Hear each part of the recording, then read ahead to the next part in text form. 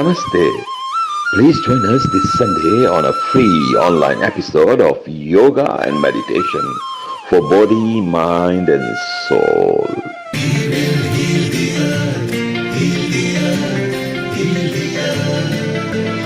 Stars, they can tell you stories which are brighter than yesterday. The streets have never been so quiet. The squirrels found a new hideaway. Tomorrow will never be the same. There is so much hope in our hearts. Brick by brick we shall overcome and walk right into a new start. Welcome to the brand new world. We're the children of a Mother Earth. Reach out your hands, let us lead.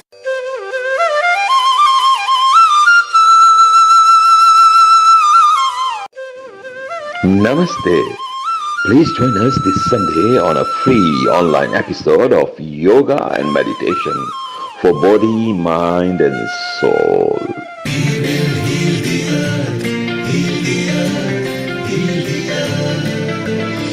Stars, they can tell you stories which are brighter than yesterday. The streets have never been so quiet. The squirrels found a new hideaway. Tomorrow will never be the same. There is so much hope in our hearts. Brick by brick we shall overcome and walk right into a new start. Welcome to the brand new world. We're the children of a Mother Earth. Reach out your hands, let us lead.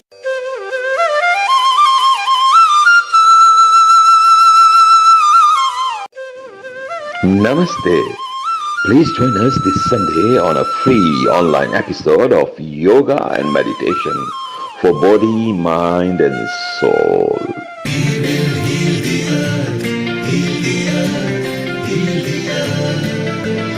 Stars, they can tell you stories which are brighter than yesterday. The streets have never been so quiet. The squirrels found a new hideaway. Tomorrow will never be the same. There is so much hope in our hearts. Brick by brick we shall overcome and walk right into a new start. Welcome to the brand new world.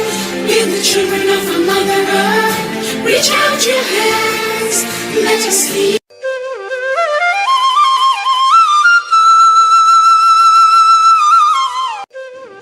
Namaste. Please join us this Sunday on a free online episode of Yoga and Meditation for body, mind and soul.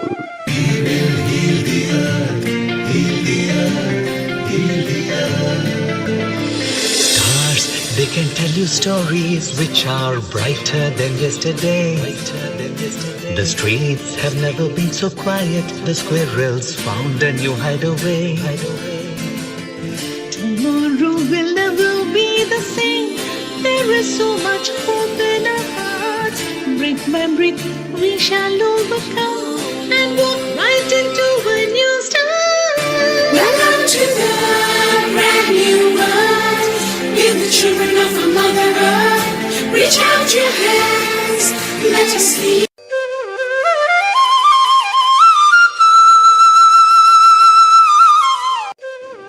Namaste. Please join us this Sunday on a free online episode of Yoga and Meditation for body, mind and soul.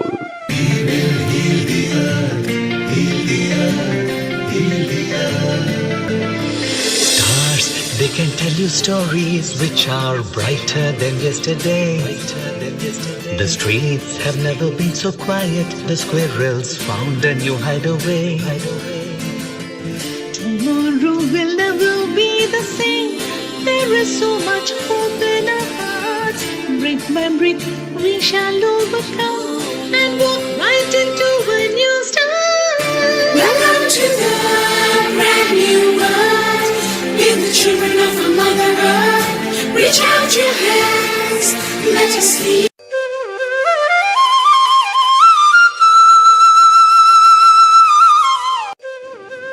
Namaste.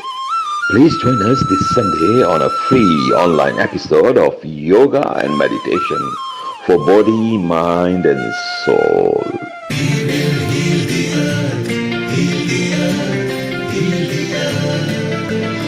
Stars, they can tell you stories which are brighter than yesterday.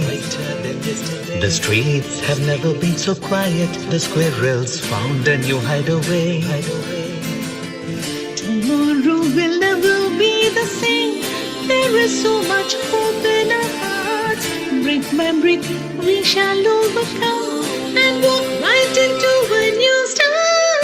Welcome to the brand new world. Give the children of the Mother Earth. Reach out your hands. Let us lead.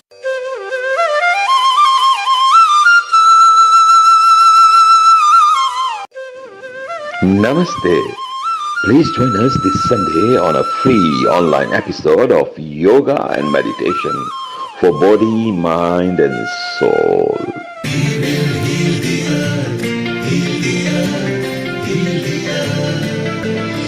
Stars, they can tell you stories which are brighter than yesterday. The streets have never been so quiet. The squirrels found a new hideaway.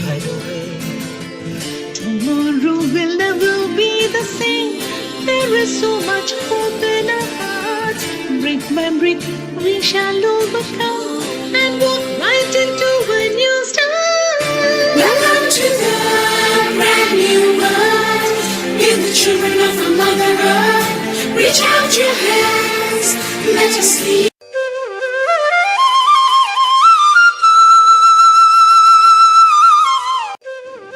Namaste. Please join us this Sunday on a free online episode of Yoga and Meditation for body, mind, and soul.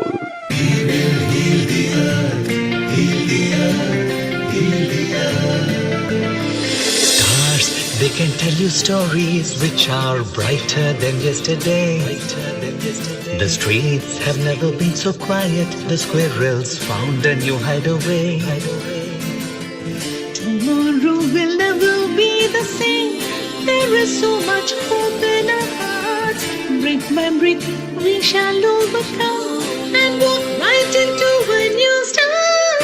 Welcome to the brand new world. Give the children of the Mother Earth. Reach out your hands. Let us lead.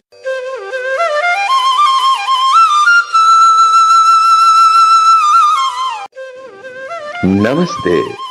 Please join us this Sunday on a free online episode of Yoga and Meditation for body, mind, and soul.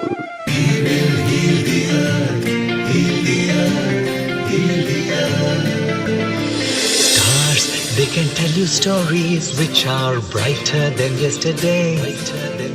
The streets have never been so quiet. The squirrels found a new hideaway.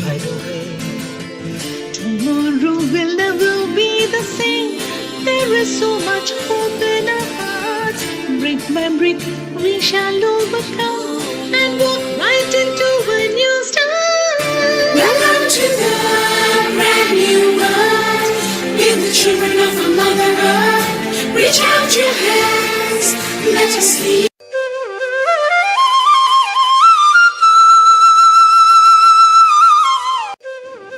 Namaste. Please join us this Sunday on a free online episode of Yoga and Meditation for body, mind, and soul.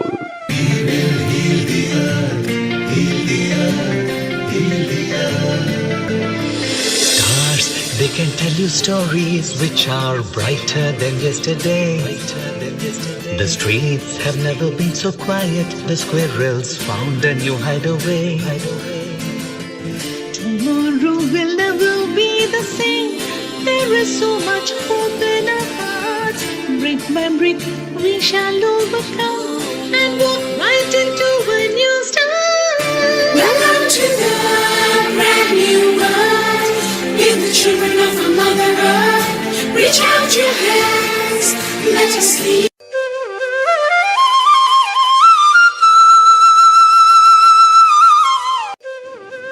Namaste. Please join us this Sunday on a free online episode of Yoga and Meditation for body, mind, and soul.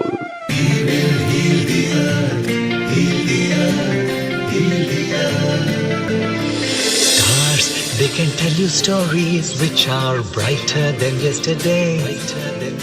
The streets have never been so quiet. The squirrels found a new hideaway. Tomorrow will never be the same. There is so much hope in our hearts. Brick by brick, we shall overcome and walk right into a new start. Welcome to the brand new world. Give the children of a Mother Earth. Reach out your hands, let us lead.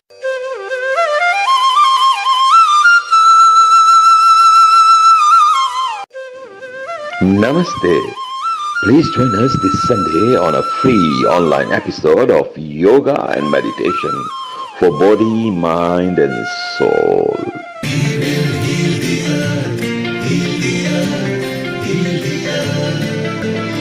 Stars, they can tell you stories which are brighter than yesterday. The streets have never been so quiet. The squirrels found a new hideaway. Tomorrow will never be the same. There is so much hope in our hearts. Brick by brick, we shall overcome and walk right into a new start. Welcome to the brand new world. Give the children of a Mother Earth. Reach out your hands, let us lead.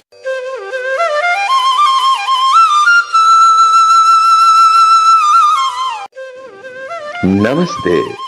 Please join us this Sunday on a free online episode of Yoga and Meditation for body, mind, and soul.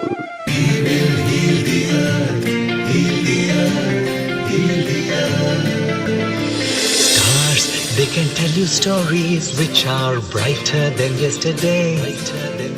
The streets have never been so quiet. The squirrels found a new hideaway.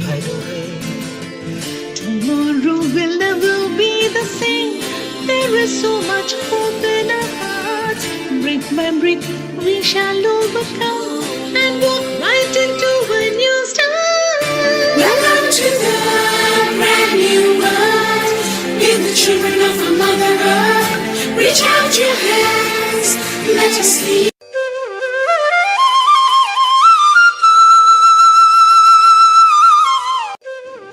Namaste. Please join us this Sunday on a free online episode of Yoga and Meditation for body, mind, and soul.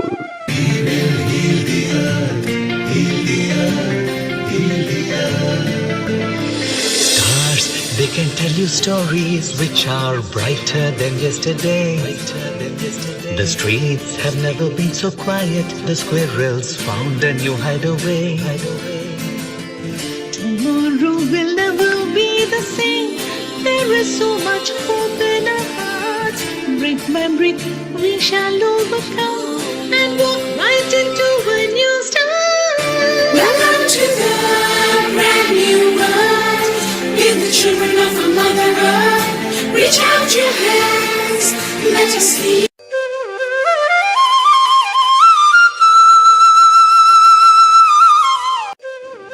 Namaste. Please join us this Sunday on a free online episode of Yoga and Meditation for body, mind, and soul.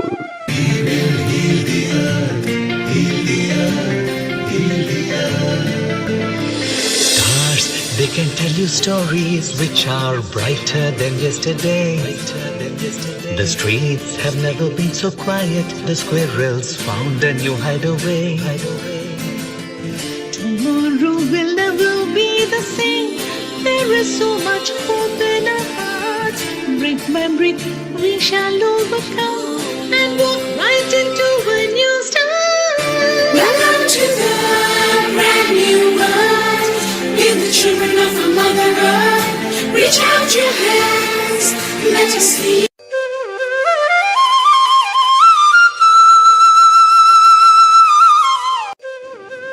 Namaste.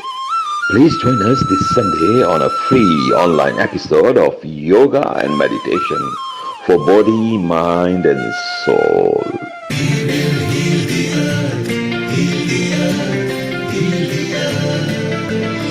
Stars, they can tell you stories which are brighter than yesterday. The streets have never been so quiet. The squirrels found a new hideaway. Tomorrow will never be the same. There is so much hope in our hearts. Brick by brick, we shall overcome and walk right into a new start. Welcome to the brand new world. We're the children of a Mother Earth. Reach out your hands, let us lead.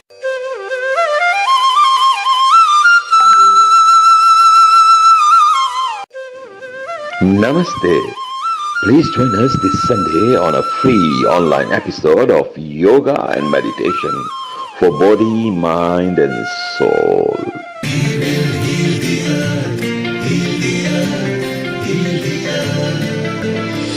Stars, they can tell you stories which are brighter than yesterday. The streets have never been so quiet. The squirrels found a new hideaway. Tomorrow will never be the same. There is so much hope in our hearts.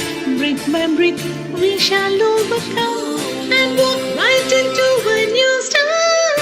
Welcome to the brand new world. We're the children of a Mother Earth. Reach out your hands, let us lead.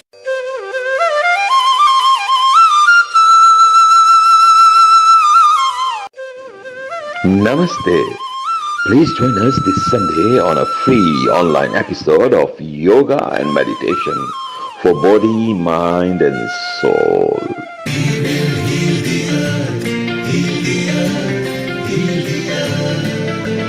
Stars, they can tell you stories which are brighter than yesterday.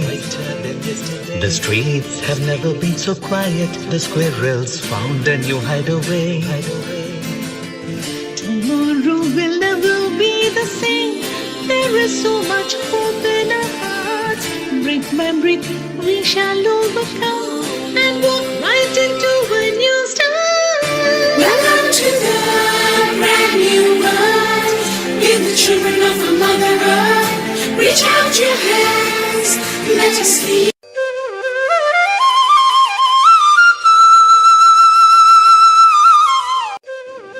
Namaste.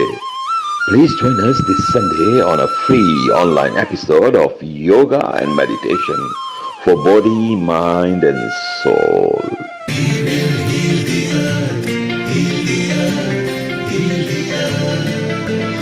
Stars, they can tell you stories which are brighter than yesterday. The streets have never been so quiet. The squirrels found a new hideaway. Tomorrow will never be the same. There is so much hope in our hearts. Brick by brick, we shall overcome and walk right into a new start. Welcome to the brand new world. We're the children of a Mother Earth. Reach out your hands, let us lead.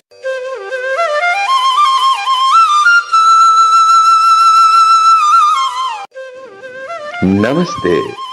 Please join us this Sunday on a free online episode of Yoga and Meditation for body, mind, and soul.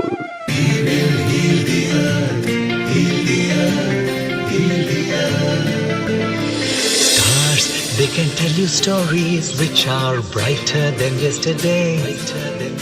The streets have never been so quiet. The squirrels found a new hideaway. Tomorrow will never be the same. There is so much hope in our hearts. Brick by brick, we shall overcome and walk right into a new start. Welcome to the brand new world. We're the children of a Mother Earth. Reach out your hands, let us lead.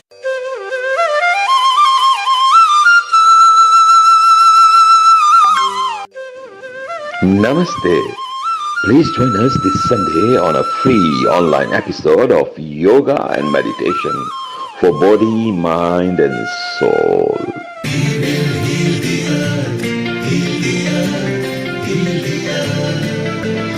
Stars, they can tell you stories which are brighter than yesterday. The streets have never been so quiet. The squirrels found a new hideaway. Tomorrow will never be the same. There is so much hope in our hearts. Brick by brick, we shall overcome and walk right into a new start. Welcome to the brand new world. Give the children of a Mother Earth. Reach out your hands. Let us lead.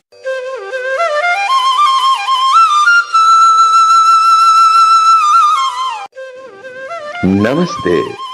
Please join us this Sunday on a free online episode of Yoga and Meditation for body, mind, and soul.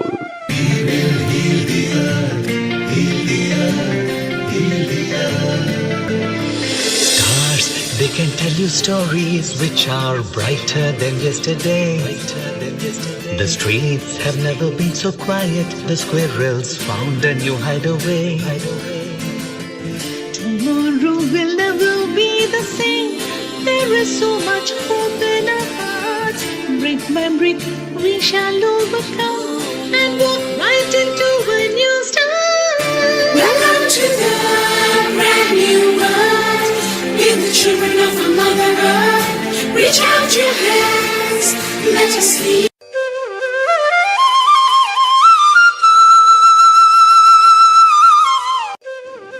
Namaste.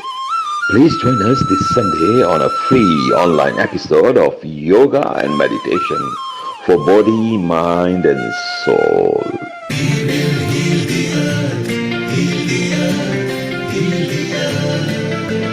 Stars, they can tell you stories which are brighter than yesterday.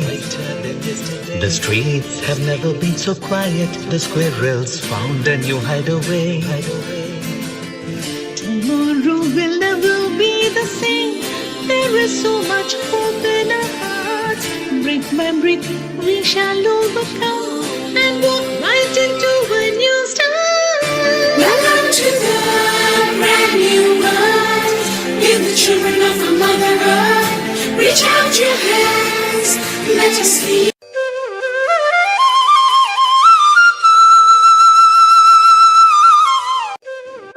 Namaste. Please join us this Sunday on a free online episode of Yoga and Meditation for body, mind, and soul.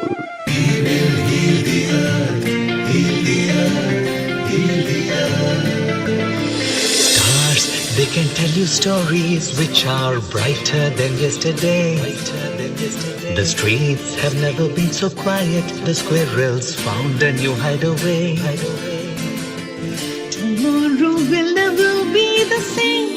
There is so much hope in our hearts. Brick by brick, we shall overcome and walk right into a new start. Welcome to the brand new world. Give the children of a Mother Earth. Reach out your hands. Let us lead.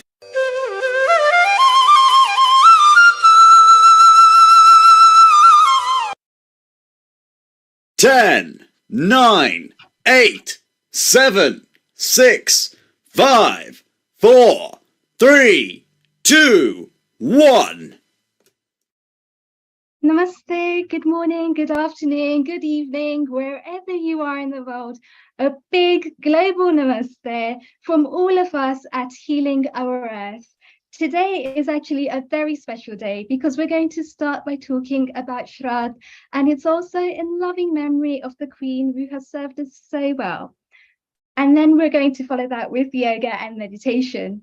But just before we start, I'd like to invite you to close your eyes, to go into breathing deeply, relaxing, releasing, and just bringing your focus to the present moment. Taking in a nice deep breath And exhale, let go, release. And take another nice deep breath. And let go and release. And I'm going to start this with Om Bhur Bhuva Swaha. But you are welcome to use any mantras, anything that you like to be able to open the program today. Om.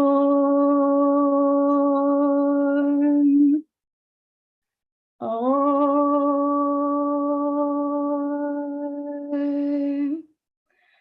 Om. Om Bhurбhuva Swaha Tatsavidurvarenyam Bhargo Devasya Dhimahi Dhiyo Yo Na Prachodayat. Om Bhurбhuva Swaha Tatsavidurvarenyam Bhargo Devasya Dhimahi Dhiyo Yo Na Prachodayat. Om Bhurбhuva Swaha Tatsavidurvarenyam Bhargo Devasya Dhimahi Dhiyo Yo Na Prachodayat. Om Shanti Shanti Shanti. Welcome you to open your eyes, to take a moment to come back. And again, big global namaste to all of you. Thank you for joining us today. We're going to start with a lovely poem that I've actually written recently in memory of the Queen. To be able to remember the Queen, to be able to reflect on her dynasty, to be able to just spend a few minutes to just see exactly what the Queen has actually been able to do for us. So the Queen inherited an enduring and complex legacy of the British Empire. Under British colonies, there were many felonies. The days spent in oppression counted in memories. Children in infirmaries, separated from families, a sense of urgency, World War II emergency. Transition from British colonies to member state freedoms. They say for the good of mankind in Commonwealth nations. Freedom from oppression, free to move the nation. Is freedom a rare gem or a mere illusion? The Queen's early start to royalty, married at 21 and Queen at 22. Responsibility came early, young bright star, the family's early memory. A queen of modern times, moving with the times, adapting, adjusting, accommodating, welcoming, with re-inspecting and reinventing, with empathy for people above politics, country first, her feelings second, unwavering in her duties for the nation, be seen to be believed, her motion. Personality charismatic and charming, winning nations' trust while smiling, speeding up through time, the Queen's wisdom flowing, the present moment reviving, country of conscious change emerging, longest standing monarchy, the best yet of a hierarchy, 70 years of service and duties on throne. Did she envision that when she was born? She did what was right, just and fair, opening the gates, welcoming people in, from leaving life behind in other Commonwealth countries to creating new beginnings to boom in British businesses. From zero to hero, from nowhere to now here, let us bow our heads and remember the dead. They came with nothing, but they left us everything. The Queen, virtuous and righteous, living on in our hearts and memories. Let us never forget history, for history shapes our perception of reality. And as we get the leaders now emerging and coming to support the Queen, we can actually just reflect on that for a moment and just see the impact that the Queen has been able to create in so many people, in the minds of the hearts of many people, the leaders that are leading the way that have actually come down to pay their respects, the queues just outside Buckingham Palace, and we can see and we can reflect on just what the Queen actually meant. So, in loving memory of Queen Elizabeth II, who reigned from 26th of April 1926 to the 8th of November 2022, we pay homage to her and thank her for her service to the country. Fish Krishna. And I would also like to take this moment to just be able to reflect on exactly what the Queen did mean to us. To each of us, she did something special. To each of us, she meant something different. And to actually see how that has been able to reflect through the centuries, through her decades, sorry, as time that she's actually served, and the impact that that's actually created. Many people that were actually in Uganda, in Kenya, as my parents and my grandparents certainly were, to then come to the UK and to be able to establish themselves, to be able to build a life on themselves where they've literally come from nothing and then they've been able to create that life. And it's thanks to the Queen that's actually opened those doors for her Commonwealth nation, from her Commonwealth citizens, to be able to create that life. And so today is also Shrad, and we do also pay our respects to Pitru Paksha as well, as I'm sure Shri Hemingbai will be able to give us a little bit more insight on exactly what Shrad is and exactly what Shrad means to us. So a big global namaste, Hemingbai. Thank you so much for joining us. Namaste Riddhiben, so nice to see you and meet today on this auspicious occasion of prayers, of Shraddha. And as you said, Mother Queen, she is Ma to us. The head of the state is always somebody who is of a kind of a parental figure to us. And today we remember her love and care. Wherever she went, she was there to support and help and motivate us towards doing good in life.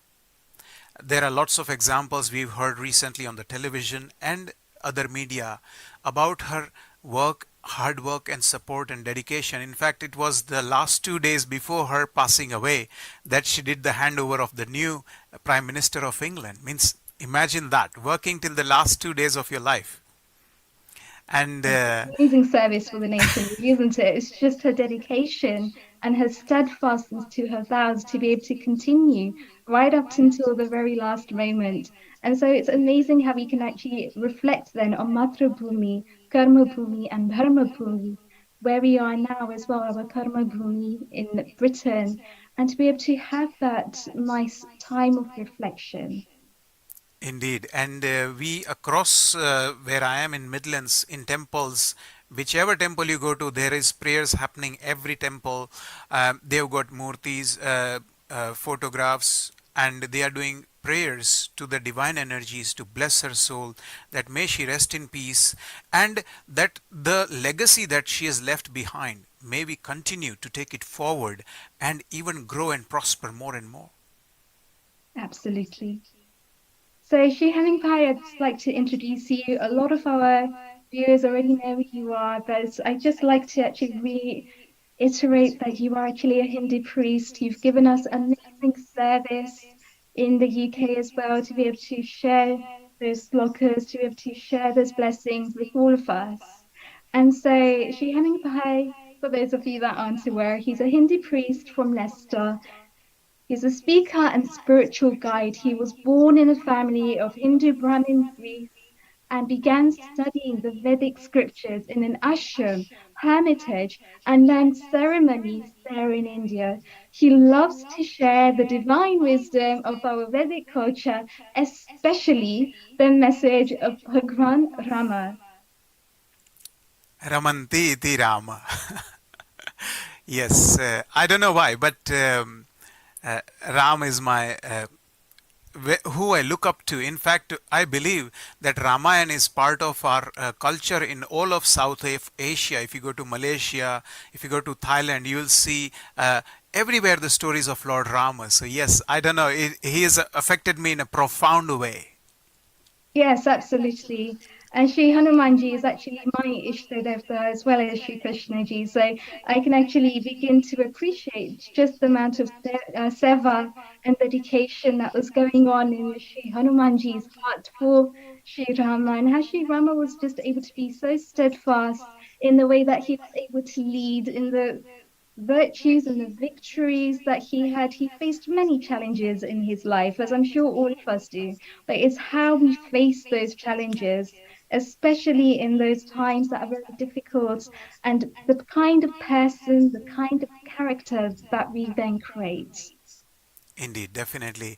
So yeah, before I go ahead, I'd like to thank you, Maraben, as sister, for arranging and organizing this beautiful program where we can reach out to the wider world along with the help of Nishit Bhai and our beloved Nil Kumarji, organizing and planning and conducting these lovely sessions to help us all out. So thanks again to you and our whole team for organizing and inviting me. Going forward, Absolutely. And we are actually on the 147th episode of Healing Our Earth. It's a program that's actually begun in lockdown, and we can start to see the impact that we're having through love, through unity, through harmony, and bringing the whole world together as one. Isn't that indeed. just an amazing Seva? So true, definitely.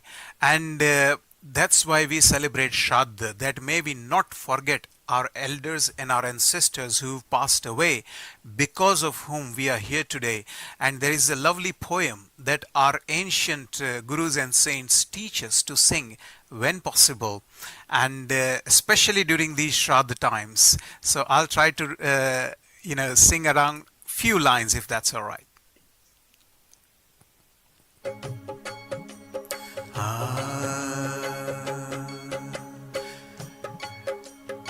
Hari Om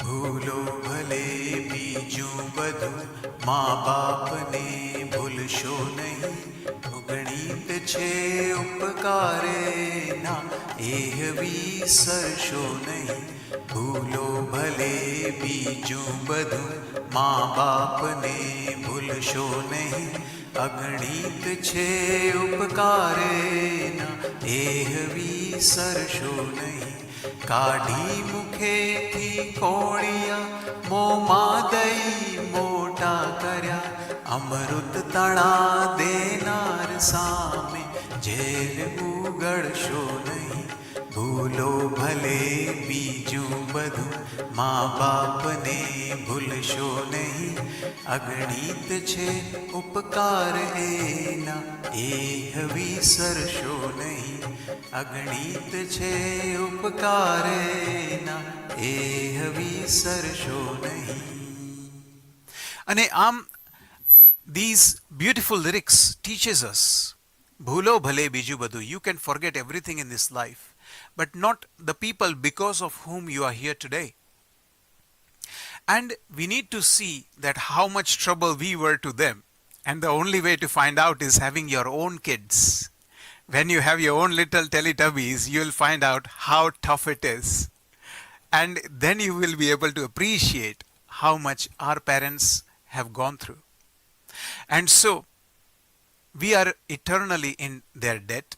That's the lyrics guiding us as a principle. And we have our different gurus in life. The first guru in our life is our mother. Second is our father. Third is our guru who teaches us how to read and write. Next is our spiritual guru. And then further on and on, we get different gurus in our life. Dattatreya Bhagwan, according to Hindu faith, had 24 gurus and even more than that. So don't be shy of having more and more teachers teaching you.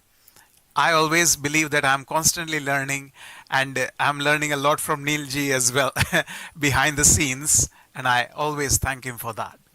So we look at our gurus, our pitrus as gurus today, and we bow to them and we say, may with your inspiration we do good karma in our life. And there is some ritual attached to it. It's like when you meet somebody down the road, you don't just smile at each other. If it's closer relationship, you shake hand, maybe even give a hug to each other. Now, hugging according to our traditional way is a ritual that it depends how close you are to somebody. If you're close far enough, you would just give a wave saying hi. If you're closer, you would do a shake hand. That's another ritual. If you're very close, you give a hug and say, so nice to meet you. And in a similar way, to show our dedication and our love to our Pitrus, in these Shraddha times, we do some puja part. Before we go ahead, we need to understand what is this Pitru Paksha. It comes once a year for a fortnight. Remember, in the Western world, we are accustomed with the idea of Mother's Day, Father's Day, and so on and so different days. But I haven't heard of yet Ancestors Day. Well, in Hindu faith, there is not Ancestors Day, there's Ancestors Fortnight. And we celebrate different tithis, different birth dates that falls within these 15 days, because remember, Hindu calendar doesn't work on 30 days as such. It works on the cycles of the moon, Chandrani Kala. And it always goes in 15 days waxing, 15 days waning. And therefore, 15 days. One of those days we choose to do prayers for our ancestors, especially if you don't know your lady's side of the family who's passed away, which was their tithi, which date they passed away, then it's better to do the Naumu Shraddha, Doshyoni Nom as we say. And then the final 15th day is for all the Pitrus and ancestors that you don't know of. And so, I would like to share a picture, if that's alright with you, to show what kind of puja is done. Is that alright? Okay, fine. We'll arrange it when we can. Thank you. So, what we do is, we do on this Shraddha Day puja, preferably you get priest and gurus involved where possible. You do a small prayer of chanting mantras, and after that what you do is you take out food. According to our dharma, we are taught that we should look after the ecology of this earth, and so to do that we are taught about going with Gaudana. So on the day of these Shraddha, we are taught to go and take care of cows. Then the next is the animals that live in the water. So in ancient times, even today, a lot of people do this. They make laddus out of rice flour and milk, or they use wheat flour and milk. They add nutritious tal, sesame seeds to it. And then they make dough balls out of that. And what they do is, they go to the river or a canal or a lake, and they feed the ducks and the animals and the insects in the water, the fishes as well. The idea is that not only we take care of the walking animals on this earth, but we take care of the animals who are under the water. And then there is a third level. It's called the Kagavas. So we make puris, rotlis, and then put some rice on it, maybe some kheer on it, sweet pudding, rice pudding, and we put it outside, maybe on the higher side of the house, so that the birds can come and feed on them. We are basically saying that with the nutrition of our life, may we share it with the whole of animal kingdom in this world. Because we have a saying in our dharma, Sarve bhavantu sukhinah, sarve santu niramaya, sarve bhadrani pashyantu, ma kaschit dukkha bhag bhave.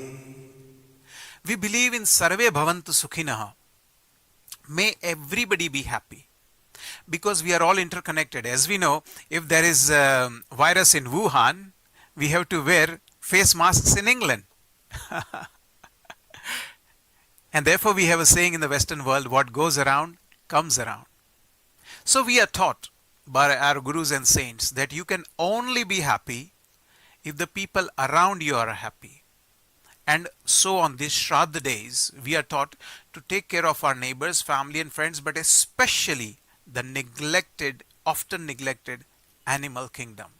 Whether they are flying animals, walking animals on earth, or the animals in the water. And so, again, we go towards another lovely poem where it says, okay, God is very divine and caring and supporting. God provides us with beautiful rivers, mountains, lakes, flowers, trees, and fruits and vegetables. We just need to know how to use them. So let's go towards uh, some clip of those prayers as well together.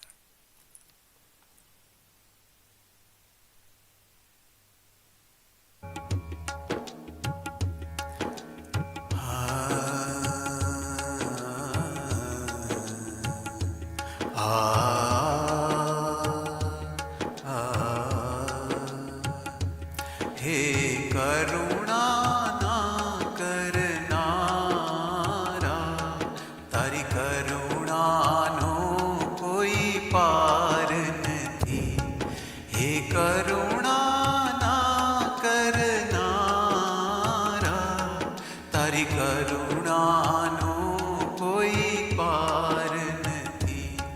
मारा पाप भर्या छेवा, तारी भूल्यो करवी सेवा। मारा पाप भर्या छेवा, तारी भूल्यो करवी सेवा। मारी भूलो ना भूलनारा, तारी करुणानो कोई पार नहीं। मारी भूलो ना भूलनारा, तारी करुणानो कई पार नहीं। तारी करुणानो कोई पार नहीं। And so if you see in your life there are opportunities coming to you, we have to take them as and when possible. And always you have to be proactive in life. Therefore we say, when we sing the Aarti, most of the people know this lyrics very well. So you might know this. Jo dhyave phal paave, dukh bin se man ka, सुख संपत्ति घर आवे, कष्ट मिटे तन का। ओम जय जगदीश हरे। So these lyrics were telling you, जो ध्यावे फल पावे. If you don't aim high, if you don't aim of doing good karma, if you don't aim of taking care of your elders and ancestors who passed away, if you don't see their legacy, their hard work, you don't appreciate it, then you will not be able to take it further. It's like a poor beggar who doesn't know what is a diamond, and you give that diamond to that poor beggar, he will think it's a shiny stone and throw it away because he's got no value of it. Whereas if you value it, then you take care of it, you nurture it and you grow it. And that's the whole idea, that we have to look at this whole world as a creation. And there has to be a creator to create a creation. And that creator has provided us with everything. Because the day we were born, we didn't know how to breathe. We didn't know if there was oxygen around us. And God said, before you arrive, I'm going to provide you with the air. He provided us with mother who was going to take care of us. He provided us with family and friends to take care of us. And so the whole idea of Shraddha comes that we need to acknowledge all these forces who have taken care of us and brought us here to the level that we are today. That's the importance and significance of Shraddha. And we are proud that across Leicester, I was last week yesterday I was at a service in one of our temples locally in Leicester where we did prayers for Mother Queen. There are prayers happening as we speak today, and it will be tomorrow as well.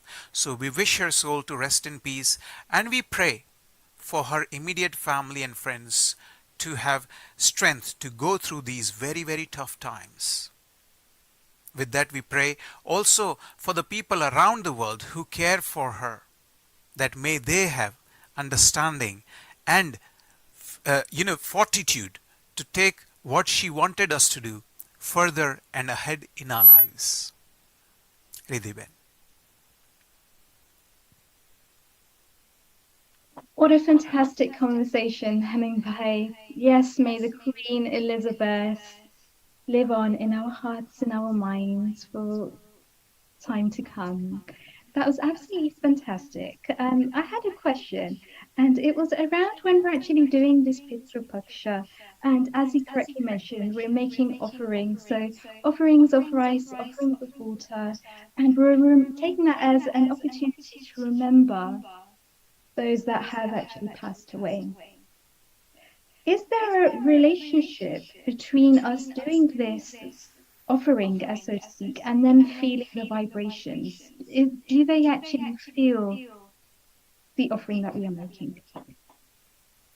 Yes, Riddhiben. What I have seen in my life is that there are some energies that you can feel if you are in tune with it.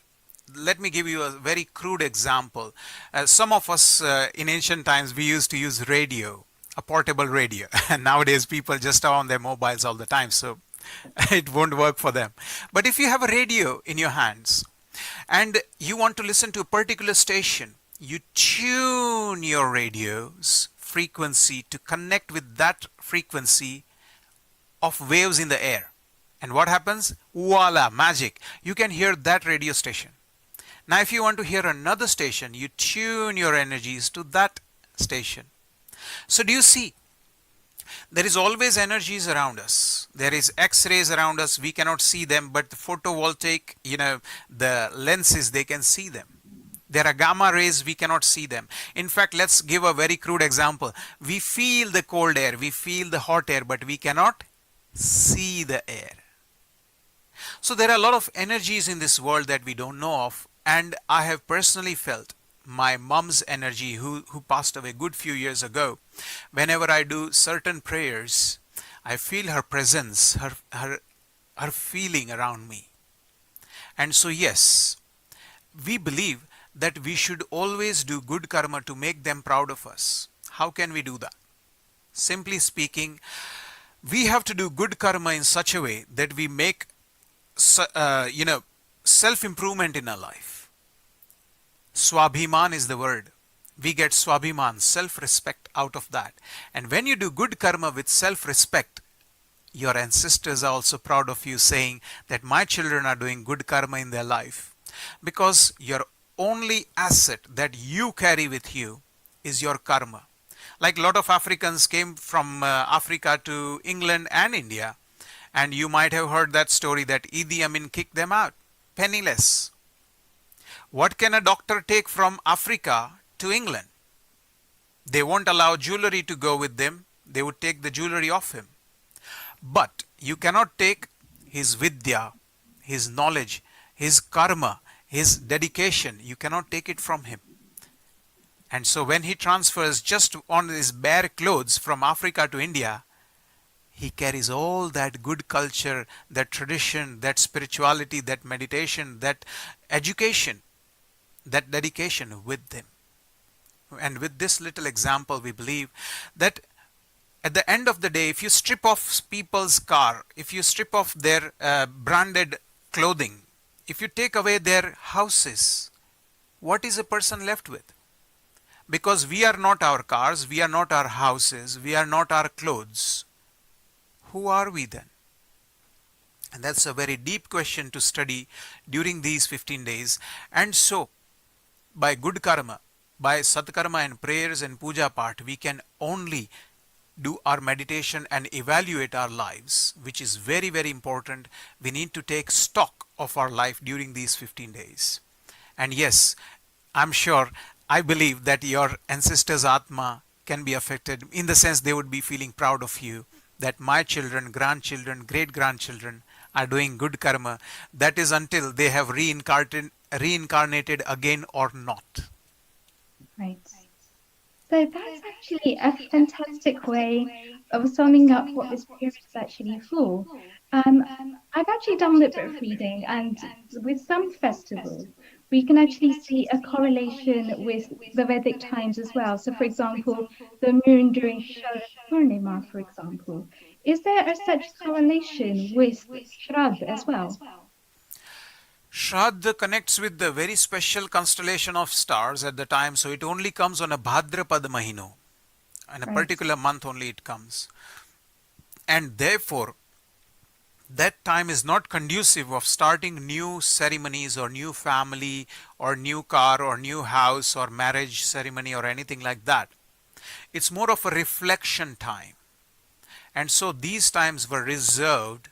So, generally speaking, you won't find Hindus doing religious ceremonies of weddings and all that during these 15 days. And what you would see is that people reserve this time because of that constellation of stars. Again, that would be a very long topic if we went into. But yes, this is the time of reflection. It's like when you're driving your car, there is time to see in the front, there's time to see on your white wing mirrors on the sides.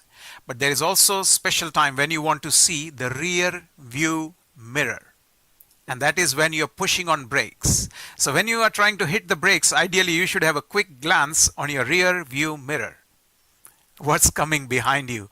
Where did you come from? What's happening behind you? So when you're driving, you don't only have to look in the front, but you also have to look at the back. And that is the idea of Shraddha, that in the Bhadrapad month, the first 15 days are used due to the constellation of stars and the astrological data that we work on the lunar calendar, that these 15 days should be reserved for rear view mirror, not in the front.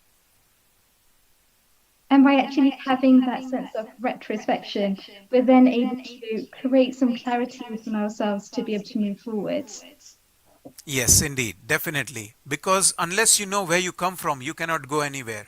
I know it because I like to do archery. Archery is where you do the bow and arrow. Like the Lord Rama on my right, if you can see here, there is bow and arrow in the hands of Lord Rama. You can only do bow and arrow or any aiming in your life can be only done if you know where you were, then only you can go ahead where you want to go. And unless and until, and therefore, there's a very good saying in the Western world that a person who doesn't know their history will have it repeated to themselves. So, history will repeat it for themselves if they don't know what their history is. So, like, if you know that there was a coal which was burning hot red and you touched it and your hand got burned, then you remember it. And then next time when you see that red hot coal, you don't touch it because your memory serves you right and tells you don't touch it or you'll get hurt.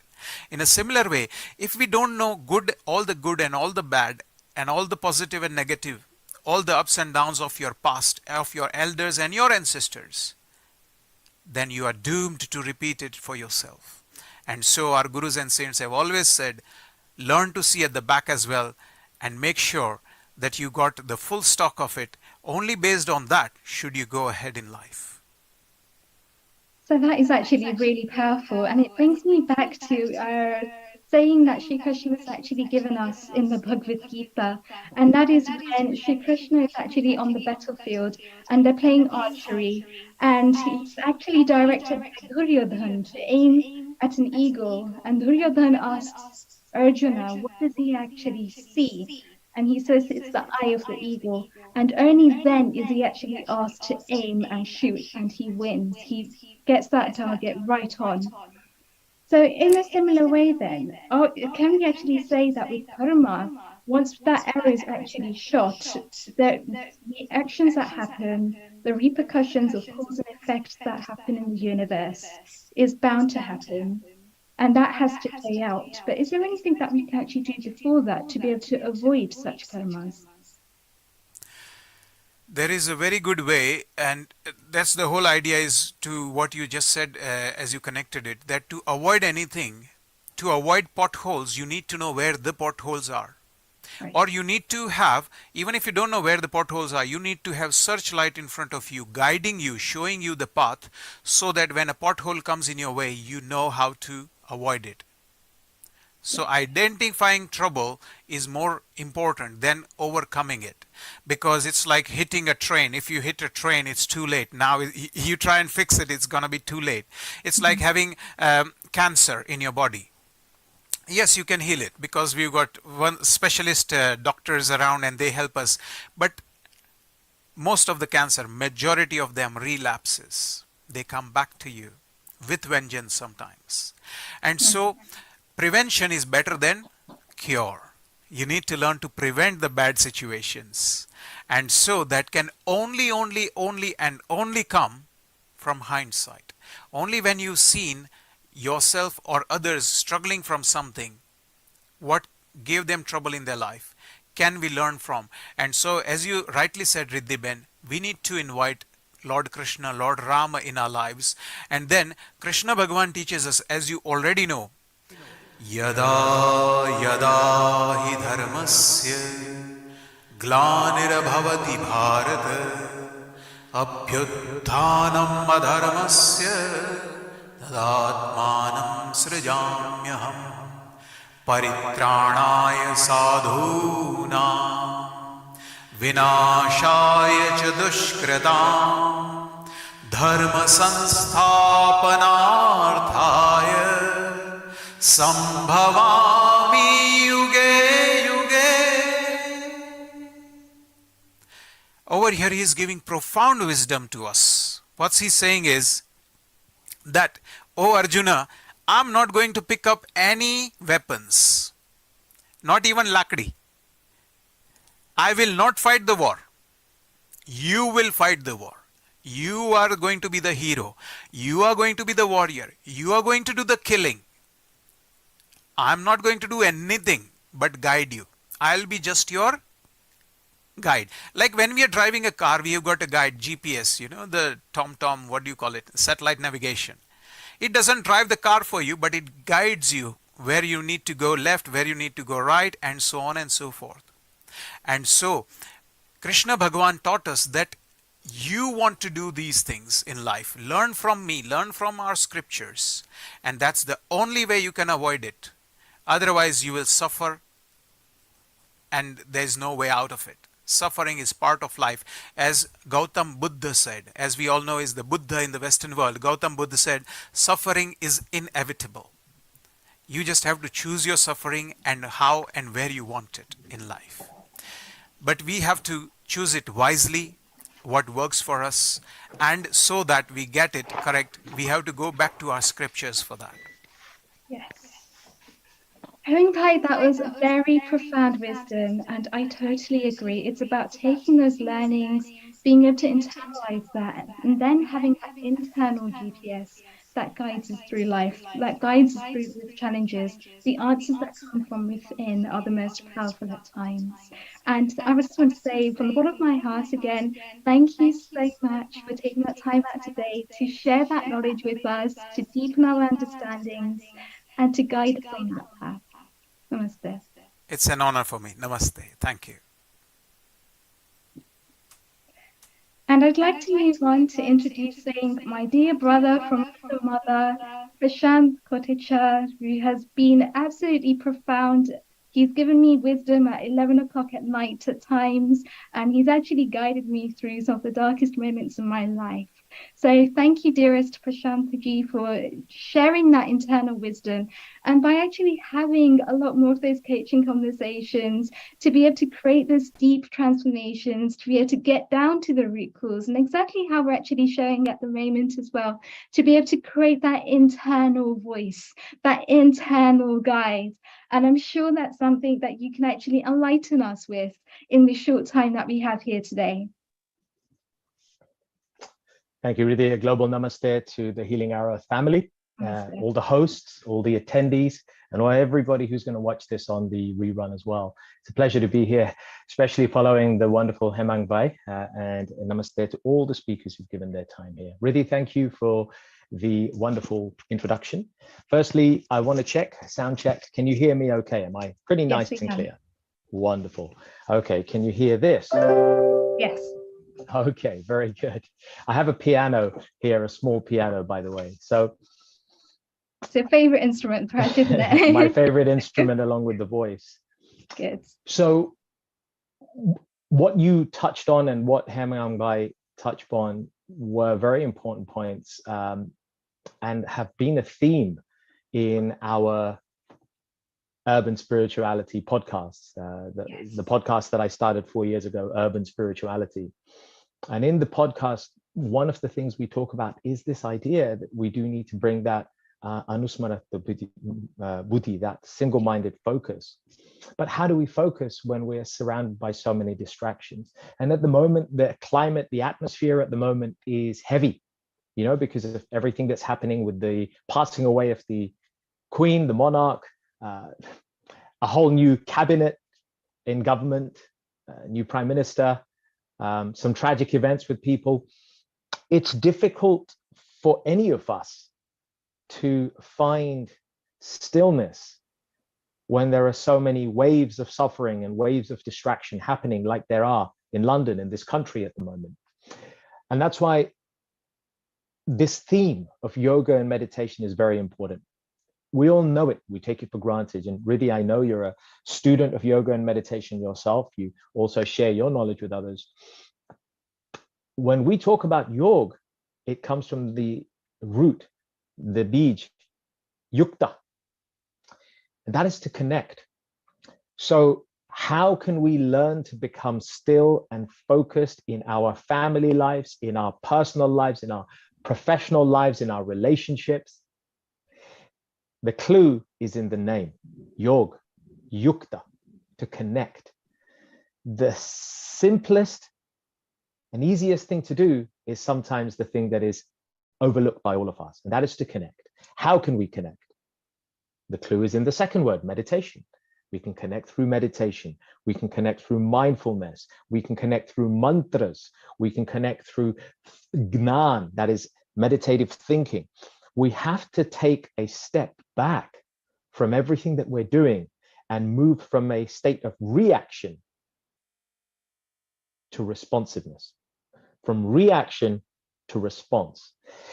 And that's the way we need to step. And I used to be guilty of this myself. I spent 30 years in corporate London, corporate finance, IT, and I spent 30 years in a career where I was reacting so much. And it wasn't until I started to get into yoga, and I don't mean by yoga just hatha yoga, bhakti yoga, gnan yoga, so many different types of yoga, but learning to yukta, to connect through these practices. And that is when these things started to make a huge difference in my life.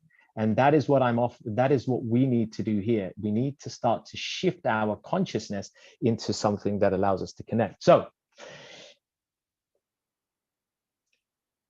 I would like to share a little music, because music is another way for us to connect and become centered. But we'll combine music with mantras. And again, all we have to do, Riddhi, nod if you can still hear me. Can you still hear me, Riddhi? We can hear you loud and clear. Get a thumbs up. Yes, go ahead. Excellent. We all need to switch off. So we're going to do this by tuning into these mantras. And I want to just share also, since we're on this special theme, and we've lost somebody who is such a great soul. So many people regard as such a great soul. And I want to share just one small thing that we should all keep in mind. And Hemangbai quoted it, but I want to quote something else from the Gita, which I think is very pertinent for this, in honor of, you know, the great personality who was the queen. In the Gita, Shri Krishna says, Yad yadacharati shresthas, tad tad evattaro janaha, sayat pramanam kurute, lokastad anuvartate.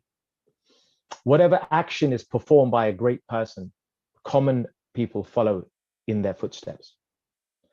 And whatever standards he or she sets by exemplary acts, the whole world pursues. And that is what we have in the form of the monarch. But why confine it to a monarch? Let me be slightly controversial. one of my spiritual mentors, Kavindra Rishi, Jeffrey Armstrong, will be here speaking later. He has written a version of the Gita called The Gita Comes Alive, and it is very, very, very, very special. And I urge all of you to check it out when you hear Sri Kavindra Rishi, Jeffrey Armstrong speak. What he has done with the Gita to bring it into a modern context is phenomenal. But let me say this. So many times we look for a person to follow, a great person, as we have done with the Queen. But how about we become the leader? How about we become somebody who sets exemplary acts in our lives so that our family, our loved ones, our community, our colleagues can look up to us, not because we need it, not because we need to feed our ego, but because it is the right thing to do. It is dharmic, as you said, Vidhi. It is our dharma, our swadharma, to act from a place of integrity and honor. And where does it begin? Yukta, yog, by connection, connecting with oneself. So that being said, let us sing a little bit. I invite you to join in if you can, if you know this. It is a very simple mantra. And then I will invite you to repeat as I sing.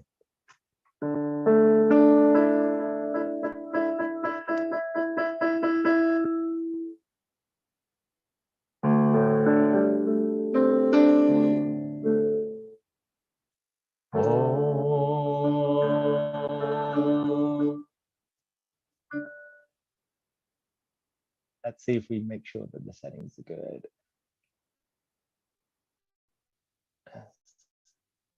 Let's enable original sound.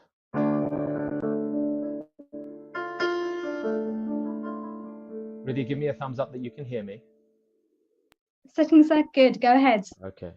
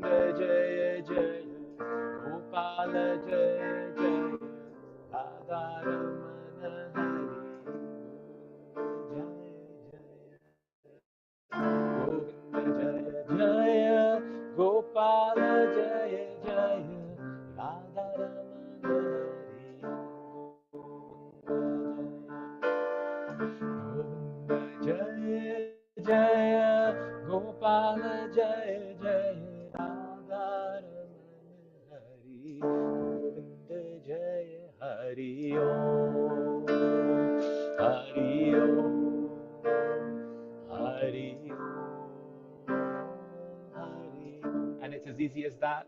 Hari Om, Hari Om, Hari Om, Hari Om. Sing his name, whatever faith you are. Sing his name, that's all you have to do to connect. Sing his name, sing his name. Sing her name, that's all you have to do to connect, yeah. Om, Hari Om, Hari Om, Hari Om, Hari Om, Hari Om,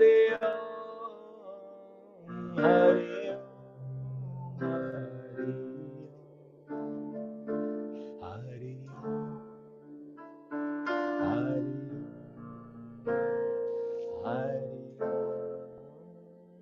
Om, Hari Om, Hari Om, Hari Om, Hari Om, Hari Om, Hari Om, Hari Om, Hari Om, Hari Om, Hari Om. It's easy as that to connect. Just sing his name to connect. Just sing her name to connect. No matter who you are, to connect deep inside, sing his name, sing her name.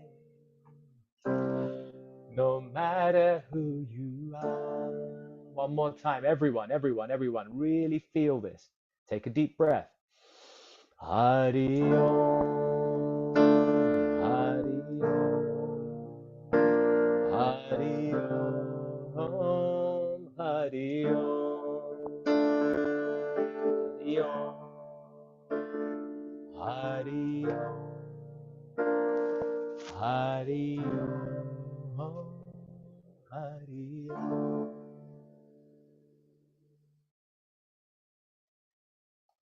Stay in this state as I lead you out with a tribute. And this tribute is to honor all those souls and the Queen at this time of Shraddh.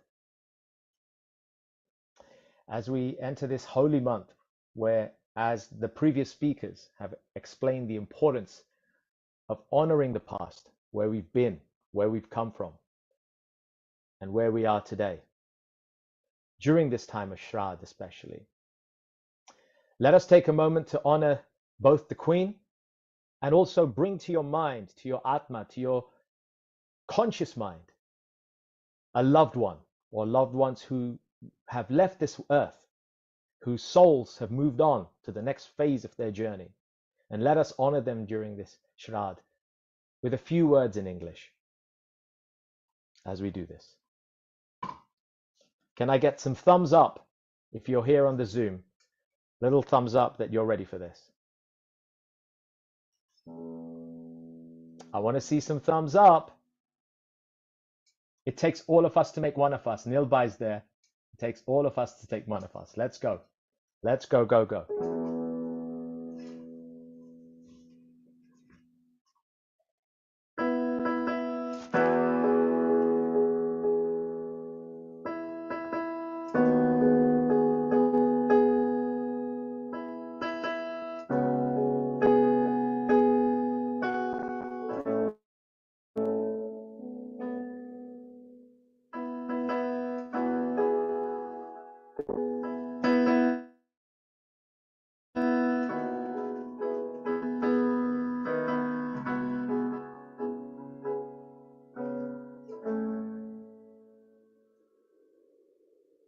Let us honor their loved ones who've left us, including the Queen.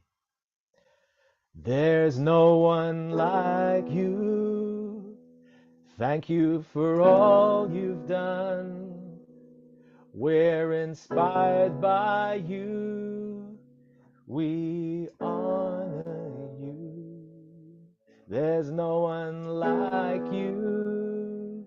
Thank you for all you've done. We're inspired by you. We honor you. There's no one like you. you for all you've done. We're inspired by you. We honor you. There's no one like you. Thank you for all you've done. We're inspired by you. We honor you. There's no one like you. Thank you for all you've done. We're inspired by you. We honor you. There's no one like you. We're inspired by you. Thank you for all you've done. We honor you. There's no one like you. Thank you for all you've done. We're inspired by you. We honor you. Everybody, badai sate sabgao. Todos juntos, as they say in Spanish. Jalo, badai. Everyone, let's go. Together, with your heart, hand on your heart. Let's go. There's no one like you. There's no one like you. Thank you for all you've done. We're inspired by you. We honor you. One more time.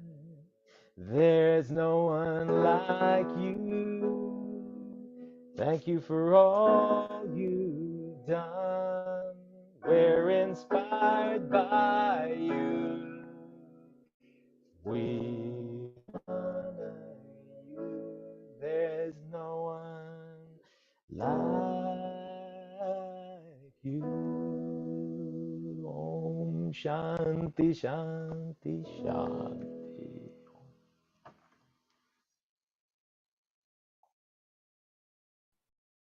Thank you, Prashant, for such a wonderful, wonderful time. Namaste. And it's Thank you, Riddhi. absolutely Thank you, true. Sunil There Kumar. is nobody like the Queen. There is nobody like our ancestors. They can only be them, and we can only be ourselves. In the deepest, truest sense of ourselves, just being present in the moment. And I'd like to think that's what you've done with us today, is just to bring us back into that present moment awareness. And that's absolutely fantastic. And if we are actually this inspired online, are you actually doing any live events soon? Can we come and jam with you?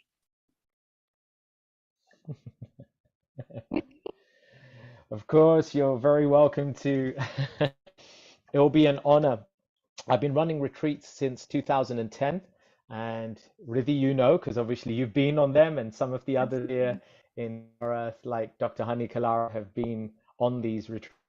We are running our next spiritual mind, body, soul, wellness, and well-being retreat, and that takes place from the 4th till 6th of November. That's Friday the 4th until Sunday the 6th of November in the beautiful Chilterns countryside, and that is about an hour from central London, near Hemel Hempstead. So there'll be some details, and I'll leave a little link where you can find out more information on Eventbrite. You're very welcome to come and join us for a weekend of mental, physical, emotional, and spiritual nourishment in the company of good souls to enrich the remainder of this year and for the year ahead.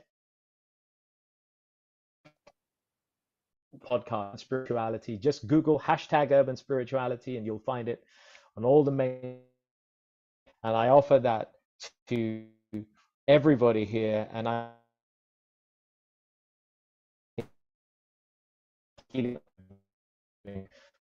so long, and long may it continue. Param Mete Shri Krishna Sankirtanam. Om Shiva. Thank you. That's such a wonderful time on the retreats as well. I can't wait to actually hear more about your retreats and to come and see you online. I believe that you've actually got loads of different things going on, loads of cool happenings happening. And it's just amazing to actually be in that kind of environment. People that truly get it, people that truly get the spiritual wisdom that we're trying to convey on programs like Healing Our Earth by the wonderful Neil Pai that's brought us all here together today. And just to be that spiritual being, just to be able to transform from within and to be able to then see what we can unleash into the world, the gifts that we have to share. And that's something that you do so well, Prashant. So thank you so much for taking some time out today to coming, to being part of this program. It's been absolutely amazing to have you. Namaste. Namaste. Namaste. Thank you. And that brings us on very nicely to actually just be able to reflect, just to be able to take some time out and to see where is it that we want to go. We've heard from Sri Hemingway earlier today that Pitru Paksha, it's really a time to be able to take some time out for ourselves, to be able to look into that rare mirror, to be able to reflect on what is it that we're currently creating? Where is our perception of reality? Is it moving us towards our goals? Are we actually moving towards where we want to be, where we see ourselves in a year, 5 years, 10 years from now? Are we putting into place those steps? And perhaps what could we do differently? Bringing it all back to, as Prashant kindly shared with us, the present moment awareness, where we can just be. We're not doing anything, we're just being. And isn't that just a very profound way to actually be able to just reflect, just take out a couple of minutes now to close your eyes and to gently bring your awareness back to your breath. As you take in a nice deep breath and hold and breathe out, relax, release. And really feel that energy rising from your solar plexus up to the middle of your forehead, between your eyes. And then relaxing, releasing, letting go. Allowing yourself to feel light as you take in a deep breath. And then sinking back into your seat, allowing those roots to grow deeper and deeper. And just spend a couple of moments just doing that, to be grateful for all that we are, for all that we've had. To be enlivened in the present moment.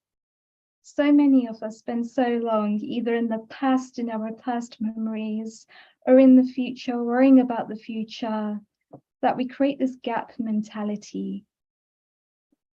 And this gap mentality is what holds us back. Because we're constantly comparing where we are at the present to where we want to be. We're constantly comparing ourselves to those around us. We're trying to people please. And isn't that the thing where we're overthinking everything? So sometimes we just need to bring ourselves back to that present moment where we can just be present. So we're not doing anything, we're not trying to achieve anything. We're just simply allowing that prana to grow within us, that chi energy, that kri energy, to enable it to rise from the stomach up through our nadis, the Ida Pingala nadis, centered into the Sushumna nadi. And when we get stressed, isn't that exactly what happens? We tend to lock down, we tend to worry. But right now, we're just going to give ourselves a moment of quiet reflection. As we take in a deep breath, and on the out breath, we'll say Om.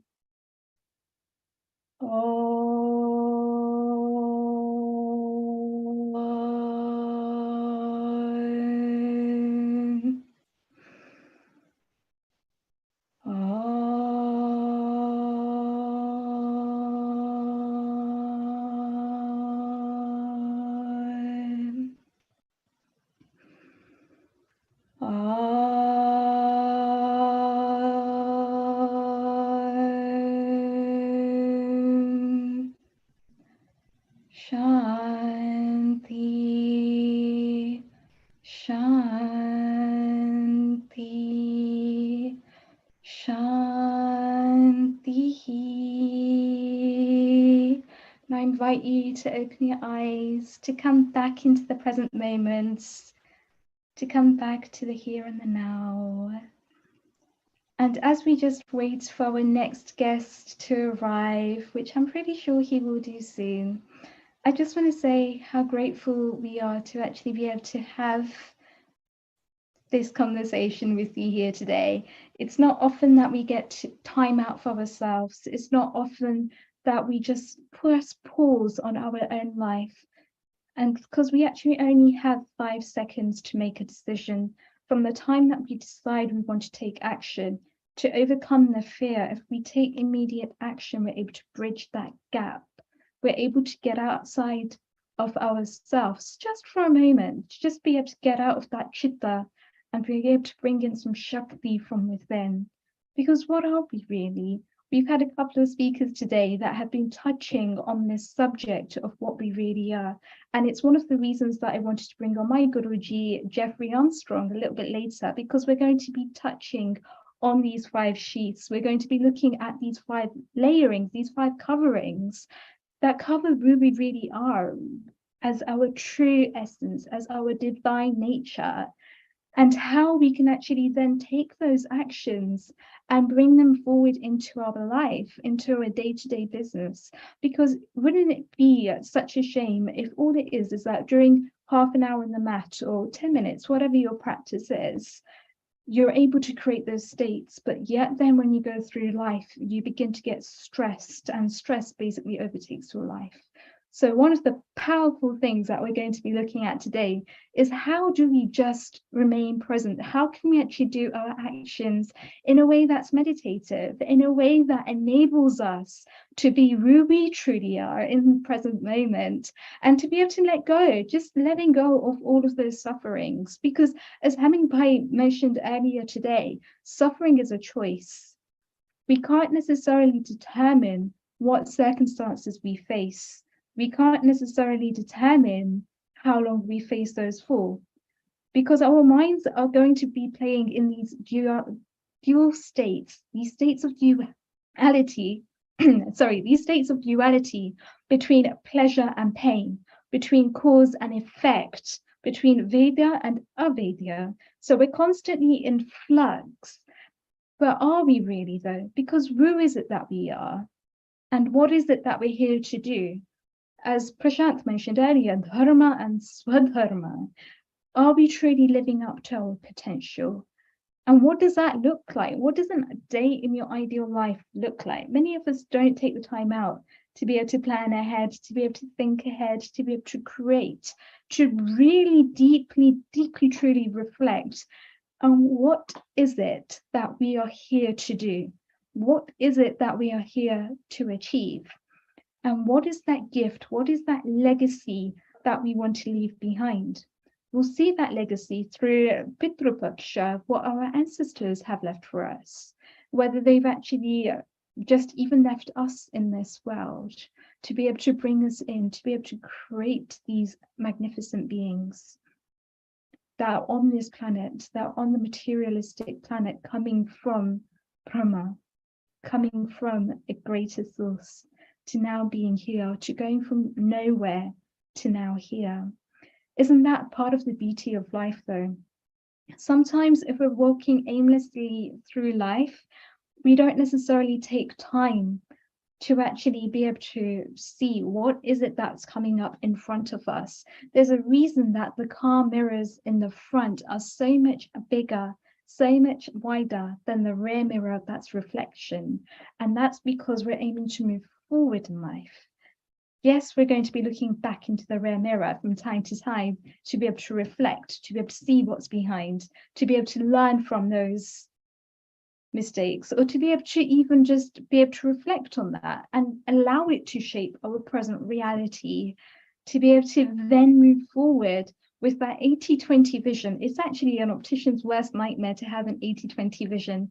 But having that 80-20 vision for us, meaning moving 80% forward with a 20% reflection into the rear view mirror, enables us to really take some time out and to be able to think back but actually to have the forward vision, to be able to realize, what is it? Where are we going? What is that direction? And then are we actually moving, taking steps in the right direction?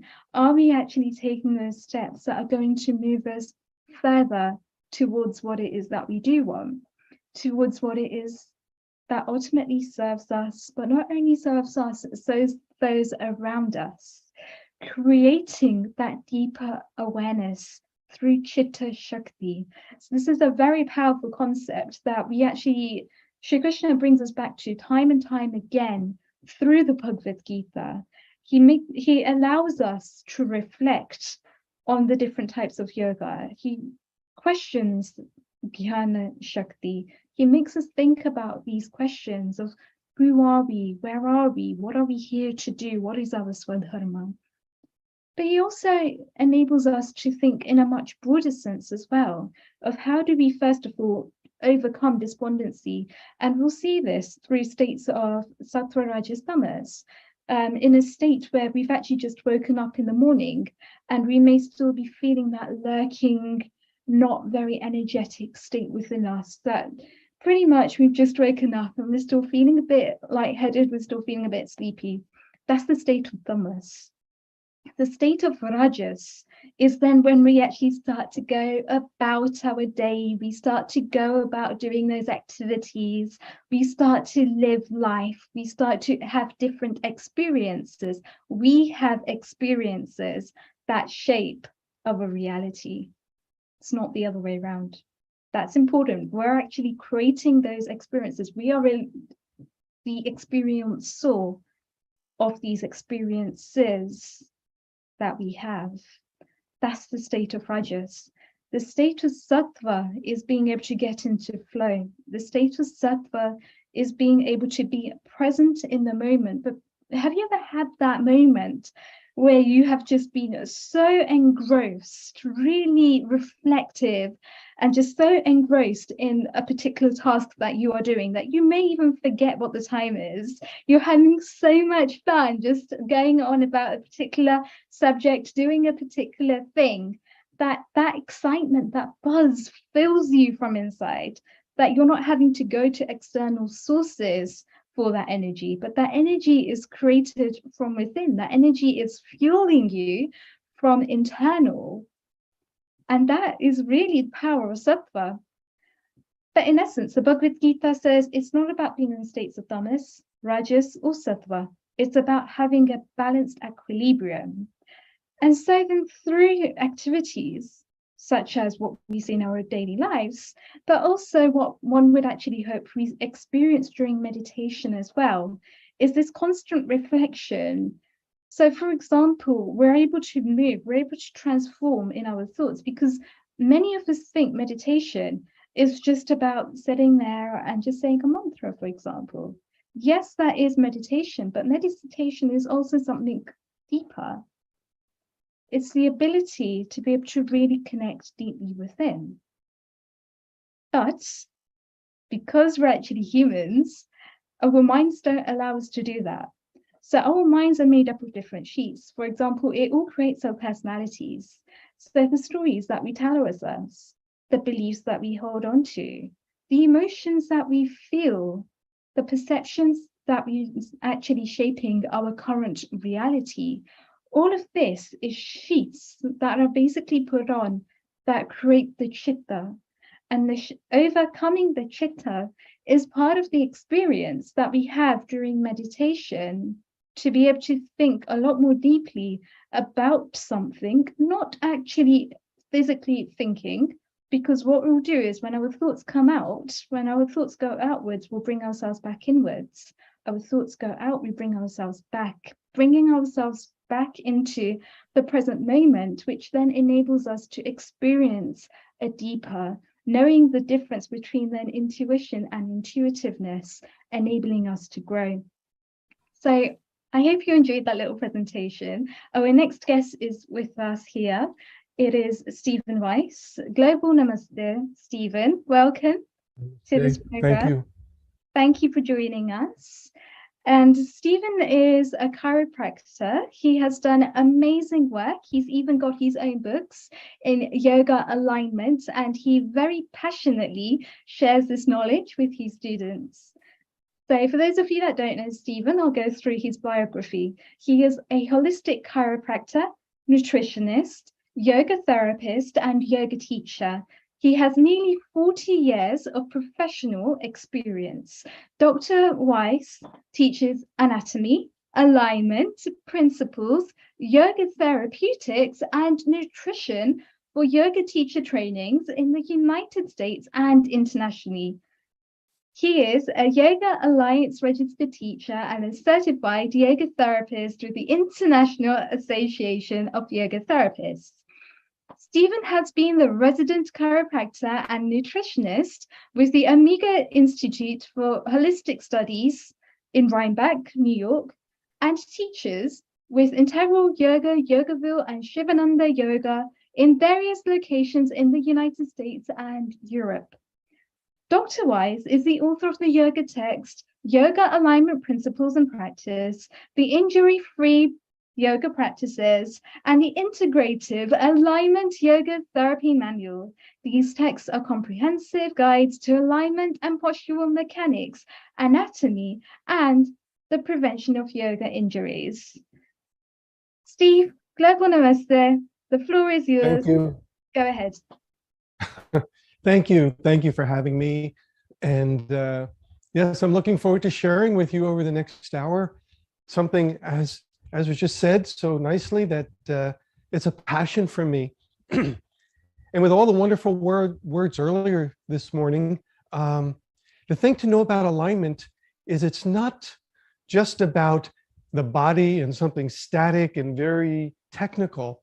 It's actually a beautiful language, very much like a yoga nidra or a vipassana meditation, where we make assessment and the body and the mind integrate between the two so that we can have a greater sense of wholeness and integration. So I'm going to share with you some basic principles. They're specific, but not too technical. They're things that everyone can do. There may be a lot of information for some, but those who have a regular asana practice may find, oh, this is that little piece I was looking for here and there. So hopefully you'll get some good information from all of this this morning. I'll be showing some slides, and two things. One is you want to be able to sit very comfortably.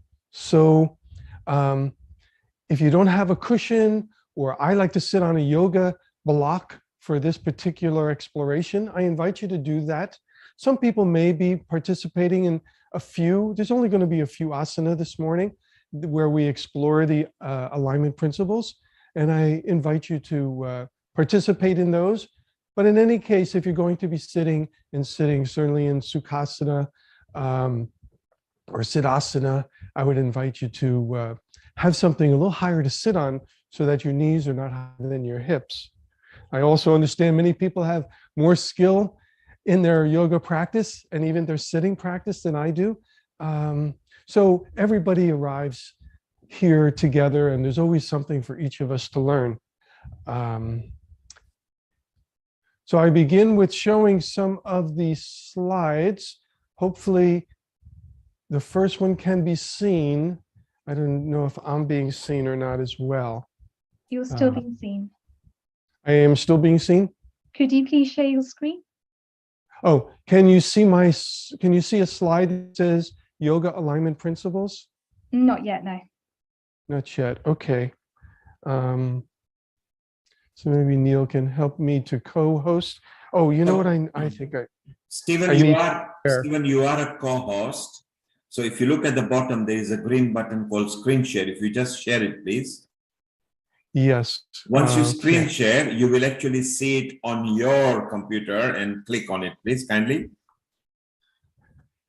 Yes, of course, you're right. Yeah, let's see. Let's find the back If to... you open the PowerPoint, or if you open the presentation in your computer, then share screen, you need to have it authorized with the Zoom. Have you done that? I am, I have lost my Zoom connection other than the voice. So let's see if I can find So myself you are here. still connected to us. If you look at your bottom browser, you will see a camera. That is Zoom. Okay, there we go. Thank you. Thank you, Neil. Okay, we got there. We are sharing. Yes, we have got you in. Yeah, we can see it. Brilliant. Now, Steve, what you can do, maximize. Yes, Yes. perfect. Go ahead. I'm sorry, is everything okay now? Yeah, we can see the yoga alignment principle screen. Very good. Okay, terrific. So on this first slide here, I wanted to put that out because on my website, I have a handout with the information that I'll cover today and more than just today. And you're invited to download it for free. If you go to Injury Free Yoga and then follow the prompts through workshops to handouts. And then it's in 4 different languages. So you can choose the language you'd like. And then the password it'll ask you for will be 108 and then the capital letter of the language you want. So English is 108E. Anyway, so I'll leave this up there for a moment and you can write this down and afterwards. So this way you don't have to worry about writing down very much and you'll have the information available for you.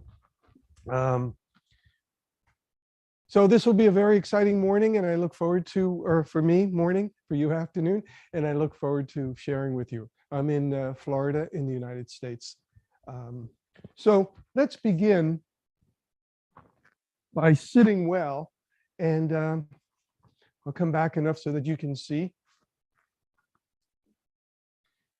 So the idea of sitting is to follow the sutra, Sthira Sukham Asanam, which means that everything we do, especially in our seated position, we want to be steady and stable, but we also want to be comfortable. We don't want to be sitting for long hours in meditation and feel our back hurting us or our neck or maybe our hands going numb.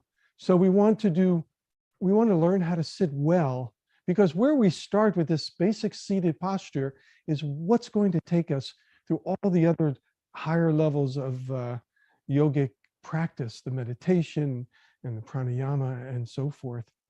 So we begin by sitting well, and I'll be going through all the details. And like I said, hopefully they'll make comfortable sense to everyone. So first we talk about the position of our legs, our knees. The knees should not be higher than the hips because that will make it difficult to form the natural curve in the lower back. Unless we have a good curve in the lower back, everything above it is going to have a very difficult time becoming aligned and comfortable. So we want to start with a small curve. The curve in the lower back will be approximately the size of a small egg that you might be able to nestle in between the 2 thick muscles that run down the back. So as I sit, now some people have had problems with their knees. So you'll see in the little photo there that you can take a rolled up towel and you can place it behind the knee into the little gap there, spread the calf muscles. And when you bring the leg in to sit, instead of just simply letting the outer part of your shin come down, try to spring it so that the front of the shin comes down. Now, yoga as therapy for any knee problem, you want the knee to close as a pure hinge. And that's what's happening. If the top of your knee, top of the shin is pressing directly down, your knee is in a hinge position. And the towel that you're placing between the 2 leg bones is creating space so that you're not compressing the cartilage, which is often damaged inside of the knee. So we repeat the other side. We spread the kneecap. We bring the heel toward the pubic bone, which is the front of the pelvis, and then we bring it down. So the knees are pointing downward. The knees are lower than the hips. Now, some people very comfortably can sit flat, but I encourage you to be playful with this and maybe sit a little higher today. And then when you look down at your ankles, you want to see that you have lengthened through the Achilles tendon. So behind the ankle bone, the ankle, you want that to be as smooth as you can make it. And you'll do that by pressing through the inner part of the heel. And the inner parts of the heels will be on top in this position. By pressing through the inner heels, it does two things. It actually protects the knee. So in every yoga pose, pressing through the inner heels will help the knees. It also creates more freedom of movement in the hips. It's something called internal rotation. So when you press through the inner heels, you should feel very subtly that the hip sockets are rolling inward.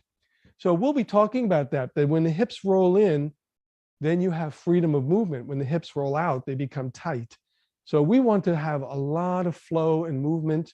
We want to be able to sit on the floor of our pelvis, which is the Mula Bandha, where the energy from the earth comes up through our bodies. So we're opening up all our channels of energy and we're having nice flow, as well as all the wonderful things it does for your musculoskeletal system as well. So there's a very interesting concept in the body, and it's called the equator. And many people think we cut the body in half and that's where the equator will be. But just like on the earth, most of the mass is north of the equator. So actually the equator for the body is where the sacrum, the bottom of your pelvis, joins the tailbone, the coccyx. So that joint is actually separates where the energy of the northern hemisphere lifts up. So everything from the tip of the bottom of the sacrum lifts up toward the top of the head, and everything from the tailbone presses down. That pressing down corresponds with the center of your hip sockets, and it roughly corresponds with where your gluteal muscles, your buttocks, where it curves under and meets your hamstring muscles.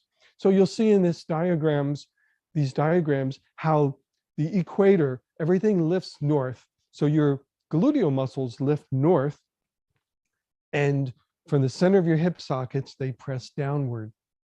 So while we're sitting here, let's do a little extra work to increase the hemispheres. You'll find that the more you sit toward your pubic bone on the front of your pelvis, the more you can rock your pelvis forward, and that naturally forms a curve in the lower back. The more you sit with the pubic bone lifted, the flatter the back gets. And as I said, we're looking for that sweet spot, which is about the size of an egg. And you can even reach behind as you rock your pelvis to see if you find that generally egg-shaped, egg-sized curve in the lumbar spine. We're going to lean over to one side. We'll take a hand and put it on that gluteal muscle and the other on the inner thigh. And we're going to roll in and we're going to lift up. And then we're going to place our pelvis back down. You're sitting on what they call the sits bones or the ischial tuberosities. And the more forward you sit, the more curve you'll have in your lumbar spine. Lean over to the other side and do the same. Lift the gluteal muscles up, roll in the thighs, and come to sit. And you'll feel a nice curve in your back. I promise you, having a healthy curve will make your sitting practices much more effortless, as well as having a healthier nervous system and more balanced muscles. So one of the most and basic principles of alignment, and it seems pretty simple, is that the chest is on the front of the body and the shoulders are on the back of the body. So, you know, I don't think many people will object or complain about that principle. And as we sit with the chest in front and shoulders in the back, the more we have the curve in the lumbar spine, the easier it is for the top of the skull to pass through the ear and through the center of the shoulder. And we want to have that line. It's called the central axis of the body. And we want to be able to maintain that and support that. So as we sit, you know, alignment is not something that's really rigid. Alignment is really getting everything into position so that it can flow with ease and effortlessness. It's not being so stuck that if the wind comes by, you're going to injure yourself. So as we sit here, we want to be able to have gentle rocking. And if people who may practice Kundalini yoga are aware that when the pelvis can rock, that we have much more of the pranic or Kundalinic energy moving through the body more effortlessly. So as I said, the shoulders are on the back of the body. And because the arms attach to the shoulders, that means the arms are on the back of the body. So even though we do so much of our effort and work on the front of our bodies, we need to think about the idea that the shoulders and arms are back body structures. And when we learn to move our arms and shoulders from the back and not rolling them forward and collapsing forward, we're going to have a healthier structure. Our poses will be healthier. They'll serve us more therapeutically, and it will create a sense of ease and not stress. When we're rounded forward, we increase the blood pressure across our chest. It decreases how much oxygen we can fill into our lungs. So the openness becomes really, really important. I like to think of the idea that we want to be more like monkeys than bears. You know, the front of our bodies are 30% stronger. And we even have 30% more range of motion on the front of the body. That's how we've evolved. However, the back body, because it's weaker, can't do as much work. But if we learn to use our back body, it'll get stronger, it'll get more flexible, and that'll create this balance.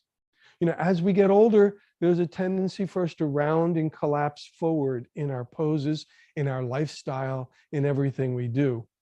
And one of the most important things to do as we get older is to be sure that we have strong, healthy upper back muscles.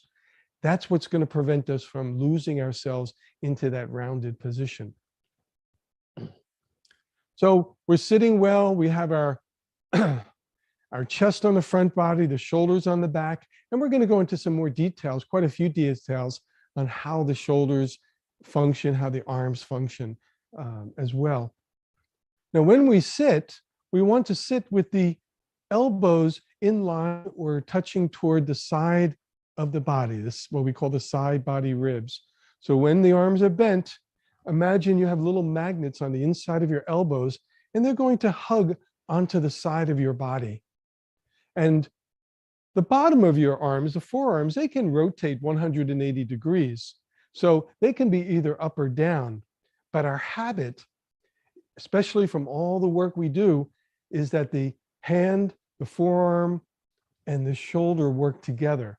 So I would encourage you to sit with the elbows in line with the side body ribs and the hands facing upward. Now, when you do, you're going to start to feel lengthening of the collarbones. You're going to start to feel that the upper quadrants of your chest have opened more fully. You'll also feel that the shoulder blades are resting more onto your back body. So all these things occur naturally simply by keeping the elbows next to the side body. So when we come to poses such as Bhujangasana in this picture, the cobra pose, you will find that if the elbows are next to the side body, the strength in the pose can come from the upper back. If the elbows move out to the side, now the strength of the pose is in the chest, and everything is collapsing and rolling forward. It's going to create compression and a lot of negative experiences. So the healthy pose will always be inner elbows next to side body. Now, the thing to know is every instruction I offer isn't for each specific pose, because all the alignment principles aren't based on what we want the pose to look like, because everybody's poses will look a little different, and that's perfectly fine.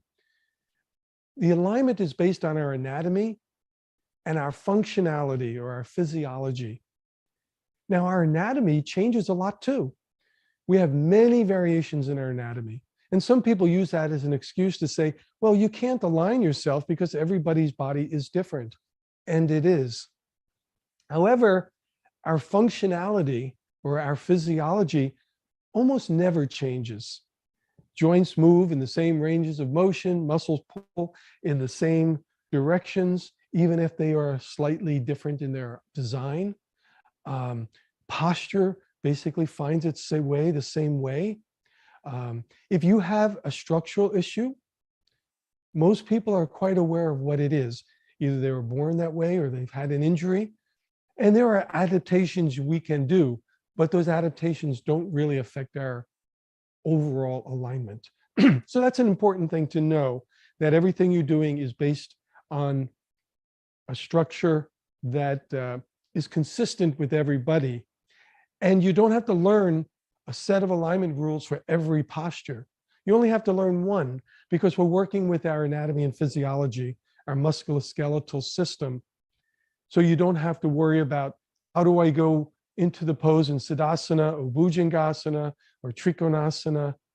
It's always going to be the same rules. You only have to learn one set of rules, and then everything flows.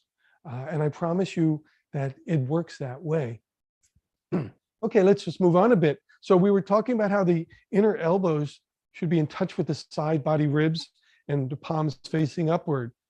Well, what happens, and we'll see this often when people stand, that you start to see the back of the palms instead of the front of the palms, or perhaps the thumbs being pointed forward.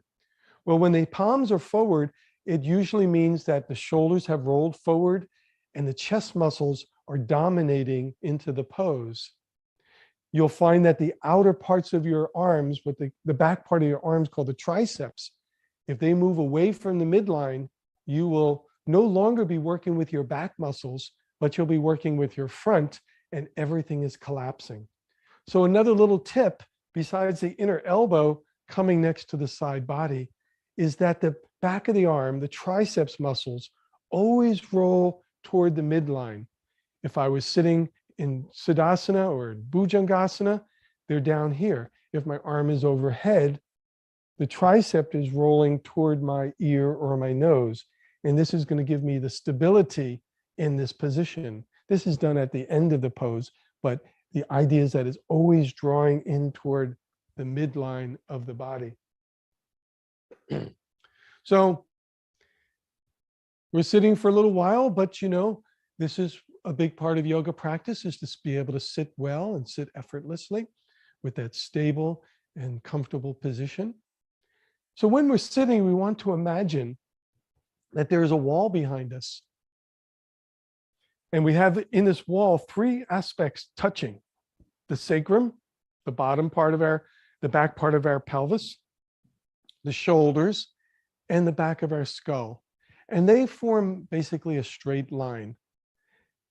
And many people you'll see, like as in this incorrect position, how they've rounded forward, and they're not going to be able to get all three into position.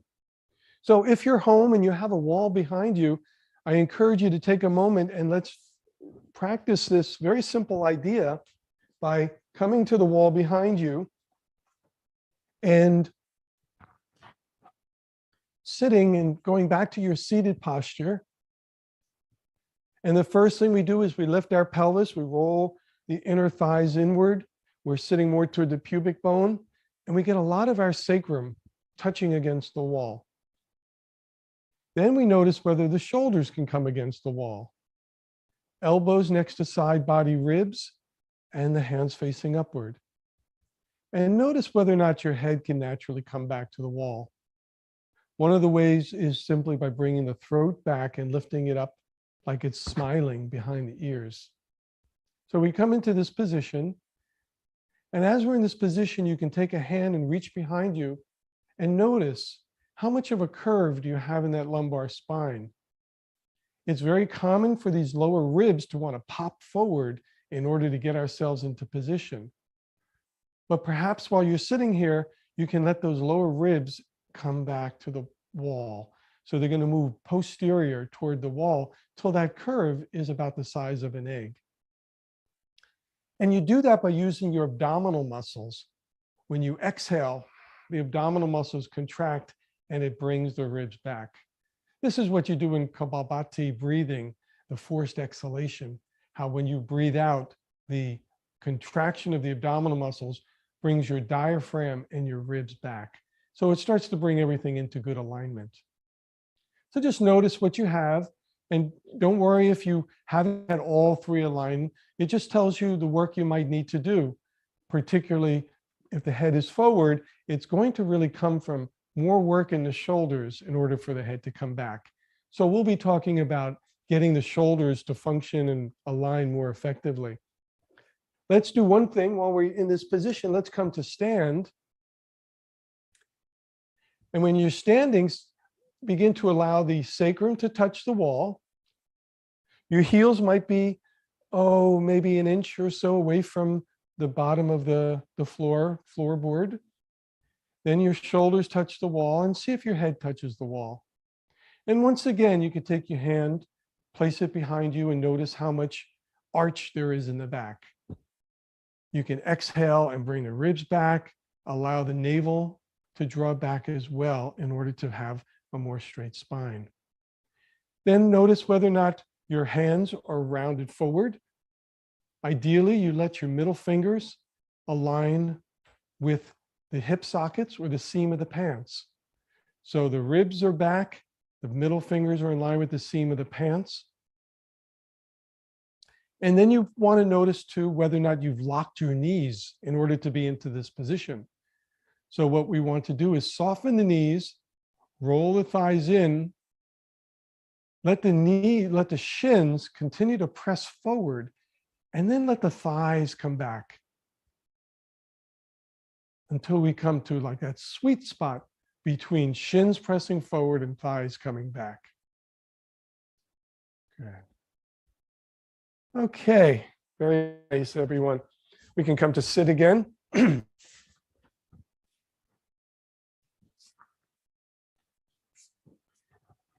So the last thing I mentioned is that the shins go forward and the thighs come back. That's what protects the knees. Many people straighten their legs by pressing their shins back, locking their knees, locking their legs. So we want to get in the habit of always letting the shins go forward, keeping them forward energetically. And then when we straighten our legs, it's the thighs coming back to eventually meet a straight line. And that's what's going to help us prevent hyperextension in the knees themselves. All right, just a little bit more on this subject. When we sit well, the head, which weighs about 5 kilos or 11 pounds, naturally rests on the shoulders, and we have good, healthy curves.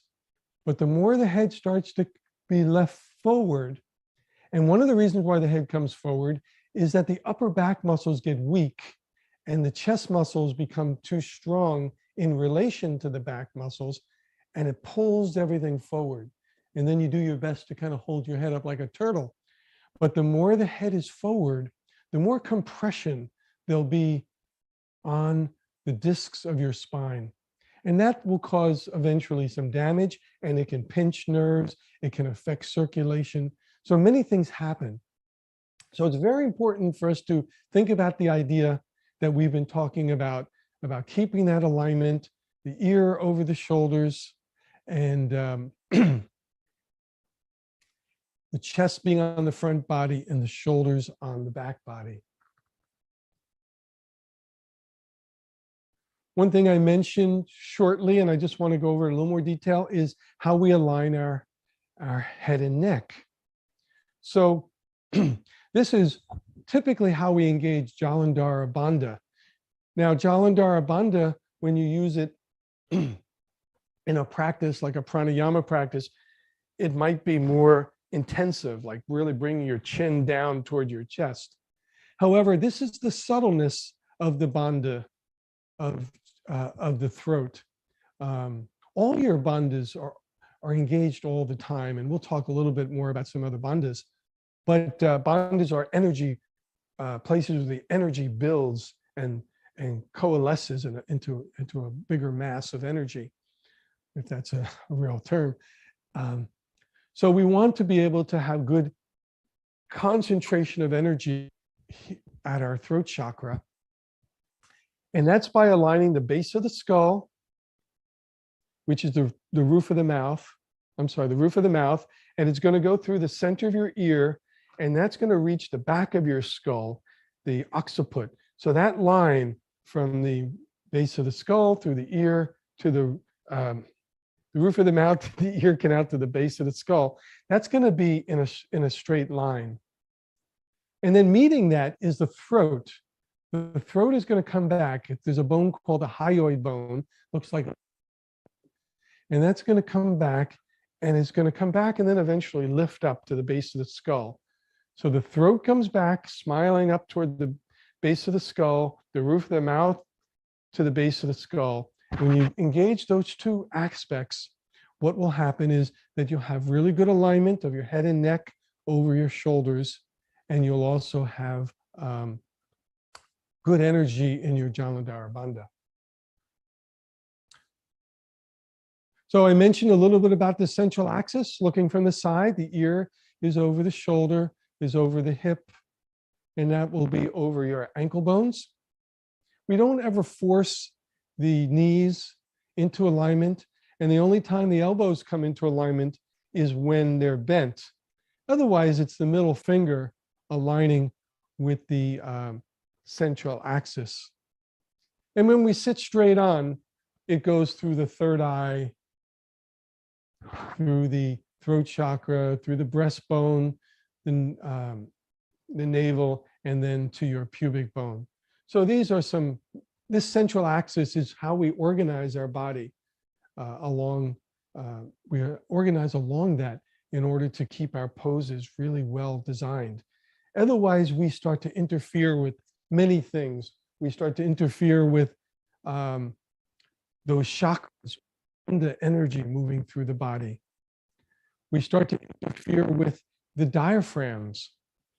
And in the front of your spine, we have diaphragms. We know about the chest, the thoracic diaphragm, but we also we have cavities, the thoracic one, and then you have your diaphragm between the abdominal area and your chest. So below your diaphragm for breathing is your abdominal cavity, and the floor of your pelvis is also a diaphragm. So we want those diaphragms, and even the roof of the mouth, the soft palate, is a diaphragm. And we want them all to be aligned, because that pressure takes pressure, quite a lot of pressure. Up to 50% of the pressure on your discs can be pressed forward and supported by air that's trapped in the cavities of your chest and in your abdomen area. And we do that by basically engaging the bandhas. We let the tailbone scoop forward gently. We let that navel come inward, and we bring the rib cage softly backwards. So I know it's a lot of information all at once. And what we'll do in our yoga practice is essentially making sure that the tip of the tailbone, which is that southern equator, is slightly going forward. That's called the Mula Bandha. And then the navel, the Manipura chakra, is softly coming inward. And the tip of the breastbone or the lower ribs come back. And that's what we do in our Kapalabhati breathing. That keeps the ribs from jutting forward. And once again, that inflates the thoracic and abdominal cavities so that there's not as much pressure on the spine. Good. And everything exits through the back of the skull. There's a very soft spot called the posterior fontanelle. And that's where the energy leaves, lengthens, and then eventually leaves through the body. Okay, so let's talk about the spine a bit. And when we look from the side, we know that we have curves in the spine. In the lumbar spine, I mentioned you want that curve to be about the size of an egg. That's called a concavity because it's curving inward. And then when we come up into the neck, the curve behind the neck is also a concavity. When a curve rounds, that's called the convex side of the curve. And the curve in the neck, there'll be a lot of fruit in this discussion. The curve in the neck is about the size of a lemon, let's say, a small lemon. So we have an egg-shaped curve in the lumbar spine and maybe a lemon-shaped curve behind the neck. And we control that by bringing the throat back and lifting the back of the skull. So we all work with those actions. Now the spine will lengthen through all of its movements. And when we do any kind of twisting action, there's a few things to know. That one, we want to elongate through the body. We call that long axis extension because we don't want to be compressed and try to move. We're not going to be able to have mobility.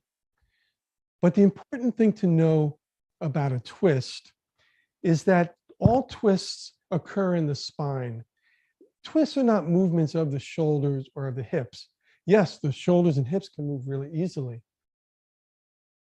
But everything in yoga, if you take an area and you allow it to move further and faster than the slower areas, the slower moving areas don't have a chance to function.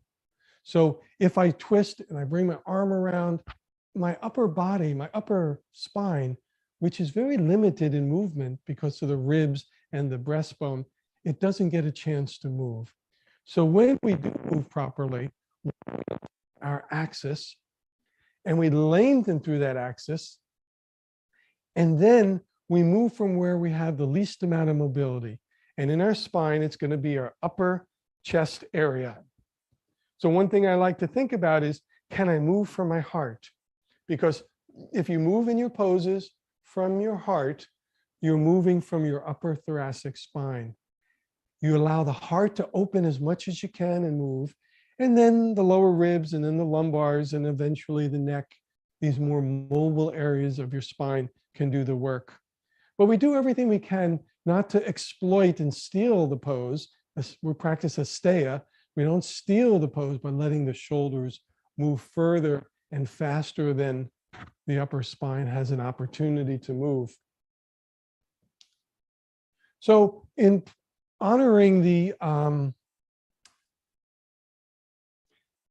central axis, when we are going to do a twist of the spine when we're on our backs in the supine position, we want to make sure that we first move our hips over to one side before we do the pose.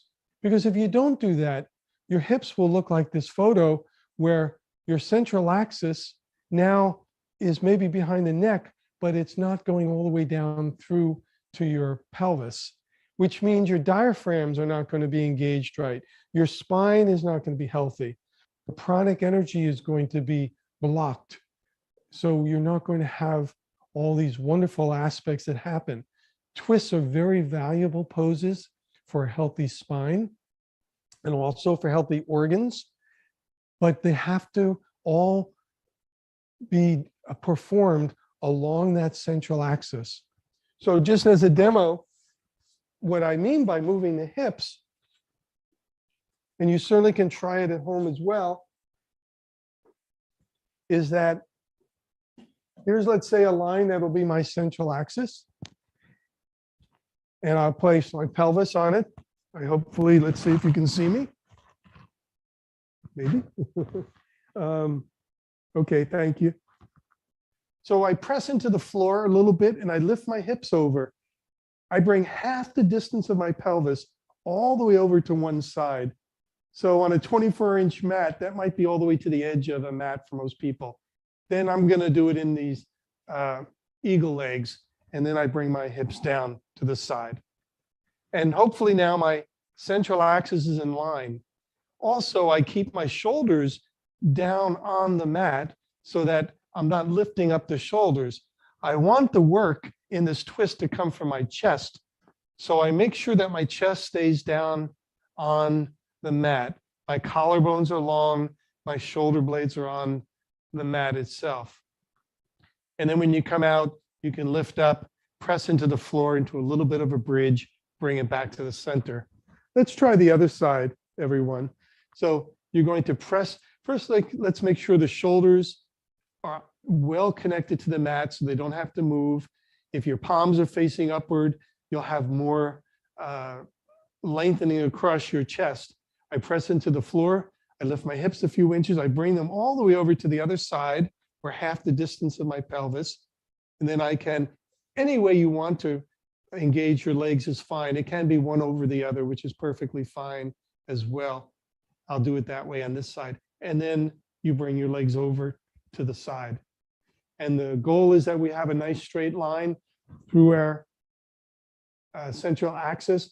And the work now, because the shoulders are down and the pelvis is vertical, we get a lot more work in our chest. And I'm allowing my heart to do the twisting to the opposite side of my legs.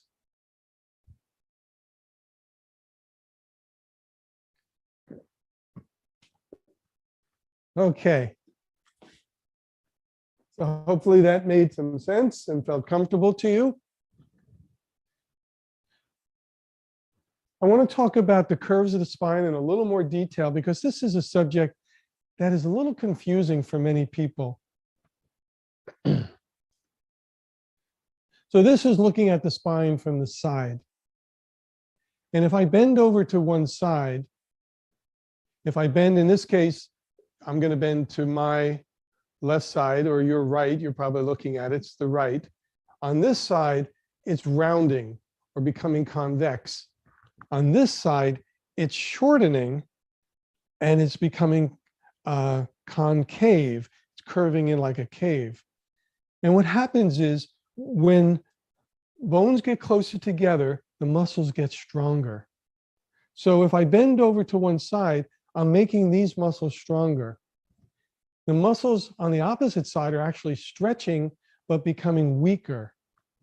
Now we're always looking for this sense of balance, what we call in yoga samastitihi, or even or equal tension from one side to the other.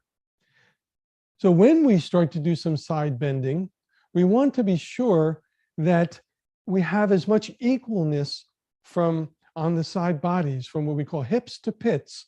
We want to feel like they are lengthening equally on both sides. Now, to make this idea a little more clear, let's just look at this idea of scoliosis. Scoliosis is when the spine curves from side to side. And when it does that, what happens is that the muscles on the concave side, the side that's curving inward, they start to get short and tight. And the muscles on the other side, the convex side, get weaker. And in order to create balance, it would make sense, hopefully, to look at this, that we want to strengthen the muscles on the side that's curving outward, the convexity, and the curve that's caving inward, we want to lengthen and traction open that side. So the same thing's going to happen when we do our basic poses where we engage the sides of the body, side of the spine. But this is important in scoliosis, and there are many people who have it. So here's a wonderful little yoga therapy you can do with this situation. So let's say in this picture, we'll say it's on the, I want to confuse left and right, but the side that's where my friend has her arm up against the wall, that's the concavity, it's curving inward. That's the side you want to stretch. And the other side that's curving outward is the side you want to shorten or strengthen. And we can do that very simply by taking a block. Now, when you stand in any one-legged position, the muscles on the standing leg will get stronger. They'll get stronger in the leg, they'll get stronger in your spine. So just by standing on one leg, the standing leg side muscles get stronger. So if I want to take this side that's curved in, I'm going to lengthen up the wall and I'm going to let this foot hang. So I'm creating traction on the side that's curving inward. And the side I'm standing on the block, this side now is able to get strong because I'm balancing on this side. So this is a wonderful thing to do for any curvature or scoliosis. This, you balance on the side where it's convex and you traction open the side that's caving or dropping inward on the concavity. And you'll only do this on one side. So if you're someone who has scoliosis, figure out which is your concave side and which is your convex side, and then stand on the rounded part, the convexity, and then traction open the side that's caving inward. And you do this every day, and it's a very valuable yoga therapy. So how do we take this into our poses? Let's first look at Urdhva Hastasana, arms overhead. So we can do this seated, or you can do it standing, either way. Let's bring the arms forward. Draw the inner heads of the arm bones into their sockets. Lengthen the collarbones. And even lengthen from the hips to the pits on both sides. So we have lots of length in our spine, lots of flexibility. And then you can bring the arms up overhead. And remember, the triceps muscles are going to try to move toward the middle of the body, the midline. Now, when we bend off to one side, instead of just collapsing that side, try to lengthen the side body that you're bending toward. So as I go off to one side, I'm actually lengthening this side. And the opposite side, the convexity, I want that to not be stretched. I want that to get stronger. So instead, I'm contracting. This side contracts while this side lengthens.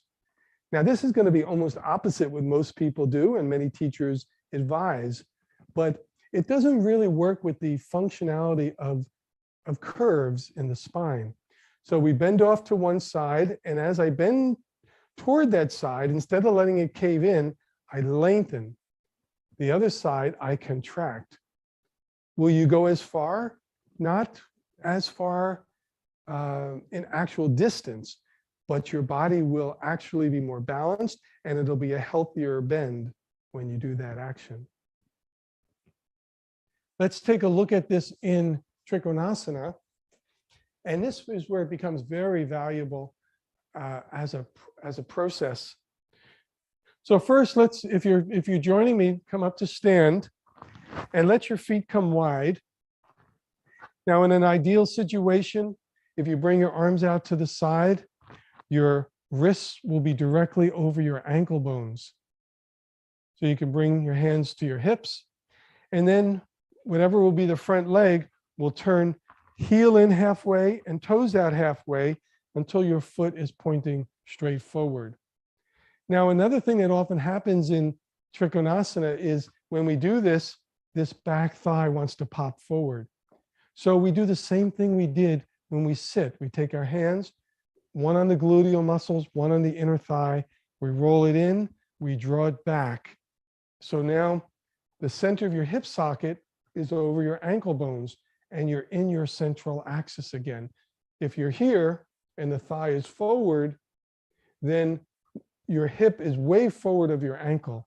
So we bring that into position. Now, when we come into our Trikonasana, we do three things. We deepen the hip socket, which gives us the ability to flex better. But then we lengthen again. So the side we're bending down toward wants to cave in. So instead, we lengthen from hips to pits on the side we come down toward. And then the heart opens. So we deepen the hip, we lengthen the side, and we open the heart. Now the hand ideally will go on a block or on your shin is fine, or to the floor. If it's in front of your leg, then you're bringing your shoulder in front of your chest, which is not going to be useful. Instead, we bring our hand behind the leg and we bring the arm bone deep into the socket. That's going to give us the ability to open our chest more. And then the hand can either be overhead, or of course it can be next to ear. But the top rib cage is actually contracting. The bottom rib cage is actually lengthening. Good. And we'll come up from that pose. Same thing in the side angle. We deepen the hip socket, we lengthen the lower rib cage, we tighten the upper rib cage, arm next to ear. Good. And for those of you who've been sitting all morning, it probably feels good to move a little bit. So we just have a few more things to talk about. But Stephen, I just want to say thank you so much for actually going through some demonstrations and for demonstrating some of those fantastic ways in which to move the body through different asanas, through different ways to actually move. And as we actually come up to the end of your session, is there a final message that you would like to leave us with? Be patient with yourself. Learn what you can. Look at the handout I've offered. You can find my book and you can read more about alignment. And just take it one piece at a time. If something made sense to you, you've learned one piece, expand that one piece and then take on the next and the next. And over time, the 30 or 40 things, just like driving a car, you learn them slowly and eventually they all make perfect sense to you. So that's beautiful thank you. advice. So applying those principles one at a time in order to connect the whole system together. And I'm sure there's different variations of the triangle that people are free to experiment with in their own time to apply those principles that you've taught us today. So thank you so much for coming on and sharing your beautiful wisdom with us. It's been fantastic to hear from you and from your experience and what you have to offer. And thank you so much for doing so. Thank you for having me. Blessings to everyone. Namaste. And that brings us beautifully on to the next segments of this session with the beautiful Honey Kalaria. How are you?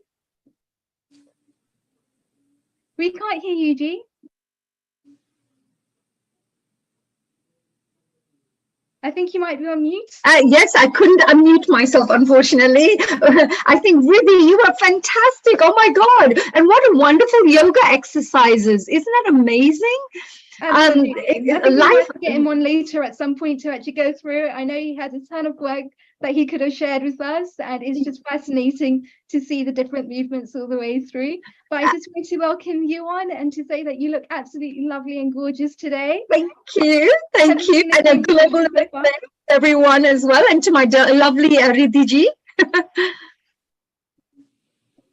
Have you been enjoying the session so far? The yoga and meditation? Yes, what I caught of it at the end was amazing. You know, I was thinking, oh, I would love to try this out myself. And what brilliant, health is wealth, like I always say. So, you know, having these tips are very, very powerful, especially with people who are having back issues and problems. So I think well done, and really great sharing there. Yes, it's really a holistic way to heal ourselves, to be able to look after ourselves, to be able to heal from within. So it's absolutely fantastic shares. Absolutely. And of course, the exercises, you know, with, of course, anybody who's got those spines or a little bit bent or, you know, have a bit of issues with those things, you know, just going through, it's amazing how yoga transforms lives, isn't it? Absolutely. Because just... Yeah, I mean, whoever's now, no wonder yoga is so popular worldwide. It's amazing. Yes, absolutely. And so I just wanted to introduce Honey Kalaria for those of you that may not know her, because we get different guests joining us every week. And as we grow as a community, we'd like to take you with us too. So Dr. Honey Kalaria is a mind, body, soul coach and an award-winning creative dance expert with over 35 years of experience in the field of art, culture, and entertainment. I also believe that she's actually got her own Honey Kalaria Dance Academy too. Honey has been a spiritual seeker and meditator since she was a teenager and regularly practices Samarpan meditation, beautiful, which is a part of Dhyana Yoga, taught by the Himalayan yogi Shiv Krupanand Swami. She has enjoyed studying many spiritual disciplines and yogic sciences, ranging from Raja Yoga, taught by Brahma Kumaris, Art of Living by Ravi Shankar, Vipassana by Goenka, Ishakriya by Sadhguru, Kundalini Yoga by Yogi Bhajan, Vedantic spiritual practices as taught by Chinmaya Mission, as well as other Western practices such as mindfulness and transcendental meditation. Wow, fantastic to see the amount of experience that's going on here. Loads of learning that's taken place. She believes it is important to self-reflect, contemplate, and grow spiritually to become a better human being. Something I'm sure all of us try to do in our day-to-day lives as well.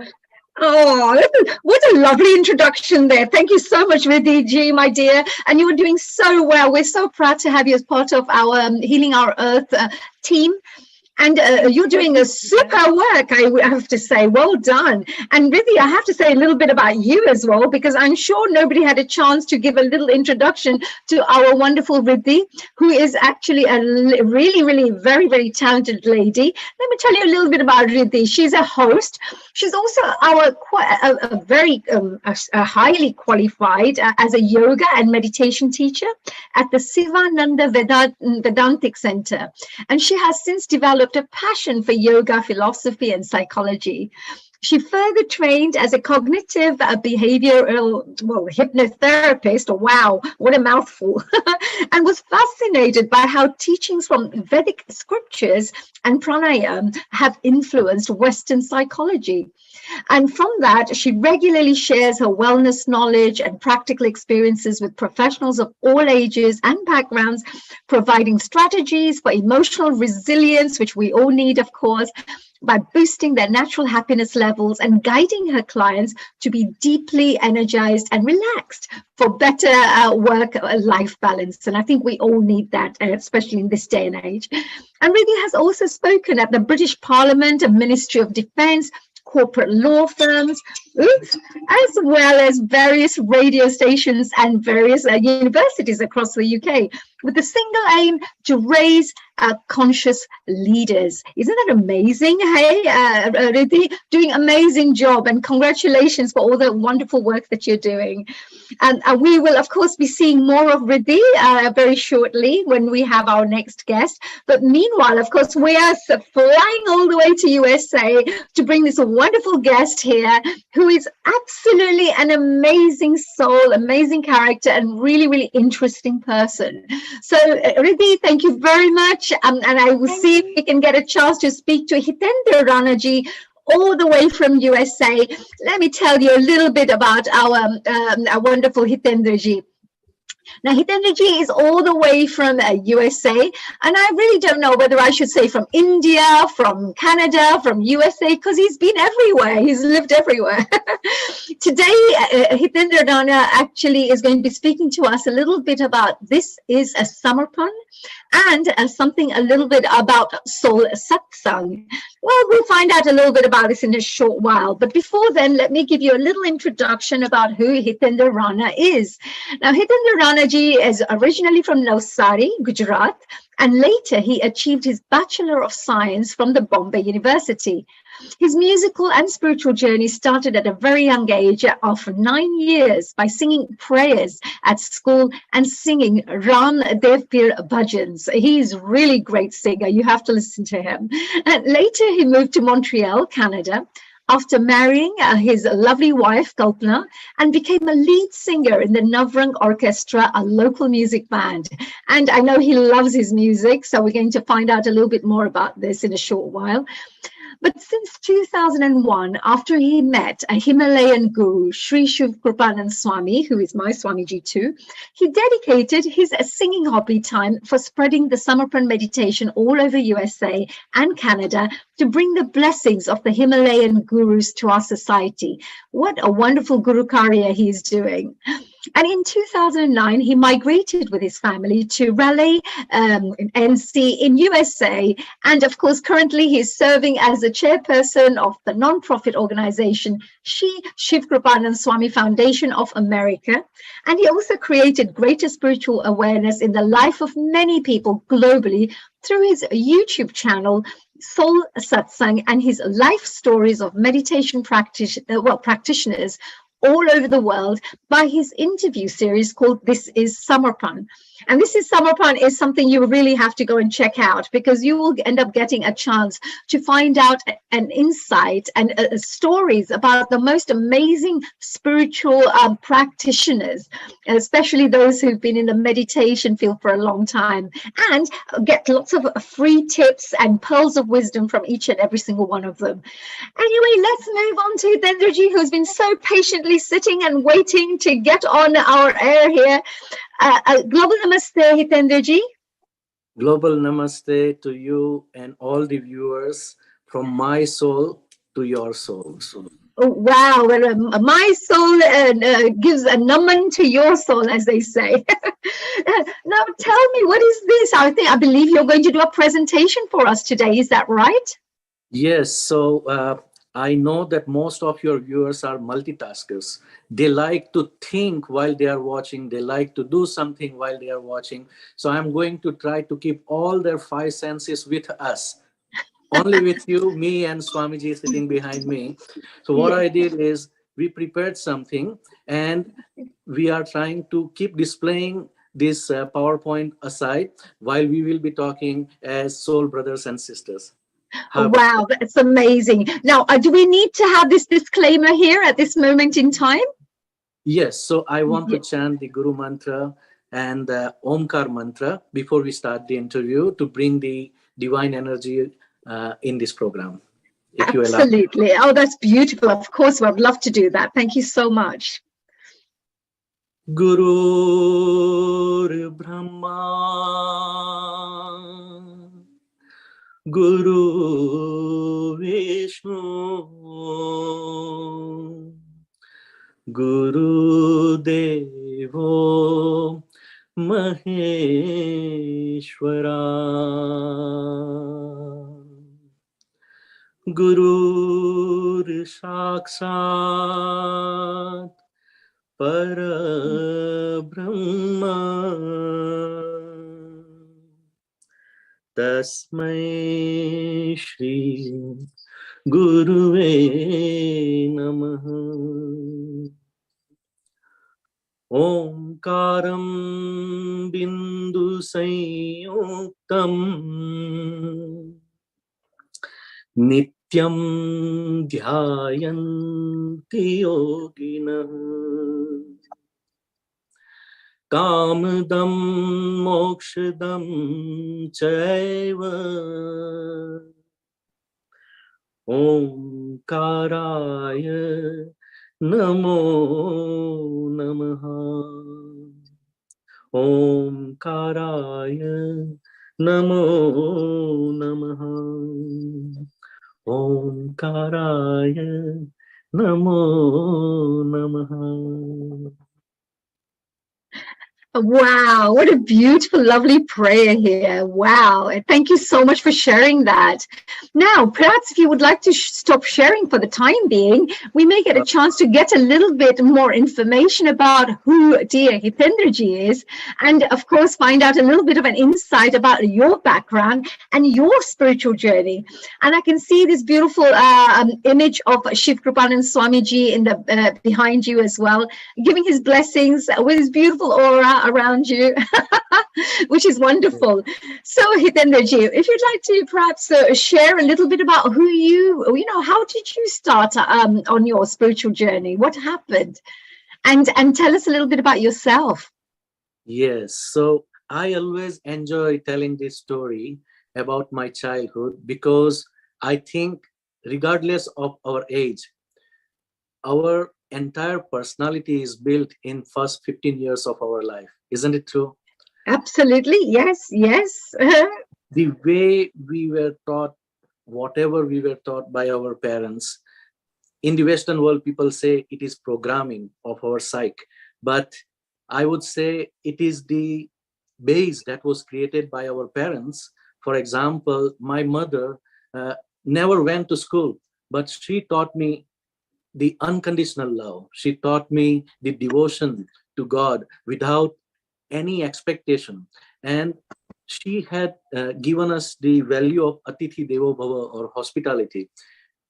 When I think about my father, he was a businessman, and he would bring me with him wherever he goes from very young age. Even when I was 3 years old, when he was meditating, he will bring me in the prayer room and make me chant Om, Om, Om.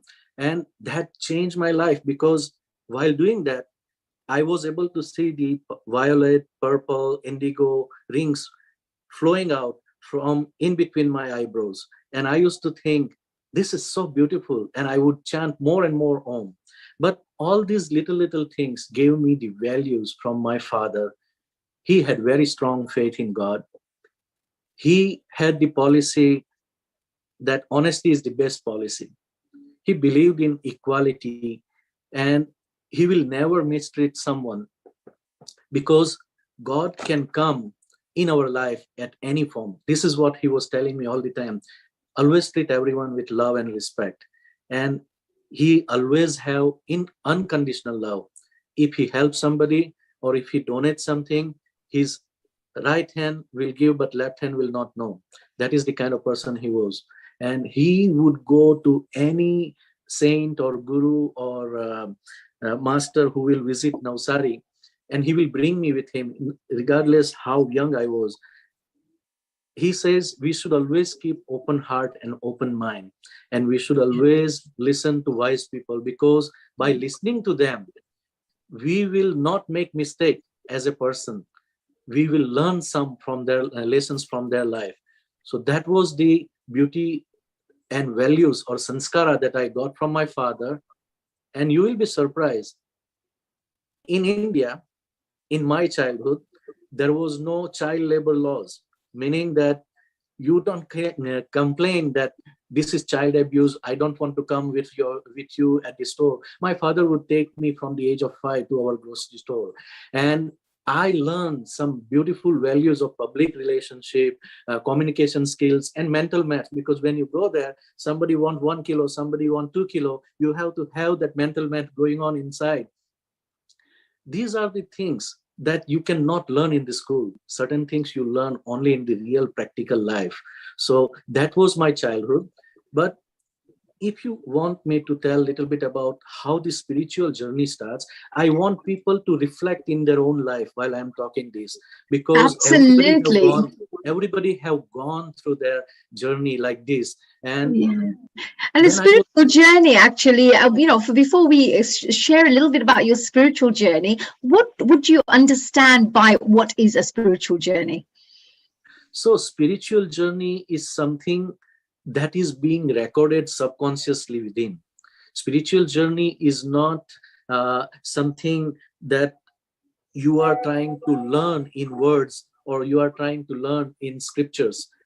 That is simply religious information. But spiritual journey is the journey of your spirit, of your soul, okay? Your inner self that is growing and maturing while you are living all the life experiences and learning the lessons from every experience. Even when we were young and we fell in love with our high school sweetheart and she or he did not love you back, that is a spiritual journey. That is a spiritual lesson. Right, very nice. Actually, it's developing yourself. It's evolving as a human being, isn't it? And evolving from who you are, from who you've been born with, to perhaps develop more humanitarian qualities and bringing out the maximum potential of yours in the world, to serve the world in a better way. But what do you say about your own journey then? How did you get into your spiritual journey? What triggered you to get into Samarpan meditation? So we both have the same master, Sri Sivkupanand Swamiji, and as Swamiji says, that in our childhood we are still remembering our past life. We are still carrying those spiritual values and spiritual standing that we have from our past life. We start from that level. If we left in grade 6, we will start from grade 6 again. Okay, so that is the way it is. So when I'm talking about grade 6, that means you have left at the Agya Chakra. You will start at Agya Chakra. Grade 3, if you have left on the Nabhi Chakra, you will start at the Nabhi Chakra. So that is what spiritual journey means to me. And I want to say that in my life, I had a great impact of Christian gurus or masters or saints, as well as I had great impact of Indian saints and gurus. And that is how I started my spiritual journey. Right, that's a wonderful. And here you speak about humanity as well, because I know we talk a lot about humanity. We talk about humanitarian. What for you does humanity mean? What is the difference between a human being and humanitarian? What's the difference? This is a very interesting question. I really like when you pose this question. Human being is simply a noun. and noun is to identify an object or form. So Homo sapiens, Manav Sharir or Manav Roop in human body is simply human being for the world to understand and know, or put the word in the dictionaries. Okay, but being human or being humanitarian is a word to signify the humanitarian action. For example, you are volunteering, Neil is volunteering, Riddhi is volunteering for healing our earth. This is serving humanity, and that is humanitarian work. Okay, you are doing, a philanthropist is doing donation of big money. That is humanitarian work. But I want to bring a spiritual wisdom here from our Hindu scriptures and Hindu philosophy. We say that there are 84 lakh yoni, or 8,400,000 different forms of life. Okay. Wow. Yes.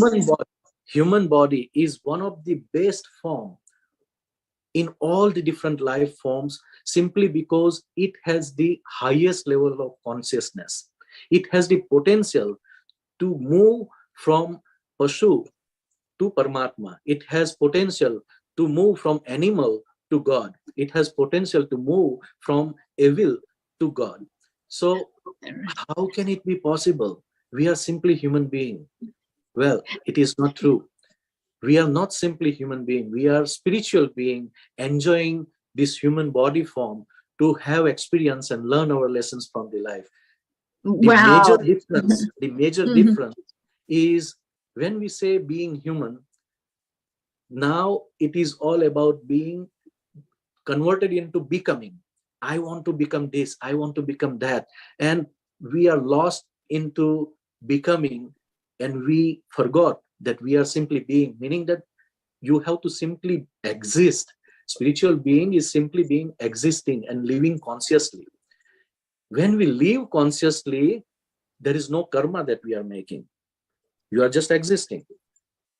But when we are trying to become, or when we are trying to do something as a verb, being human, then we enter into the karma, because we associate our expectation and attachment with that act. So this is where we have to be little careful. Are we being human? Are we being human? Are we becoming human? Or I'm just spiritual being? Wow, so it's quite deep, actually, isn't it? I mean, there's two questions that come up for me. What does consciousness mean? Because at the end of the day, we all talk about consciousness, becoming more conscious human beings, etc. But what does consciousness mean? So consciousness is Divya Chetna, or pure consciousness that came within our body when we were only 3 or 4 months old, as a cage of bones and flesh. Okay, so a life force entered in our body, and along with that the consciousness entered. In Hinduism we call Shiva and Shakti, or Prakriti and Purush. Right, the life force, some kind of a life force, right? So life force is Prakriti, or divine feminine energy. It has, as women always remember a lot of things, it has the memory of all our past life, our karma. Yes, the good and the bad, they'll always remember what happened 5 years ago, right? Yes. So what happens is, I would say, Prakriti is a dormant consciousness. It is sleeping, Susupta, Chetna. And Purush, or divine masculine, is, we also worship him as Lord Shiva, okay, is the pure consciousness, absolute consciousness. It is the Chetna. And you can also say that Purush or Shiva is the dormant Prakriti, meaning that it remains inactive. It does not do. As I was saying, spiritual being is doing nothing. It is just living consciously and witnessing. So our Atma is the name given by all the religious people. That is the consciousness. Our Atma is pure consciousness. It does not do anything. It does not interfere, but it witness, and it always guides us. Right. So yeah. So this a slightly different way of looking at this is just very interesting. Very nice way of looking at something. And also, from all the things that you've shared, you have followed the path of Samarpan meditation in order to grow on a spiritual level. Normally, we go to university if you want to become a doctor, or you go to study plumbing if you want to become a plumber. Whatever the case is. But if you wanted to become more spiritual, you would go to a spiritual teacher or a spiritual guru who passes on the knowledge to you. And you decided to, of course, connect with Samarpan meditation and study with Shiv Kripanand Swamiji. So why did you choose Samarpan meditation, and what was it, why not all these other various forms that we can, and techniques that we could choose from?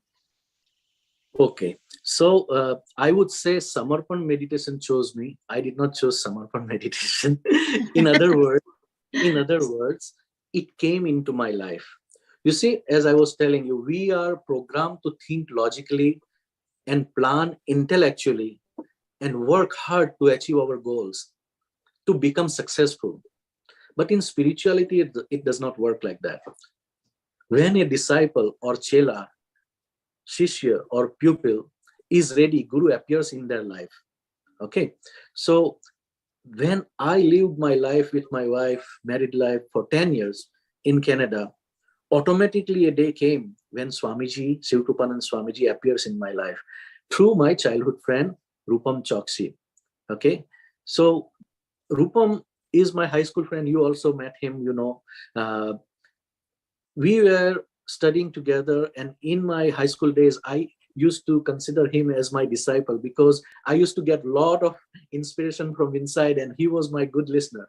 So I used to tell him, God lives inside us. God is not in the temple, God is not in the book, God is not in the scripture, and all these people who are trying to divert us or make us fight in the name of religion are doing nothing but BS.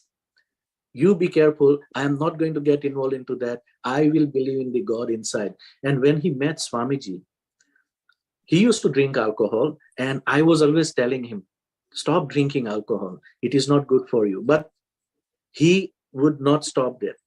When he met Swamiji, he told me that I stopped alcohol drinking. And I said that, what made you change your attitude? What bring that change? He said, I met this Swami who taught me meditation, and after doing meditation with him, I don't feel like drinking alcohol. I said, then it is very interesting thing. I want to know more about him. So he told about me that Hitendra is very much like this, very spiritual. He does not go more by religious or other doctrines and concepts. So Swamiji said, why don't you ask your friend to invite me to Canada? If he is from our line, he will join us. If not, then I will just visit Canada as a tourist and have fun with him and come back. But that is how Samarpan came in my life. And I would say that Samarpan meditation did not come at no cost. Okay, I was expecting my Gujarati Samaj of Montreal and my wife to support me, but I was little scared of telling that to my wife, that I want to invite this sadhu, Indian yogi, to our home, because she used to practice Christian religion with her family, and I used to respect that. Because in my heart, in my mind, I am very open-hearted person, like my father always taught me. I respected her. I used to go attend all the religious meetings and Bible study and everything. But I would not change the name on my forehead that my God is this God. I will not put the name, because I think that my mother who gave me birth is my mother.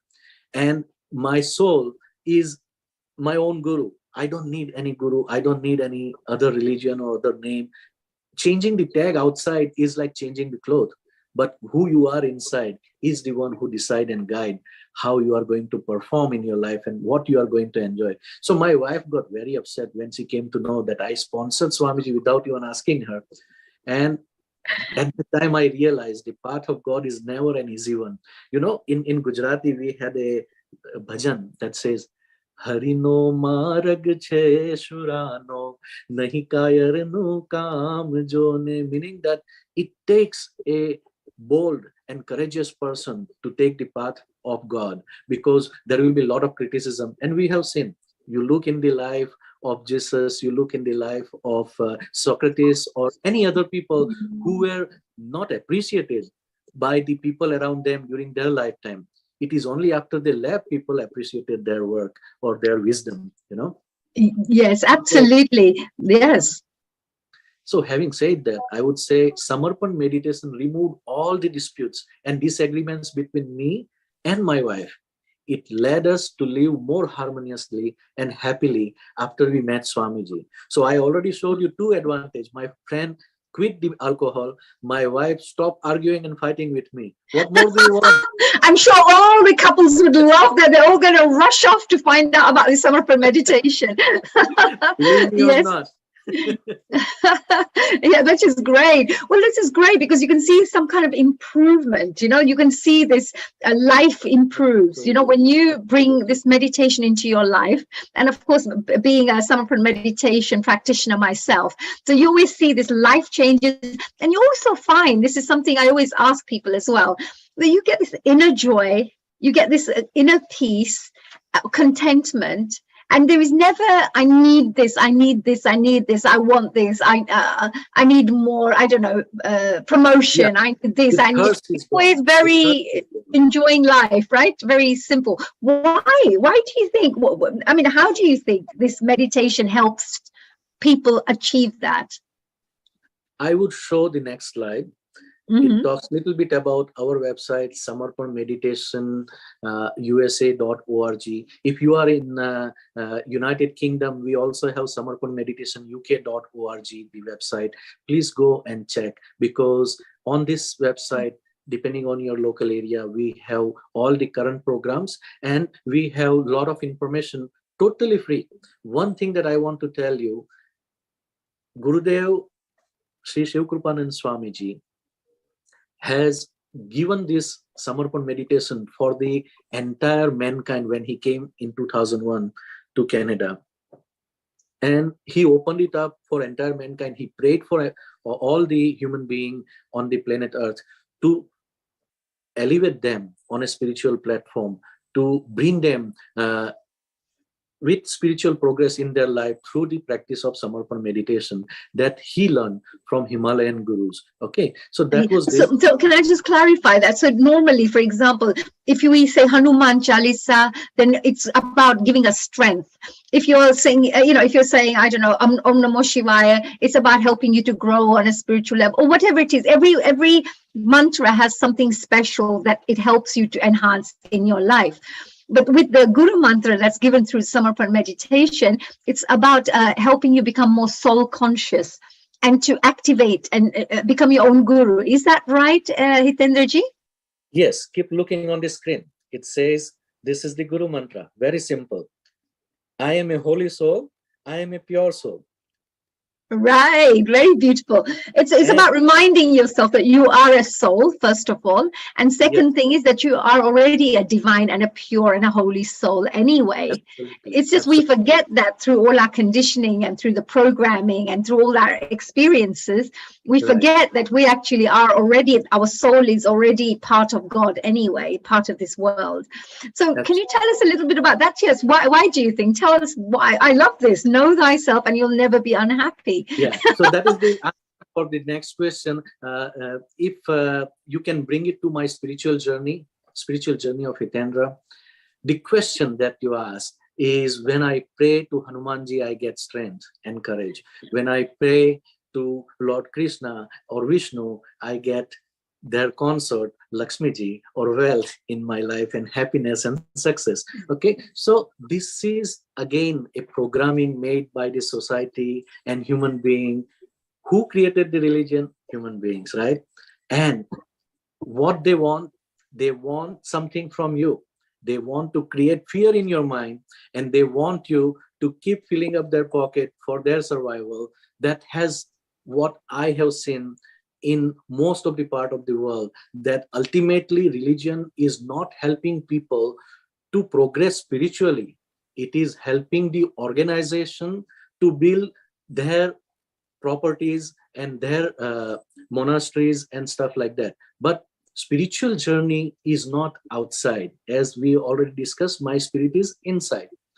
In my childhood, I have told you my story that I learned chanting Om. At the age of 9, I started the Ramdev Pir Bhajan. But it was not just happening in my life because I wanted it or somebody came in my life. Something was happening one by one. There are 7 chakras, as you see, from Muladhara to Crown Chakra. By the age of 53, I have progressed on different level, worshipping the same gods and goddesses wherever I was. When I was child, there was Bhajan Mandal to my neighborhood. I used to attend. I joined Ramdev Pir Bhajan. Through that, I evolved myself and moved from the Muladhara Chakra to Swadhisthana Chakra. I learned yoga with Adhyatmananji while I was in school, and I progressed from Swadhisthana to next level. There was a Christian minister who came, regardless of religion. Now, I want you to pay attention, regardless of religion. We are programmed that only my religion will save me and bring me to heaven. That is a misconception. Regardless of your religion, if you are open-minded, your soul is going to absorb the positive vibration and energy and progress spiritually. Okay, so I learned from that Christian minister, missionary who came from Europe.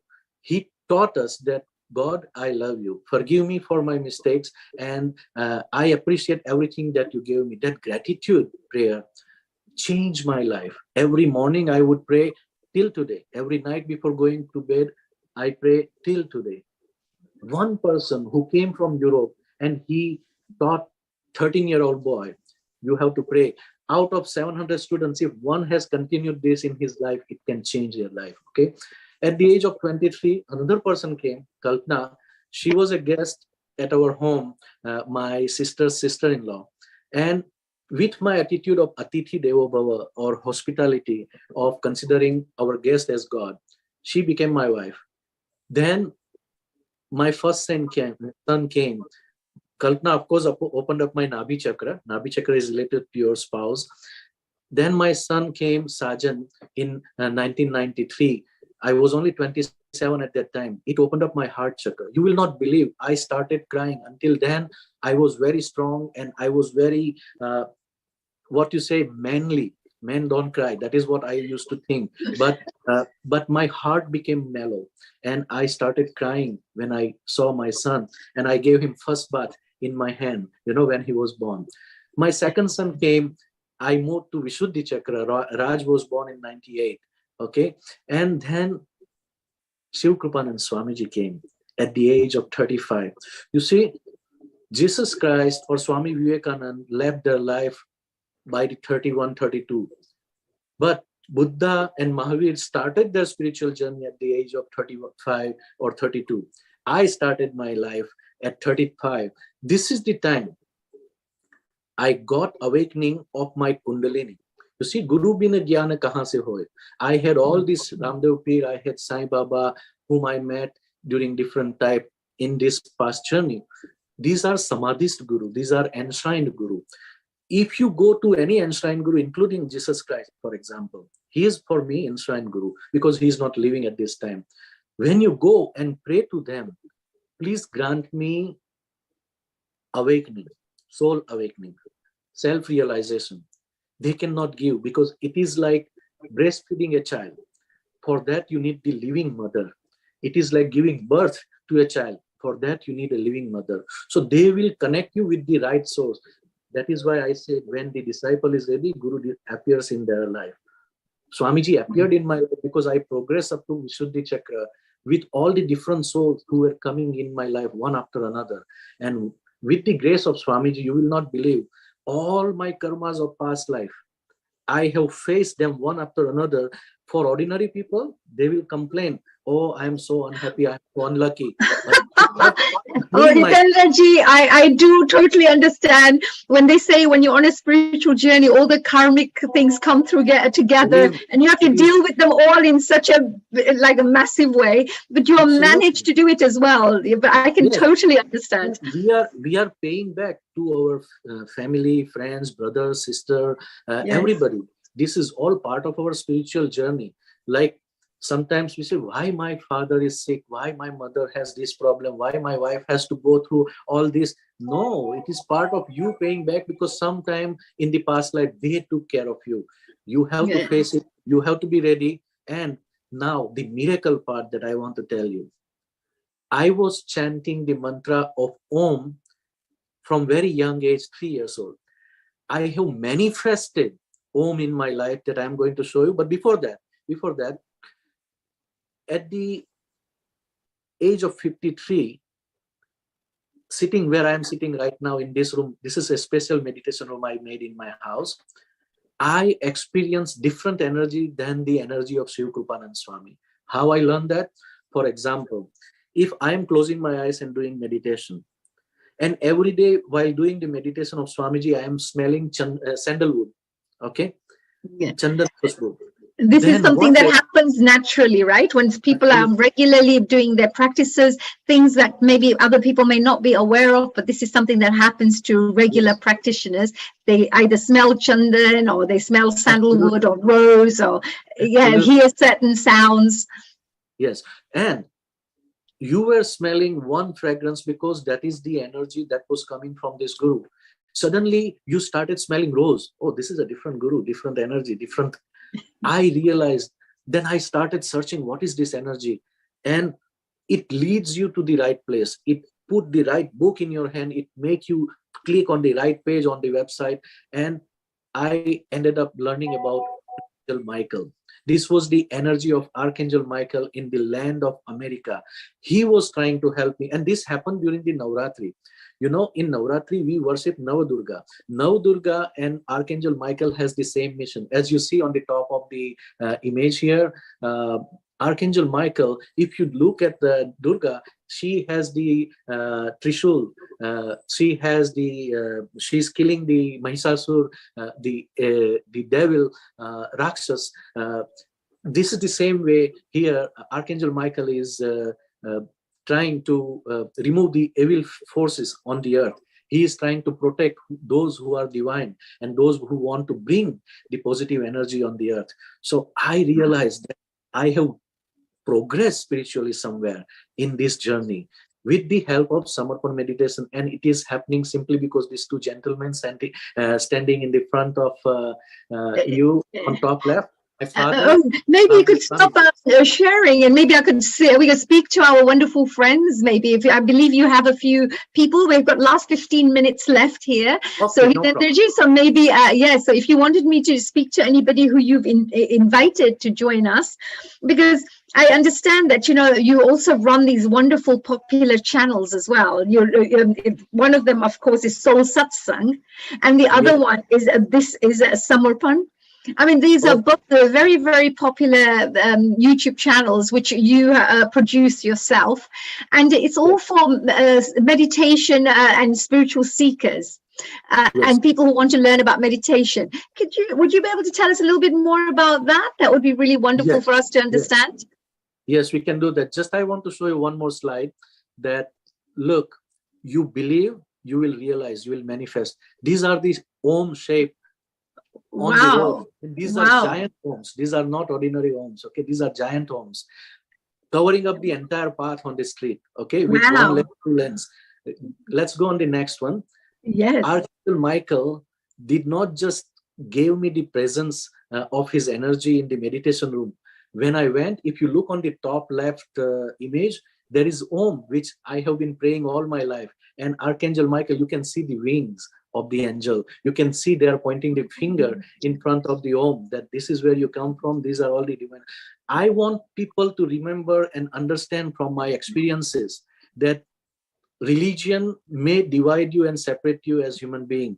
God never divides you and separate. He treats you equally, and God is one, and that is inside you. This is my manifestation of what I believe. Let's go on the Samarpan channel.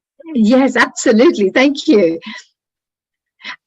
Okay. So I want you to watch this video. It is a 2-minute video. Please enjoy.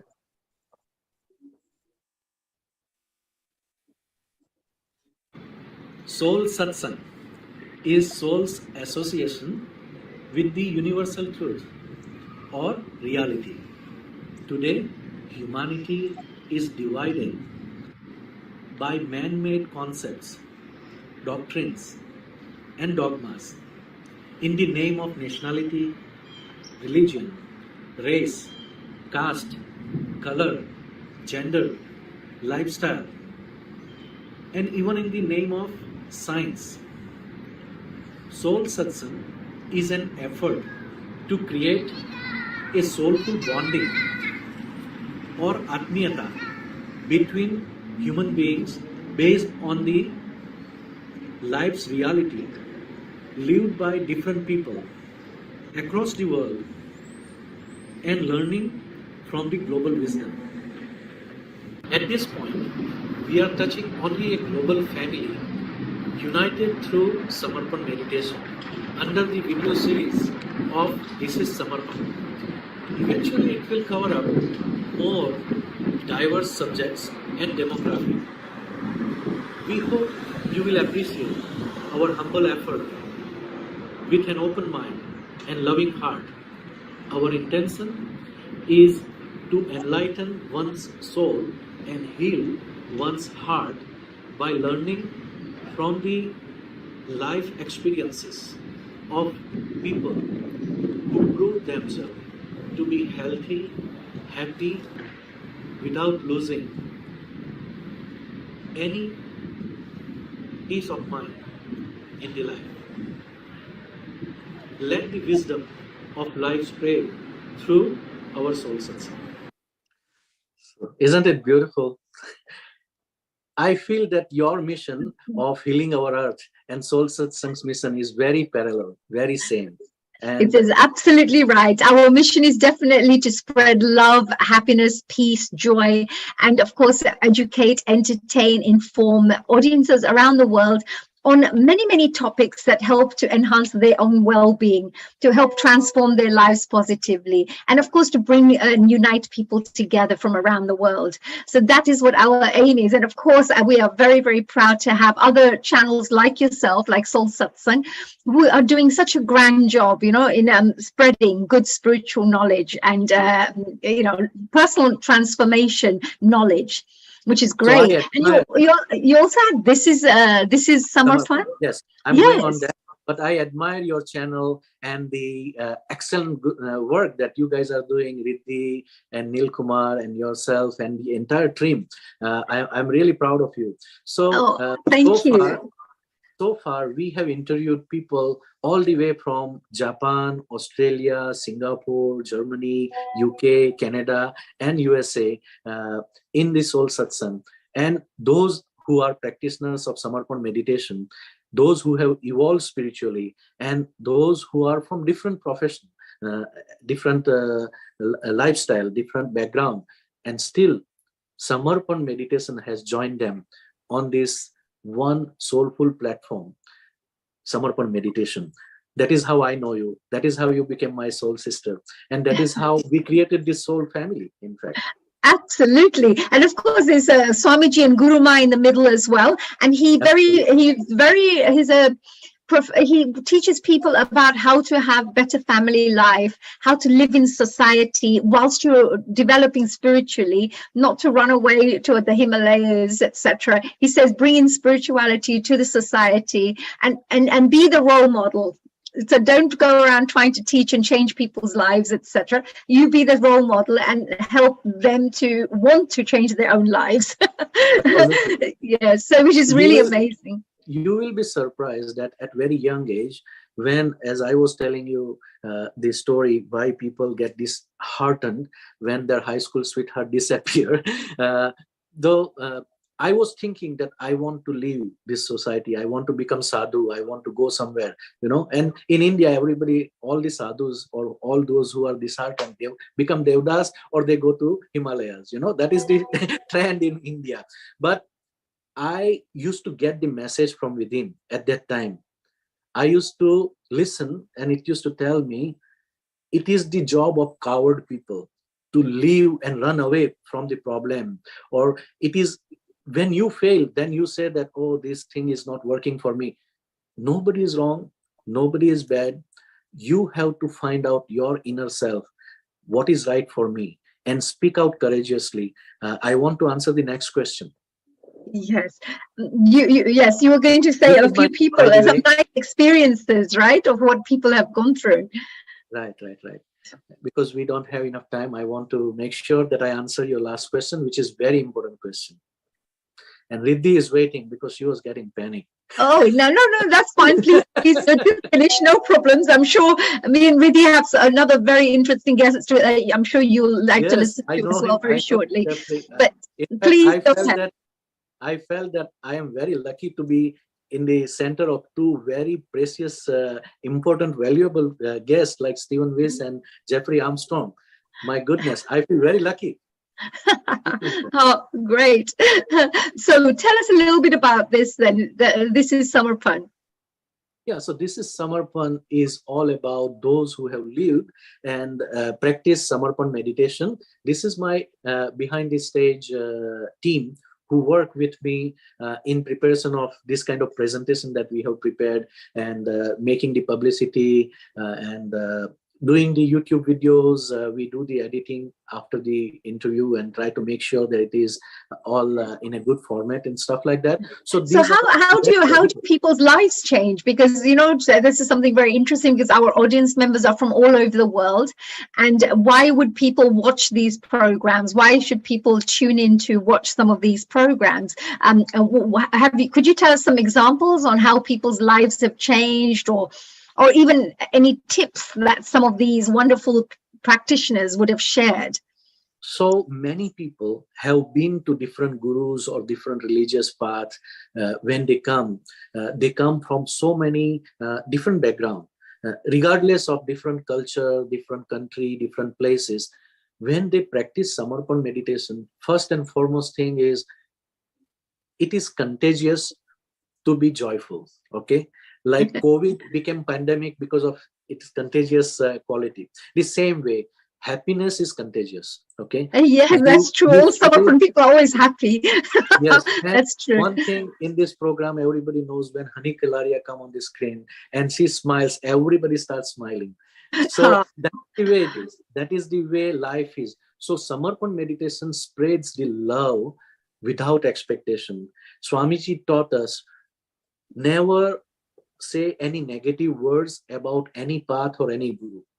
That is the first teaching. Apna mal sahi hai, to wo market mein chalega hi chalega. Meaning that if your product is good, you don't have to put somebody's product down or bad or good, criticize. No. Make your line longer, bigger. Make your souls radiate more. Let the light radiate more. Yes. Then when your love and light is spreading, automatically all the problems and confusion and disappointment and hurt will go away. So that is how most of the people will feel. And they felt that I was struggling, I was trying to find, but I never had the anubhutis. Anubhutis are the experiences that your inner consciousness or Atma experiences, not your buddhi. Yes. It's not the mental, it's not reasoning, it's just some unusual, miraculous things that happen in your life, but only your soul understands. Yeah, it's an invisible part of your life, which only you can experience. And that's why we created these stories of videos of people who lived and how they experienced, how this changed their life. Most of the people, regardless of what profession they are in, what problem they were facing, some have got rid of their sickness, some has gotten rid of their relationship problems, financial problems. All these are resolved, and today they are living happily, or at least they have mindset to accept any situation with the balanced mind. Okay, so that's a very important one, what you just shared, because even our audience members, we all go through ups and downs in life, which is natural and it's normal in this day and age. But of course, how you stay balanced, whether it's everything is going all over the place in your life, or how do you try your best to remain as balanced as possible along the way, which is very important as well. That is amazing. Hitendraji, well, to finish off with, if you wanted to perhaps, stop the share screen, maybe you want to finish off with a final message for our audiences. We've had a really interesting journey into your life on how you've developed yourself, how you've developed the YouTube channel, how you've put a team together, and of course, how these wonderful practitioners have come up to share their stories to the world. Can you tell us any final messages that you may wish to share with our audiences worldwide? So I would say this, that be real to understand the reality. Unfortunately, we don't know that there is a huge gap between our ideal self we want to be and our real self. Okay, we get carried away by other people and we think that what they will think, what they will tell about me doing this or saying this. Stop worrying about them. Meditate, go inside. Your soul knows every answer. Your soul has answer for everything. Go inside, listen to that voice, and first try to reduce the distance between your ideal self and your actual self. That can be done through meditation and developing your courage and strength by practicing the meditation and developing the integrity between your thoughts, between your words, and between your actions. You see, Narsi Mehta has very beautiful line. Watch काम मन निश्चल जेने धन धन जननी ते मीरे वैष्णव जन तो तेनेरे कहिए वैष्णव जन तो तेनेरे कहिए वैष्णव जन तो तेनेरे कहिए जे पीड़ पराई जाने रे वैष्णव जन तो तेनेरे कहिए. Be empathetic. Try to understand the other person's problem rather than judging them. That will bring the humanity out from inside. And more you understand and appreciate other people and support other people as a human being rather than being judgmental intellectual person, more you will be happy because you make change not just in your life but other people's life also. Oh, wow. This is so amazing. What a beautiful message to finish off with. Hitendraji, you've been absolutely amazing. And I know that me and my co-host Riddhiji is going to be joining and, of course, speaking to our next guest, Jeffrey Armstrong, who's a wonderful friend as well and who's absolutely amazing. So you mustn't miss this interview. I'm going to listen to him because he's one of my favorite speakers too. So I'm curious to learn from him, and I wish all the best to Healing Our Earth team. Thank you very much for giving me this opportunity and allowing us to share a little bit about Samarpan meditation. Absolutely. And from me and Riddhiji, the best of luck with Soul Satsang, and this is Samarpan, and good luck. And we look forward to hearing many more of these wonderful stories about these spiritual practitioners in the future as well. A global namaste to you and a Jai Baba Swami, as they say. Jai Baba Swami, global namaste, Jai Atmeshwar to each and everyone. Jai Atmeshwar. I want to say one thing before I leave. May God and Swamiji bless you, whoever is watching this program, and never forget, Hitendra loves you. Thank you. I'm sure they won't forget with that lovely, loving smile of yours. Thank you very much. So we now move on to our next guest. And of course, do stay over, Hitendraji. I'm sure we're going to be having a panel discussion later on. So if you're around, we will invite you back on. But otherwise, Riddhiji, we have an amazing guest. Global namaste to Jeffrey Armstrong. Hello. Namaste, Dr. Kalaria. It's a pleasure to be with you today. It is definitely, and I know we've worked before together, and I've had a chance to also be the witness to your amazing astrology work and the wonderful wisdom that you have. Today, we're going to get an insight into your journey, and it will be amazing for our global audiences to really get an insight into your work, and of course, to be absolutely mesmerized by the kind of, what would you say, golden nuggets that you always share, and the pearls of wisdom that you always share. So, Rithi, did you want to introduce Jeffrey?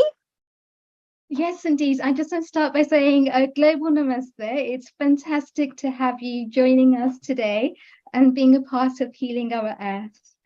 So I just want to start by actually doing the biography for Jeffrey Armstrong Ji, and that is one for Vedic Vidya and Yoga Wisdom.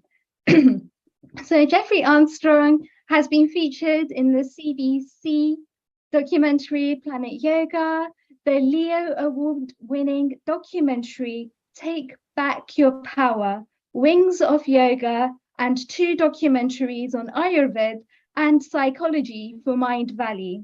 He has degrees in psychology, English literature, history, and comparative religion, and spent 5 years in an ashram as a brahmachari monk. He was recently awarded the ICCR Distinguished Indologist Award 2021. Many congratulations on that.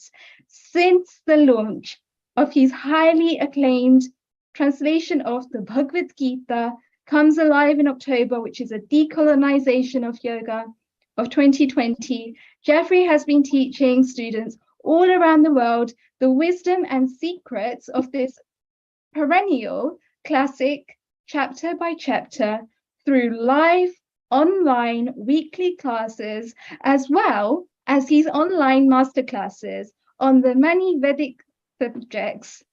You will also find Jeffrey on his new weekly TV program, Vedic Vidya, on the Chitti Media English channel on YouTube, which now has over 1 million views, or on his own YouTube channel, Jeffrey Armstrong. Jeffrey's vast library of Vedic courses, books, can be found on his website, jeffreyarmstrong.com. And it is absolutely fantastic to see the life's work that has actually gone into creating this Vedic Vidya, that's gone into creating this wisdom that he's able to share so proficiently with everybody around the world. It's amazing to see that the Gita Comes Alive is actually the first of its kind. In many ways, it decolonizes the language that's used. It uses Vedic subjects, it uses Vedic terminology, and it's a very comprehensive read. So I highly recommend it for anyone that's looking to look into the Gita. Actually, we should find out a bit more about this, isn't it, Pratiji? Because at the end of the Jeffrey Ji, I would like to say, first of all, I find it so amazing that you come from a non-Asian background and suddenly you're a Canadian, all the way from Canada. You're joining us here today. And you take such an interest in this world of, Vedic. What took you? What brought you into this world? Because you have so much more knowledge than even Vedic priests, I would say. Your understanding of this particular subject is so vast. Would you be able to perhaps share what made you, first of all, go into that line? It's a wonderful question, honey. And it's a pleasure to be here with you. And thank you, Riddhi, for that lovely introduction. Yes, well, I would say the first thing is, when I grew up inside of Christianity, and nobody was unpleasant to me. It was a kind of vanilla Protestant, Presbyterian, Methodist Christianity. So nobody was really problematic, but I could see they didn't like questions. And so blind faith works for some people if they're at that stage, and it can lead them towards something useful if they have an excellent teacher. For me, I started asking questions, and those teachers didn't like questions. So I kept asking those questions and asking them. Now, my favorite verse in the Bhagavad Gita is chapter 7, verse 19. Bahunam janmanamante, yanavan mam prapadyate, vasudeva sarvamiti, samahatma sudurlabha. After many, many births within Prakriti, one finally starts asking questions. And those questions lead to an understanding of that which is not immediately obvious. So I went on that journey at a quite young age, went through academia, saw that they too liked certain questions and didn't like others. And it was just that Renaissance time when the Vedic Renaissance was starting. Now, I think this is just exactly what karma is all about. So first, the British went to India and stole everything they could in the name of Jesus, which is pretty ironic. And then, because of that, the karma is the gurus of India all came over and taught yoga to their grandchildren of the colonizers. But turnabout's fair play. So I was the recipient of that, just the right timing. My questioning self did all the academics, listened to everyone, still didn't get the answers. And it was only when gurus came from Bharat that I got the answers. Wow, this is really beautiful, Jeffrey, because you've been on a really deep spiritual journey, and your work hasn't just been a spiritual journey for yourself, but you have also helped to really enlighten many of the people that come across, who could be your clients, perhaps, who buy your books, who attend your courses. They go back enlightened, from the information that you share, because what you teach is not something, it's very practical. You know how to explain it, you know how to give good examples, and you also know how they can implement it in their lives. What has it been like for you? Because you've had planetary yoga, you have this book that you've written about the Gita, all these various things from meditation to yoga to Vedic studies to Gita, the Bhagavad Gita. What strings it all together in terms of how can knowledge from all of these areas help to change people's lives? That's such an excellent question, because for me, my other degree was literature poetry. So my first go through in university, I got a degree in psychology because I knew the world was crazy. And I got a degree in literature poetry because I was inherently attracted to words and started writing poetry at age 13. So for me, the secret was somehow inside of the words. And if someone spoke the right words, you were transformed. It was a kind of magic. So in pursuing that, I asked questions, but those questions led me to Sanskrit. And Sanskrit is the secret of all of this renaissance of knowledge, just exactly as at a certain point English, which was a kind of a confused and chaotic language, they dumped about 2,000 Latin words into English. That's why English can do science, because they dumped some Latin in, and Latin is smarter than English. Well, it turns out that Latin and Greek come from Sanskrit, and Sanskrit is smarter than Greek or Latin. That's a language. It's more clear, it's more precise, it's more specific, and it doesn't fluctuate over time. Absolutely. And it was the first language, actually, isn't it? It was the initial language in the world, right? Sanskrit. Well, here's the thing, and that's an excellent question. We don't know for sure the answer to questions like that, but here's what we do know. Because of the precision of Sanskrit, I can tell you with confidence, there is not another language on our planet that is more precise by the way it's constructed. So that means it is the language that has changed the least over time. And that change is called linguistic drift. So what happens is there's a meaning in every culture, but depending on the precision of their language, that meaning is more or less accessible or inaccessible to pass on. Right, so that's very interesting. It turns out that the ancient rishis and yogis and people who were so brilliant and enlightened in Bharat, because they had Sanskrit, they could write down their messages. It was written down in poetry, by the way, and with a precise grammar, with exact roots to the words.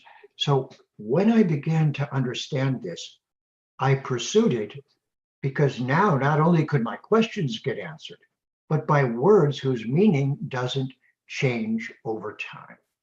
Right. That's the That's biggest secret. really interesting. That is so interesting. There's two things I kind of picked up from that. First thing is when you said the words have some kind of a magic there, you know, with the way you explain things. And you've had this fascination with these words from a very young age through your poetry. But when you say spell or spelling, it's like a spell, isn't it? That's where the word came from. So when you use certain words, you can actually make people feel better, people worse. You can help to build courage and confidence in someone, all through the words that you would use with somebody. Now, you're very expert at this because you know how to use the right words and put deep emotions in with them so that the person is touched. So this is part of the secret, that if we're going to make vibrations, so this is the other thing, Sanskrit is a vibratory language. That's where Om is actually the alphabet, represents the alphabet of Sanskrit. A, U, So there's 50 letters in the Sanskrit alphabet, and A, U, Om is all of those letters descending into our world. Right. They're called the Akshar Brahman, the letters of the Sanskrit alphabet. So then those words, when we pronounce them, Om Purnamada Purnamidam Purnam, they vibrate. And then if we hold the right mindset, we have a heart-to-heart connection with the people who are listening to what we're vibrating. And now the meaning isn't ours, it's the always true meaning, but we can send it from our heart like we're broadcasting it to them so they can get our realization at the heart level and get the head level, they get the Sanskrit's realization. Wow, that's amazing. The vibration. I'm going to ask Miti if she's got any questions very shortly, but I just want to ask here, you speak about these vibrations, which are just going out.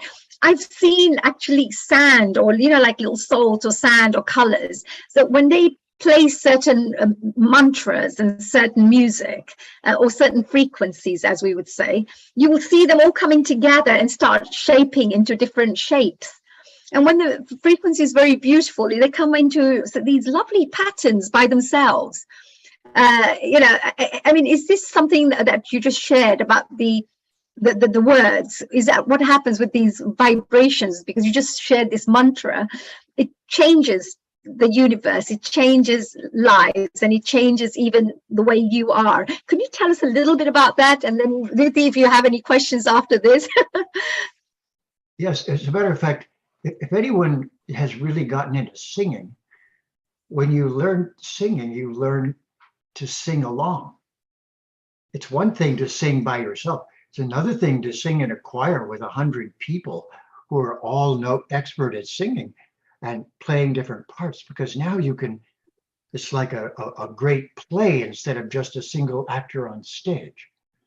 It's so much more interesting if we have 50 actors on stage, all charismatic, all contributing something. So this is what yogis are. At first, we're hungry for something the world's not giving us. But the point of access that we can use with everyone that doesn't cause another problem is to sing together, to chant together, to speak together. That doesn't make our intimacy inappropriate. It leaves us the just right dignity and integrity, but we can empower one another. And if we get 10,000 people doing something like that, everything vibrates with that vibration. So this is one of the ways, if the Sanskrit aims what we're doing, then our heart can project it out everywhere. And the realization everyone is getting is the same. So it's kind of like if you were in a choir and you tuned the choir, the choral director, when I was in choirs, would go, all right, everyone, la, la, la, la, la, la, la. And the whole room of 150 people would go, la, la, la, la, la, la, la, la, la, la, la, la, la. But they were on cue. And now they learn how to vibrate together. I would suggest to everyone that this is what Bharat, India is. It's the place where they learned this and they harmonized with each other. I like to call it dharmanized. Their dharma was Why should we harm each other when we could live together in a beautiful way? Absolutely. What a beautiful, very well explained. And we got these lovely messages coming through as well. I love the way you explain that. Really, what did you think? With Jeffrey, with what he's sharing with us so far, is there any questions that, you have any burning questions that you would like to ask Jeffrey G? Because I know he's hard to get hold of. He's a very, very valuable and a very, very wise soul. So is there any questions that you'd like to ask him? Absolutely. I absolutely love what it is that you're saying about the vibrations, and to be able to raise those vibrations, to bring the whole planet into harmony, to bring the whole planet into unity, to cohese together as one, as Vasudeva Kutumbakam. How important is it to actually begin the day with the sadhana? Yes, we're reborn each night. We go into Never Never Land, and we're not sure if we're coming back. And don't we visit planets and go here and go there? So we get off our leash, which is our body, and we just go. So when you come back, you're reincarnating every morning back into your embodiment. So in a sense, you're a baby every morning, and you're the most impressionable.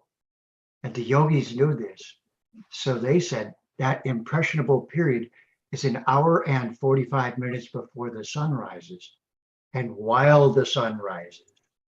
And so, of course, every yogi knows Om Bhur Bhuvasva, above where I am, below it, and where I am. Tat Savitur Varenyam. The sun is shining its beautiful energy everywhere. Bhargo Devasya Dhimahi. In my intrinsic nature, I'm just like that. I'm sunshine too. Dio Yona Prachodayat. When I grew up, there was a song my mother used to sing all the time from the 30s. You are my sunshine, my only sunshine. You make me happy. When skies are gray. I love that song. You'll never know, dear, how much I love you. Oh, please don't take my sunshine away. So that's what every yogi does first thing in the morning. They look at this beautiful sun and beautiful world and they go, please let me work with you lovingly and quietly. It's a very, very nice song. Isn't that lovely? Good question there as well. Absolutely. The sadhana is important, right? And I love the fact that you should be reborn here. Now, you've written lots and lots of books, Jeffrey. And of course, you will have like 10 million wise little messages from that you could share. Are there any that you could share with our audiences, that any few messages that you have shared with others through your books, etc., which can help to transform people's lives? Any kind of knowledge, any kind of words of wisdom that you could share with our audiences, especially for them to grow on a spiritual level, to become a better human being, perhaps? What could you share with them? All right. Well, just like we sang together, I was so glad you joined in. I love that song. Everyone could feel it. And we felt so connected because, like I said, by singing and by singing something that's true for everyone, we get very intimate, but it's an appropriate intimacy. It's the one we really want. We want to be connected to everyone. And then they can transfer their beauty to us and we can transfer our beauty to them. So this is the basis really of what India is. It's a place where the divines all shared their beauty and it was held in Sanskrit. So as time went on, once I was let in, initiated means let in. First I was let in, then I did service and learned.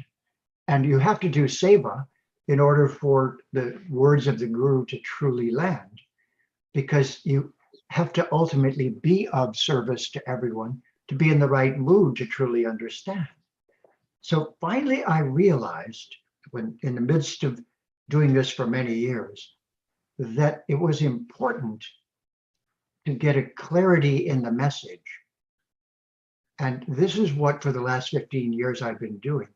I was already a linguist, but I started applying that to Sanskrit. And even though all of us are inarticulate to some degree, because we could be so perfect in the perfect language. So no one should feel bad that they're not that yet. But the secret is the more Sanskrit words you know, the more magic words you know that don't exist in your language. Okay. That's what really got me after a while. I said, okay, I see. So one at a time, we have to learn Sanskrit words because they're little chunks of light and they enlighten. And so what I am going to recommend for everyone is one at a time, replace Christian words, soul, sin, faith, God, all of that, religion, with Sanskrit words. And just one at a time, you'll now raise the vibration, say a word that's always true rather than just taken from a partial context. So I became a yogi linguist. The yoga, accurate language in Sanskrit. And this is the Renaissance. So with that, I rewrote the Bhagavad Gita and I took out the words that were obstructing the meaning. Yes, that's an amazing book, Jeffrey. Please show that one more time to our audiences because they should all rush out and get a copy of that. It's a really, really beautiful book. And there you go. You've had two different types. Is it two books that you... Hardbound gilded. This is the one you put on your altar. This Yes. is the one you keep in your car. Right, that's it. Plus the extra one that you're going to give away if you meet somebody who's interested. Yeah, no, absolutely. And of course, you know, your background is also astrology, dear Jeffrey, because we've talking about all these Eastern, you studied Vedic astrology. So the Eastern style of Vedic history. There you go. There's some information there about your Bhagavad Gita, by the way. The Bhagavad Gita comes alive. I think every single audience member who's out there should absolutely order one of these books because I think you'll get a real great insight into so much wisdom and also life management tools to help you improve your life and also to be able to understand other people better, develop stronger relationships. And I'm sure that Jeffrey wouldn't mind that there are so many online courses and workshops that you tend to run that people can always check out your website, Jeffrey Armstrong, and, you know, book yourself onto one of those courses and one of those lessons, because I'm sure you're going to go back with so much knowledge. So Jeffrey, coming back to this again, so I went into the books now, sorry, the astrology part. Can you tell us a little bit about astrology? You studied what? You studied Vedic astrology, and why did you find that was more suitable for you to study rather than the Western style, or did you study both? Well, honey, here's the thing. When I was working my way through university, and I always had to work my way through, I had no money to go to school with. So I put my way through university for 5 years from age 17 to 23. And one of my jobs was to work in a metaphysical bookstore called Circle Books in Ann Arbor, Michigan. And in that bookstore was every metaphysical book in English that existed at that time. Could you explain to people what metaphysical means, just in case they're not very sure of what that means? Well, it's a little bit like the English word that I don't use, spiritual, because spiritual doesn't have enough specific meaning, but it means in general, trying to understand the invisible part of our reality, because the spirit is like breath. So spiritus means to breathe. And so just as air is invisible but present, there's something that's invisible but present. So Western civilization has been pursuing that for years as the knowledge of India leaked out and different cultures. So I eventually got a degree in history and comparative religion, as well as psychology, as well as literature, poetry. And because I had studied all of that, I had this world view into which the Sanskrit knowledge landed. So first I spent 5 years as a celibate monk in an ashram, serving my guru, helping him translate his books, as a matter of fact. And that was where I learned Veda and Vedanta. But while I was at that metaphysical bookstore, I became a Western astrologer at age 21. Wow. And once I did the ashram, I got a guru of Jyotish. And that guru of Jyotish was named M.K. Gandhi. And so A.C. Bhaktivedanta Swami was my Vedanta guru, ashram guru. Then I got my Jyotish guru, M.K. Gandhi. And he was brilliant. He said to me, sure, I'd be glad to teach you. I'm going to teach you the 9 planetary mantras, and you chant each one 100,000 times. And when you've done 900,000 mantras, I'll teach you Jyotish. Wow, you've actually had your Guruji saying that to you? He did. And I went off and spent 3 months doing 900,000 mantras. Oh my God, I want to do this. If I can be enlightened like you, Jeffrey, I'm going 3 months and I'm going to definitely invest my life into doing 900,000 mantras. And he then taught me Jyotish, Vedic astrology, but the ancient style that's been passed down for thousands and hundreds of thousands of years. So then I went back to university and I studied Sanskrit from a Benares Pandit, Ramanath Sharma. And he had memorized the 4,000 grammatical rules of the Ashtadhyayi of Panini. So this was 3 gurus, a language guru, a Jyotish guru, and a Vedanta guru. So with that and their teaching inside, I got to substitute, because Jyotish is where psychology comes from. It's the gunas, the doshas, it's all those things, the karanas, all those things that we're connected to by being embodied.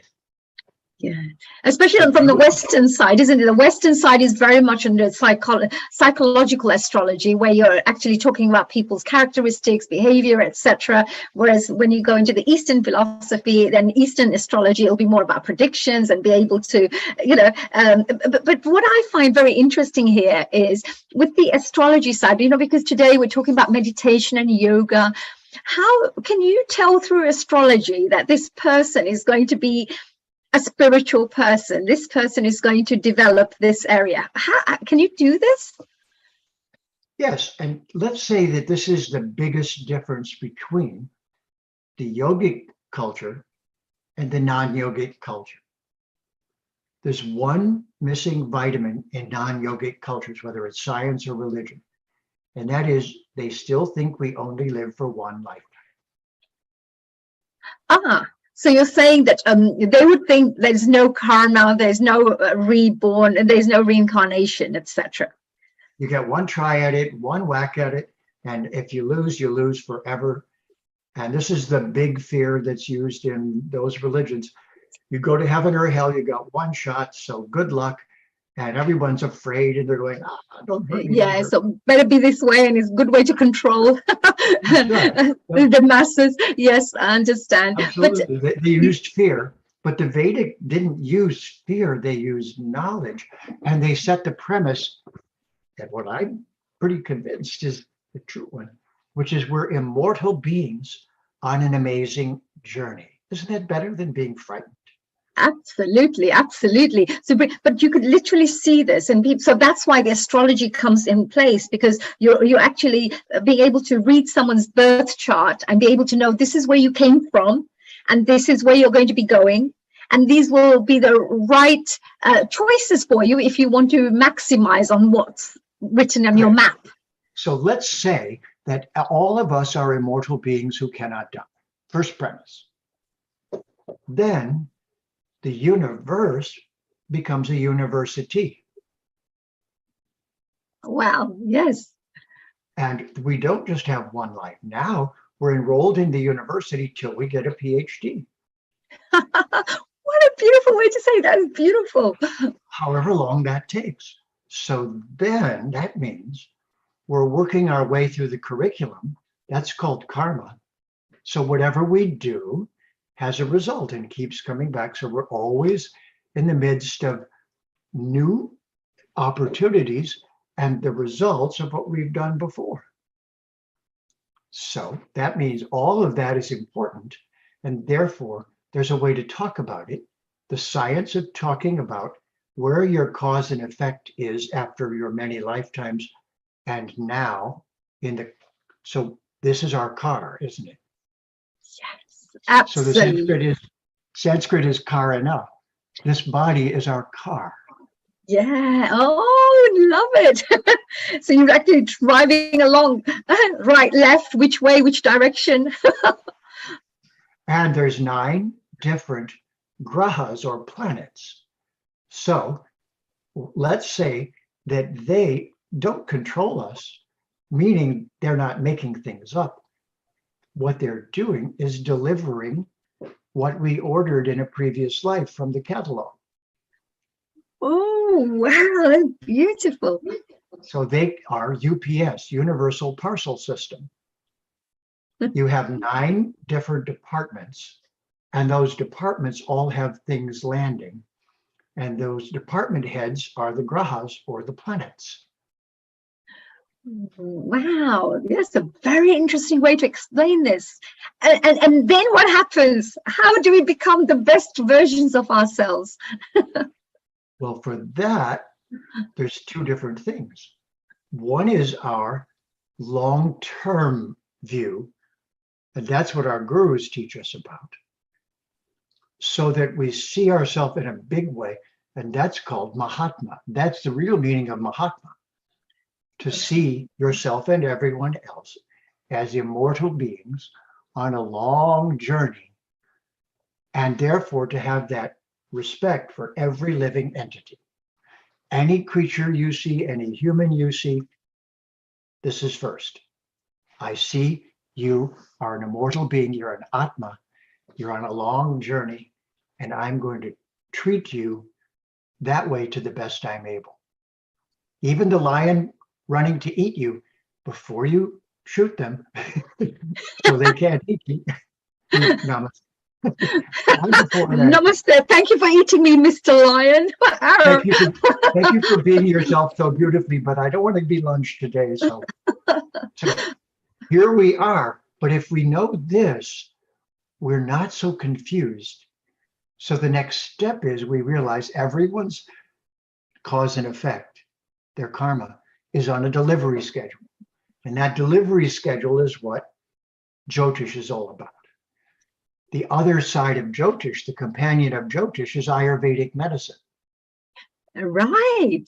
Ayurvedic medicine uses the same knowledge to treat your body as the vehicle that it is. So each vehicle needs a different fuel, needs a different repair process, has a different disposition.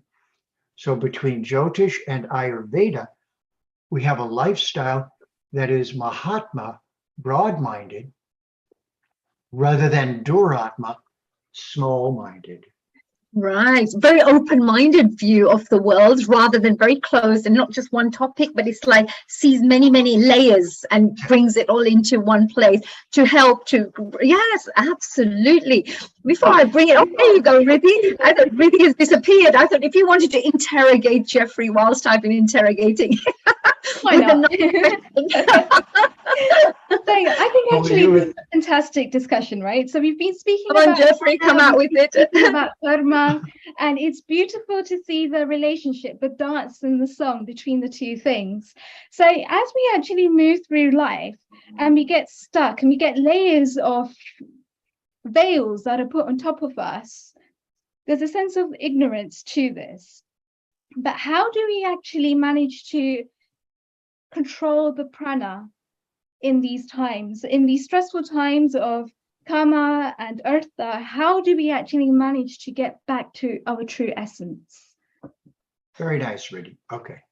So as you can see, there are 2 sides. One is managing the vehicle. And that's what Ashtanga Yoga is, the 8-limbed yoga. It says, well, first of all, let's bring your vehicle to balance. Park it so it's not racing, the engine's not racing, and it's not out of balance. Now let's try to go into this deeper state of awareness, because that's who we really are. So instead of dreaming, now let's go into a sort of dreamlike state where we're still conscious. And now let's try to connect with these other realities, because they're there, but they're not physical like this. It feels almost like dreaming, but it's not. It's samadhi. It's when you're at the state where you're in connection with them. So this brought me back to the language. We know there's magic words. Sanskrit is magic words that are connected to the ultimate reality that we're surrounded by. Yeah. So that through them, we can conceive of it and contact it. Conceive of it because we have words to talk about it. Contact it because we have their phone numbers, which are mantras. So we dial them up on their mantras and they directly connect with us because that's their phone number. So the mantra is the phone number of a divine department.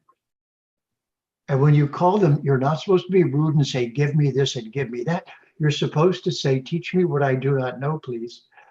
Empower me in ways that will make me the best me I could be, please. Yeah. And it's always please, and it's always with respect. And that's what the mantras are. Yoga, which means what? They link us to all the divines. The union, right? So it's wonderful. Yes, absolutely. Union between yourself and the higher self, as we would say, or your soul and the higher soul, your consciousness with the universal consciousness. So now, this is what I'm about. Instead of soul, could we just switch words to Atma? Atma, yes, yes. Because Atma gave us the word atomic in English. Atomic means atome, you can't cut it. When they discovered the atom, they thought it was the uncuttable smallest particle. Then they split the atom. But Atma and atomic are the same root on the Sanskrit, Atma, which means it doesn't end, it wasn't created, it can't be destroyed. So if we use soul, soul is a Christian word, and sol is the Latin. It means a sun shining. Well, there's some truth to that, but not as much as Atma, because the sun will burn out someday, but the Atma will not. So Atma, if you switch to that word, then you don't use the Christian word, you use the Sanskrit word. And now everyone who uses that knows exactly what you mean. And so the next step, if I may suggest to everyone, is the precision of Sanskrit words as a yoga. Oh, that's really interesting, isn't it, Riddhi? And the precision of the words for yoga, because yoga is vast. We talk about different types of Ashtanga yoga and Bikram yoga and Iyengar yoga and all sorts of different yogas. And here you talked about the words that can be used within yoga, which is a very interesting way. How can someone bring that into their lives so that they can start utilizing it for their own personal development, transformation? And by the way, this part of yoga is called jnana yoga. Jnana, yes, knowledge yoga. Yoga, or yes. Samkhya. Yeah, Samkhya or jnana yoga. What you're about. Not only knowledge, but it's the descriptive vocabulary that allows us to articulate what things are. So we can say, am I this or am I that? So the words in Sanskrit are na iti, neti neti. I'm not this, I'm not that. So we start out with what we're not, and then we go to what we are. So Ashtanga yoga, the 8-limbed yoga, should be accompanied by Samkhya yoga. Yes. Once we've balanced our system and brought everything into harmony physically, now we should shift to the level of, am I this? Is this me? No, that's just a pen. Okay. How about this? Is this me? No, that's a book. What's me? What's me is the next conversation, and that's called jnana yoga. And this is where our language matters a great deal. That's where Sanskrit really shines. because the words don't drift in meaning, and it lets you be more precise. That's beautiful. Isn't that lovely, Riddhi? So did that answer your question there? If you're going from Ashtanga yoga to going on to the sun salutations and making sure you're nice and strong, and then moving on to be able to, you went into the Nan yoga. So there's a bit of a journey I can see here. There's a journey, as you spoke about the university, that everybody has to go through all the different subjects, as we would say, go through different curriculum and study and be able to perhaps pass that and then move on to the next stage. Absolutely. I totally agree with that. And it feels like it as well, because what I was 10 years ago and 20 years ago, I'm not today, because you worked, you learned new lessons, you learned new things, you attended courses, you were enlightened about certain things, and some things you would never do again because you think, oh yeah, this is not the right thing. And some things you think, oh, I must do more of that because this is a good thing for us to do. So you develop. Let's add one vitamin to that, honey. Let's say that our maleness and femaleness is coming in from male and female energetics in the universe. And it isn't us, we're just wearing it. Just like if you said, oh, I love you, you're so blue. And I say, well, not quite. That's just a shirt. That's not me. So what if we realize our gender's not us, but we're wearing it? But that male and female is a divine characteristic that makes life possible, and even perhaps exists beyond that, which is, the Veda says it does. So now all these problems with gender and with race and with skin go away. Nobody is the color of their paint job on their vehicle. The shirt's not me. That's true, yes. It's not me. So this leads us to karma yoga, because now we can act in the world, but we have a guideline so we don't run people over and we don't hurt people. So that's called karma yoga. Very beautiful. So it's like the universal principles that if you follow, and if you're following like laws of the universe, if you follow those, then you're going in the right flow. Working in harmony with. Yes, and of course, like if we believe in law of karma, that means there's cause and effect as part of the discussion. And if that's the case, like you mentioned, that if you're born and your map, that's there, your birth map, as we call your birth chart, that should probably have the effects as well of your causes that would have taken place previously, right? Yes. Now let's put the crown on the candles on the cake. So what if, let me ask you, I bet, honey, you like to dance. I love to dance. So and I love it when you say dance, we say dance, right? And you say dance. I love the dance bit. I love dance. Yes. I studied modern dance for 3 years. Ooh. I was the lead guy in the room, and there was 4 gay guys, myself, and all the girls. Right. So I studied modern dance, ballroom dancing. So all of that is part of something else, which is celebration.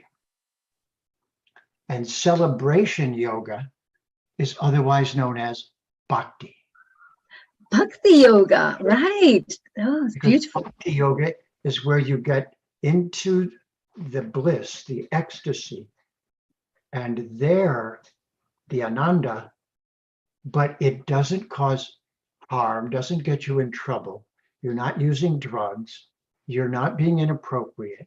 You're not causing any harm, but you're dancing with the Supreme Being.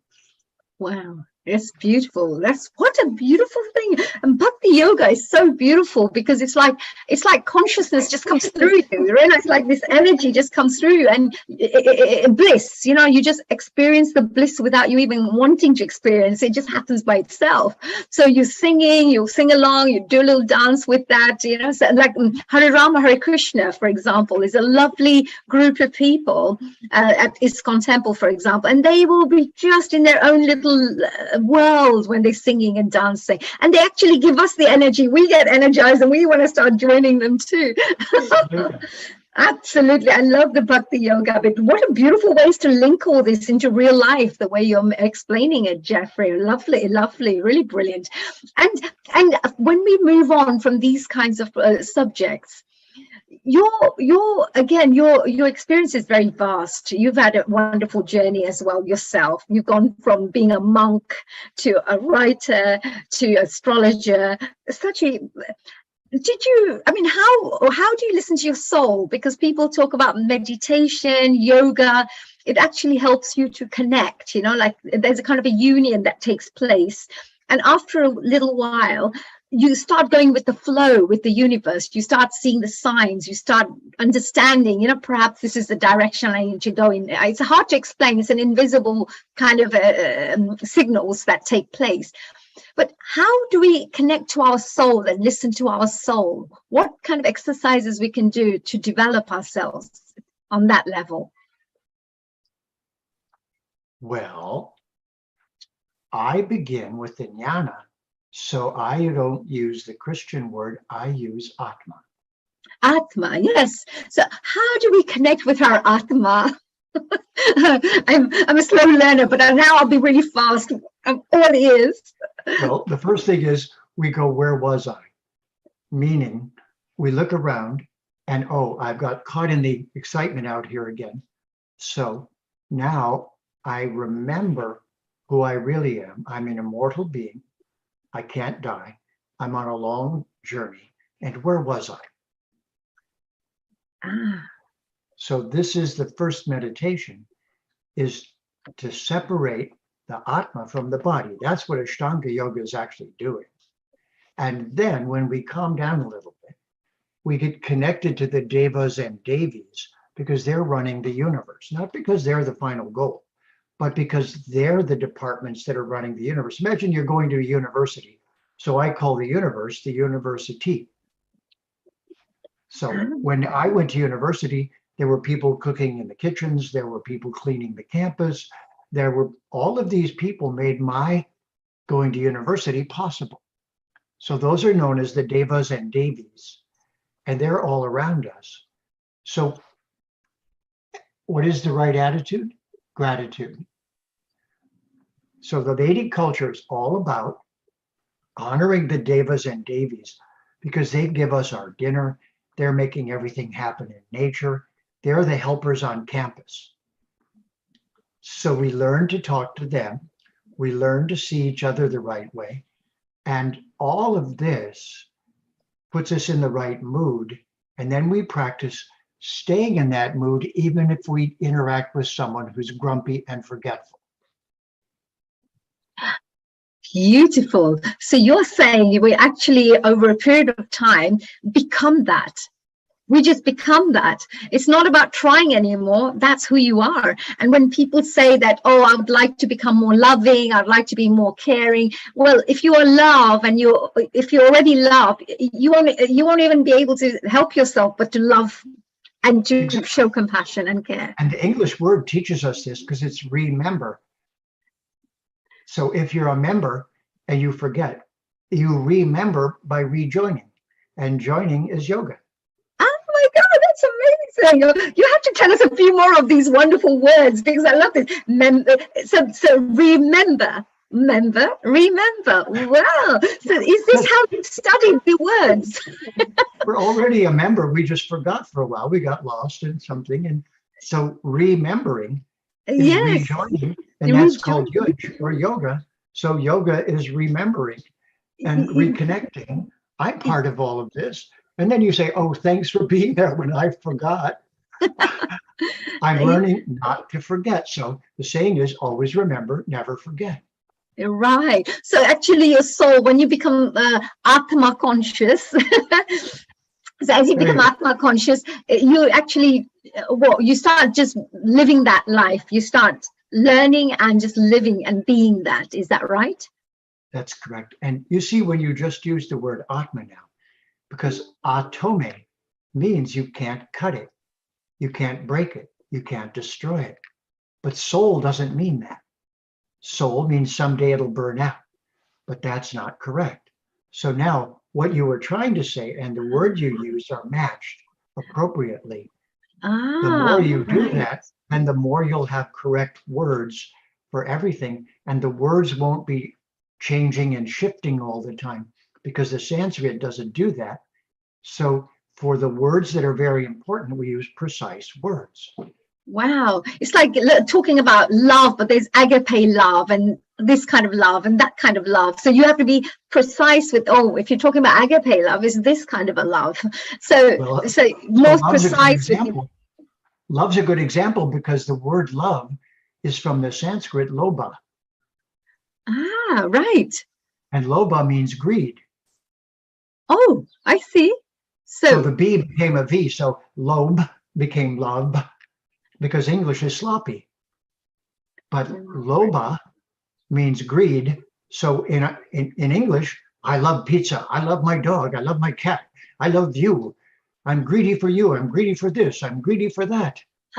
Right. Yes. But prema is different. Prema gave us the word premier. Prema is the pure essence of what we call greed of I really wanted, I really wanted. But now in love, we promise not to hurt it, don't we? Prem. Yes. When you talk about prem is a different word you're saying than love, because love could be, oh, I want, I need. Whereas prem is I really, really, main tamare prem karu chu, as we would say in Indian. Don't I have to have half of Gujarati there? Don't I have to have your permission to really love you? Do you see what I mean? Yes. So if I do, then if I start hitting you and say I really love you, you're going to say, what? You what? So this leads us to Dharma. Dharma is cooperating with the laws of nature. And do you remember in the Bhagavad Gita what one of the first things Krishna says to Arjuna? Because you're my friend, I'm going to reveal myself to you. Yes. So what if we make best friends with the universe? Ooh, lovely. Wow, that's amazing. Oh my God, Jeffrey, I could be speaking to you for 10 hours and I would love this. I'll be saying, tell me more, tell me more, tell me more, right? This is amazing. Riddhi, I know we're kind of coming to the end of this amazing interview with Jeffrey. Jeffrey, was there anything you wanted to share, or Riddhi, is there anything, last question you would like to ask? I had a question, and it's just bringing back everything that we've just been speaking about. So in Advaita Vedanta, where we've got this philosophy of having dualities, so like the duality, for example, of pleasure and pain, the duality of cause and effect, we're constantly in a state of flux. How do we manage to raise our vibration so that we can come from a place of intuition and to be able to connect with each other from that place of intuition? That's a great question, Riddhi. There's two things that we need to know from Vedanta. Not just one. And so the first is that we are all of a similar nature, and therefore there isn't anything that you can't be that is you. Right. You can only be things that are not you for a little while, but you can be yourself forever.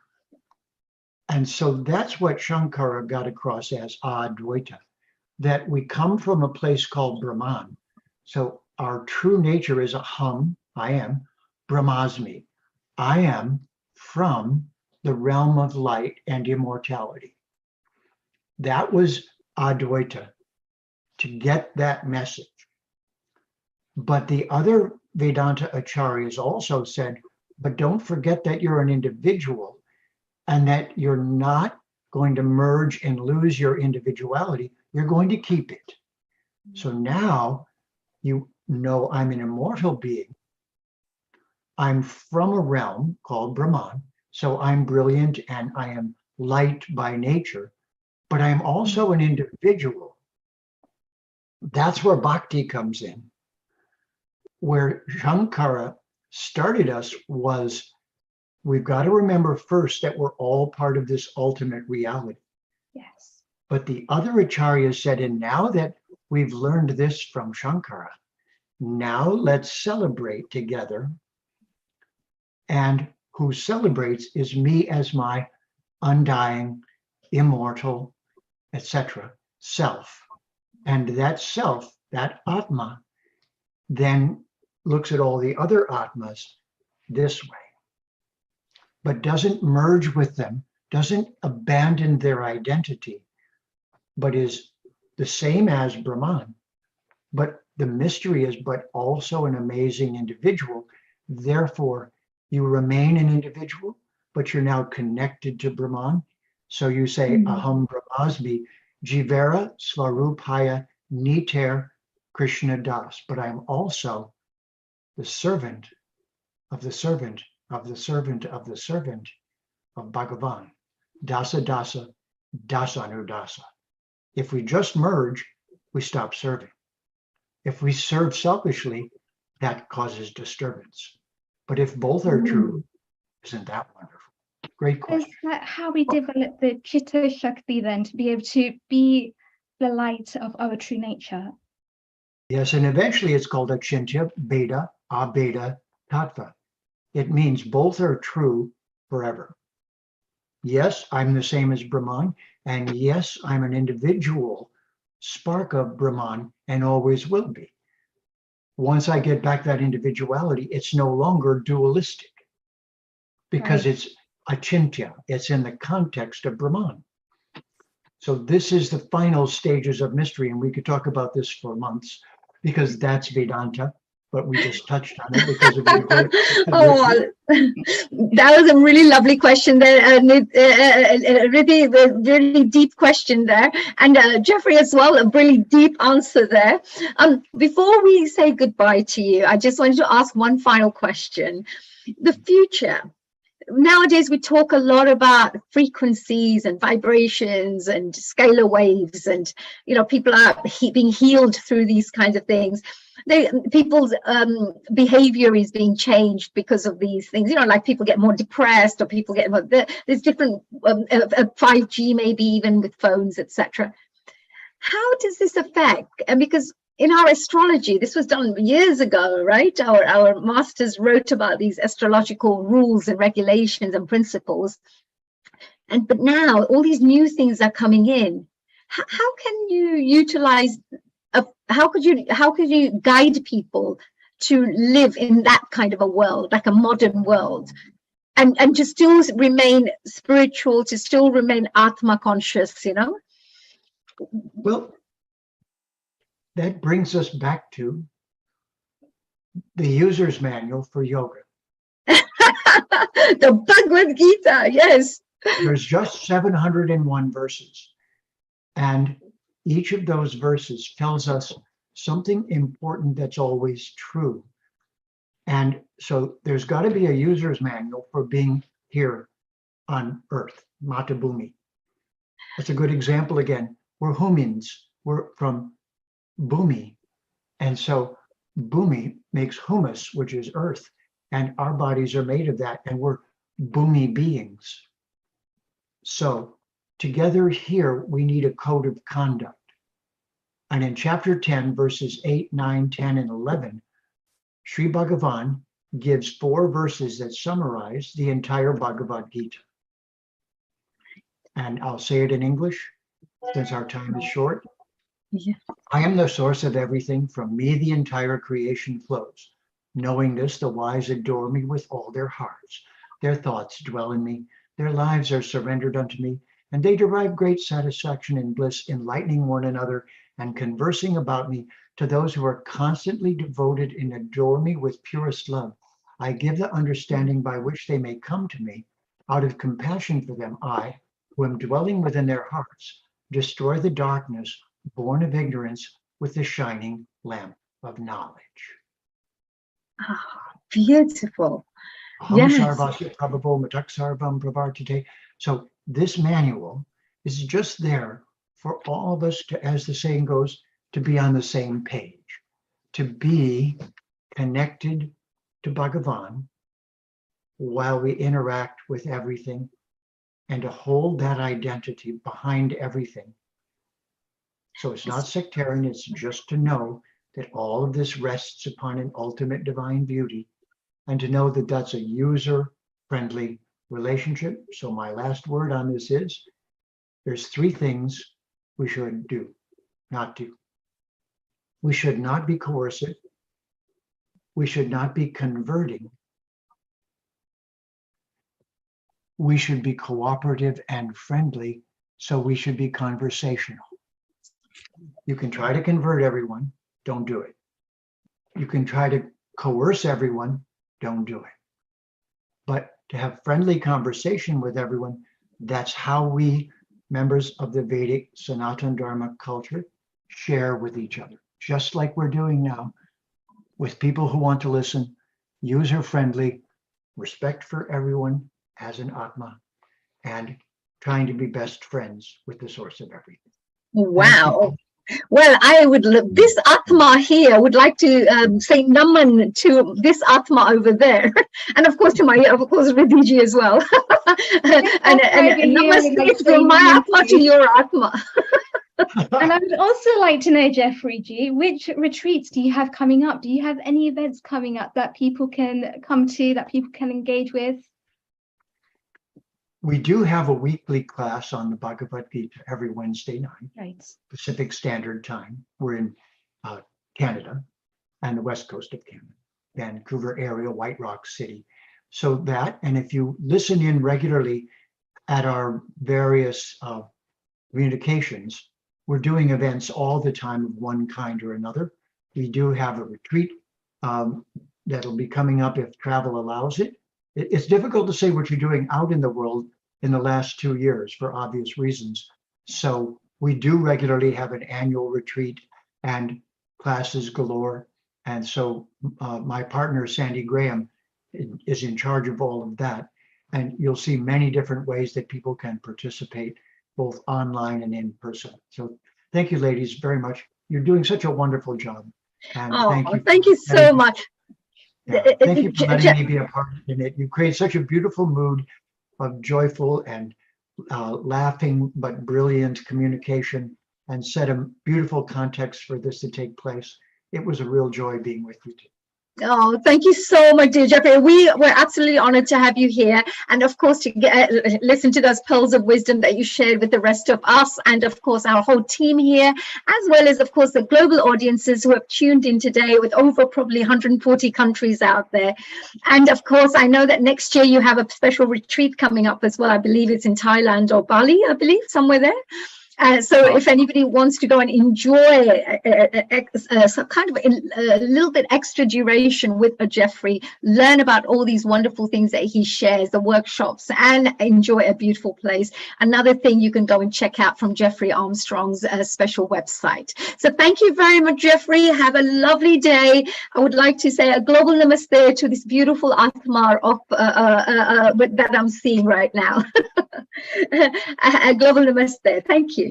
So Riddhi, thank you very much for that. What a lovely gentleman. I really enjoyed that interview. It was so much fun. And I know that we're spectacular to see the different ways that all of these healing energies come together as one, and how it just enables us to vibrate deeper from within, to be able to realize what our true nature really is. So once again, thank you so much, Jeffrey G, for joining us on this platform and being part of Healing Our Earth today. Yes, and that was, I love that Gita, you know, when you talked about this, that's really nice, because that manual that we spoke about, to have a manual like that, isn't that beautiful to have? Because nobody has a manual. We would love to have a manual to make our life easy. So I think that, you know, Bhagavad Gita comes alive, seems to be a real perfect manual for all of us to use. So thank you, Jeffrey G. We'll see how our lives have changed from your wonderful words of wisdom there. Thank you. So we move on now to our next guest, which is Andrea Carani. He is Italian by birth, and you will be able to tell by his amazing personality. But at the same time, you know, he lives here in the UK, and he's such a wonderful spiritual soul. And I'm going to say Atma, because we just said Atma. The way we would say soul is also Atma. Now, let me tell you a little bit about Andrea. First of all, a global namaste to you, Andrea. Hello. Hello, namaste. Namaste, I love that. Now, I know today we're going to talk about soul consciousness meditation. If we translated it and use the right word, we will say Atma consciousness meditation. Now, Andrea's life is to serve humanity in its simplest way, sharing his experience in public programs and workshops, as well as giving soul guidance, helping people to realize their divine nature, to find out inner peace, which is something we all need nowadays, I know. Now, Andrea is guiding people from all faiths and walks of life in expanding their own understanding further, helping them to touch deeply the peace that lies within all of us and beyond the chattering mind, I would say, which can only be perceived through the heart. It is only through the stillness of this and the stillness of his meditations, that we would say, that we've been able to reconnect to that deep silence, true love, and peace within, as we would say. Now, his teachings are simple and easy to understand for both beginners and more experienced seekers, and he runs online courses for anyone who wishes to learn about soul consciousness meditation, is looking to live a more fulfilled and successful life, also seeking greater peace and a deeper understanding of their lives, and as well as somebody who's looking to replace stress and anxiety with deep relaxation. Again, something that we all need. So, Andrea, I would like to say a very big warm welcome to you. Thank you for joining us here today.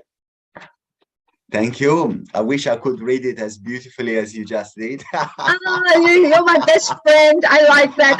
I will never say no to compliments. Keep them at here. Come on. so, Andrea, first of all, you have such a beautiful background about you. You do so much great work. You transform lives through the meditations that you teach. Today you're here and you're joining us on Healing Our Earth on this special meditation and yoga course program. What would you like to first of all share about yourself? What is your background? Who is Andrea Karani? Tell us about that before we move on to our meditations. It's so nice to be here. It's thank you, Hani, for having me, and thank you for your amazing work as well. Always connecting people from all around the world is so necessary. And I've been practicing meditation for about 30 years. Ooh, and, yes, you look so young. You look like 20-year-old. How do you look so young? Yeah, that's wonderful. For 30 years, right? Wow, that's amazing. Yes. Yeah. And I just, my personal experience is that if you are on a spiritual journey, you should be feeling that you are getting happier and happier and happier. If you are getting happier, then that is such an amazing sign that you are on the right path. And because that is what happened to me when I was on living my own life and following my own spiritual life as well. I started to realize that my life was changing so much, and I was becoming always more open, freer, being able to express who I really was, and it brought so much inner joy. So what I do now, But what was that spiritual journey? What was that spiritual? What did you do that made you start changing like that and be able to express more and to be able to enjoy and be happier? I think is that when I started my journey, I went through a lot of strong experiences, such as my dad, when I was about 15 years of age, he became very ill with cancer, and it was a very difficult journey because he was ill for about 2 years. And I remember that I used to pray a lot, and hoping that he would get better. And then after about 2 years, he left his body. I was about 17 years of age. But I was, now when I see it with the wisdom of now, with the greater understanding of now, I realize, it opened such a door in my life, because I realized that I wanted to find out the true purpose of life. being faced with Right. such a powerful experience when I was so young, and it all started when I was about 15 years of age. I wanted to find out so much more. And then I remember that I came across a book that spoke about reincarnation. And, Reincarnation. and Yes. that was it. I was hooked. I said, that's it. Right. So there you go. And then suddenly you're on this Eastern philosophy. At the same time, you're learning about these Western meditation methods and all sorts of things. And amazing. And then from there, I remember that I started going to so many spiritual centers. I started traveling. I found some great spiritual teachers who taught me a lot. And that was it. I said, the purpose of my life is to find what I see in some of these wonderful teachers I've met. And some of them were very, very old. I remember once I met a spiritual teacher who was about 105 years of age. Wow, you're a lucky person. She was really, really happy and very radiant, a lot of energy. And I remember I was talking to her students, and I remember me saying, wow, she must have had such a wonderful life because she's so happy all the time. Yeah. And then they've been sharing with me the kind of hurdles that she had to face. And I was like, oh my God, how is this possible? Yes, how do people go through such challenges and obstacles in life and still remain happy, right? Yes. Yeah. And she was like so vibrant, so full of strength, such a core strength. And I remember that I was very young, and I used to think, people of my own age are finding it so difficult. I'm sure, but you are always so happy, and I've known you for a little while, sometime, quite a little while now, and Yes. all this time I've known you, you're always happy, you're always really great, you're always helping people transform positively, and you run your online workshops, and you also do personal readings like soul readings, etc. Tell us a little bit, because I know you're very much into these karmic patterns that we talk about. You share that the fact that a lot of people have lots of obstacles in life, or the way they react to these karmic patterns. You need to understand what these karmic patterns are to be able to live a more happier life. Tell us a little bit, how do they manifest in your life? How do these karmic patterns manifest in people's lives? That's such a beautiful question, honey. And it's so, straightforward, straight to the point, which is, I had teachers who, been always so straightforward, and it's been absolutely amazing. And karmic patterns are so important because we all come here with lessons to learn, and there's lessons that can arise from our experiences when we were much younger, when we were growing up, cultural and family related, and so many of these kind of very personal issues as well. And then but also from previous lives, because whichever level we are at this moment, when we leave the body, we are going to bring this same level onto our next life. So I always say to people, it's so important to invest in yourself, to invest in your own inner peace, because that inner peace and that self-love that you got towards yourself is so important, because it stays with you, not just for this life, which is essential to live a happy life, a joyful life, but it stays with you for a very long time indeed. And karmic patterns. But may I ask something before you carry on, Andrew? Some people may say, first of all, some people who may not believe in karma, etc., they may say, how do we know that this is the case? What if it's just people who've just been born out of, I don't know. It doesn't make any sense to me. I know, because there's no explanation how people could just be born with different personality traits and different types of challenges and things in their lives. But, how do we explain that these karmic patterns are real? How do we know that? Is there any scientific proof to say karma exists? Because so often people are stuck in very similar situations, and it happens so often that you may leave a job and then you draw a very similar environment, or people sometimes leave their partner because the relationship is not working, and then they attract something very similar. And that is the greatest proof that karmic patterns are there, because you keep drawing to yourself exactly the same experience. Ah, right. That's a very interesting point, that when people experience these similar things over and over again, it's like a pattern. And it's not coming out until you don't learn something from that. You'll keep experiencing the same pattern. But as soon as you've learned that lesson, it moves and you move on. It's like you've been graduated. So now it's something else that comes through, right? Absolutely, yes, I get it. This is really good. And how do you start experiencing these karmic patterns in this life, and how do you know you've cleared them, and how does it all work, because you're an expert in this field?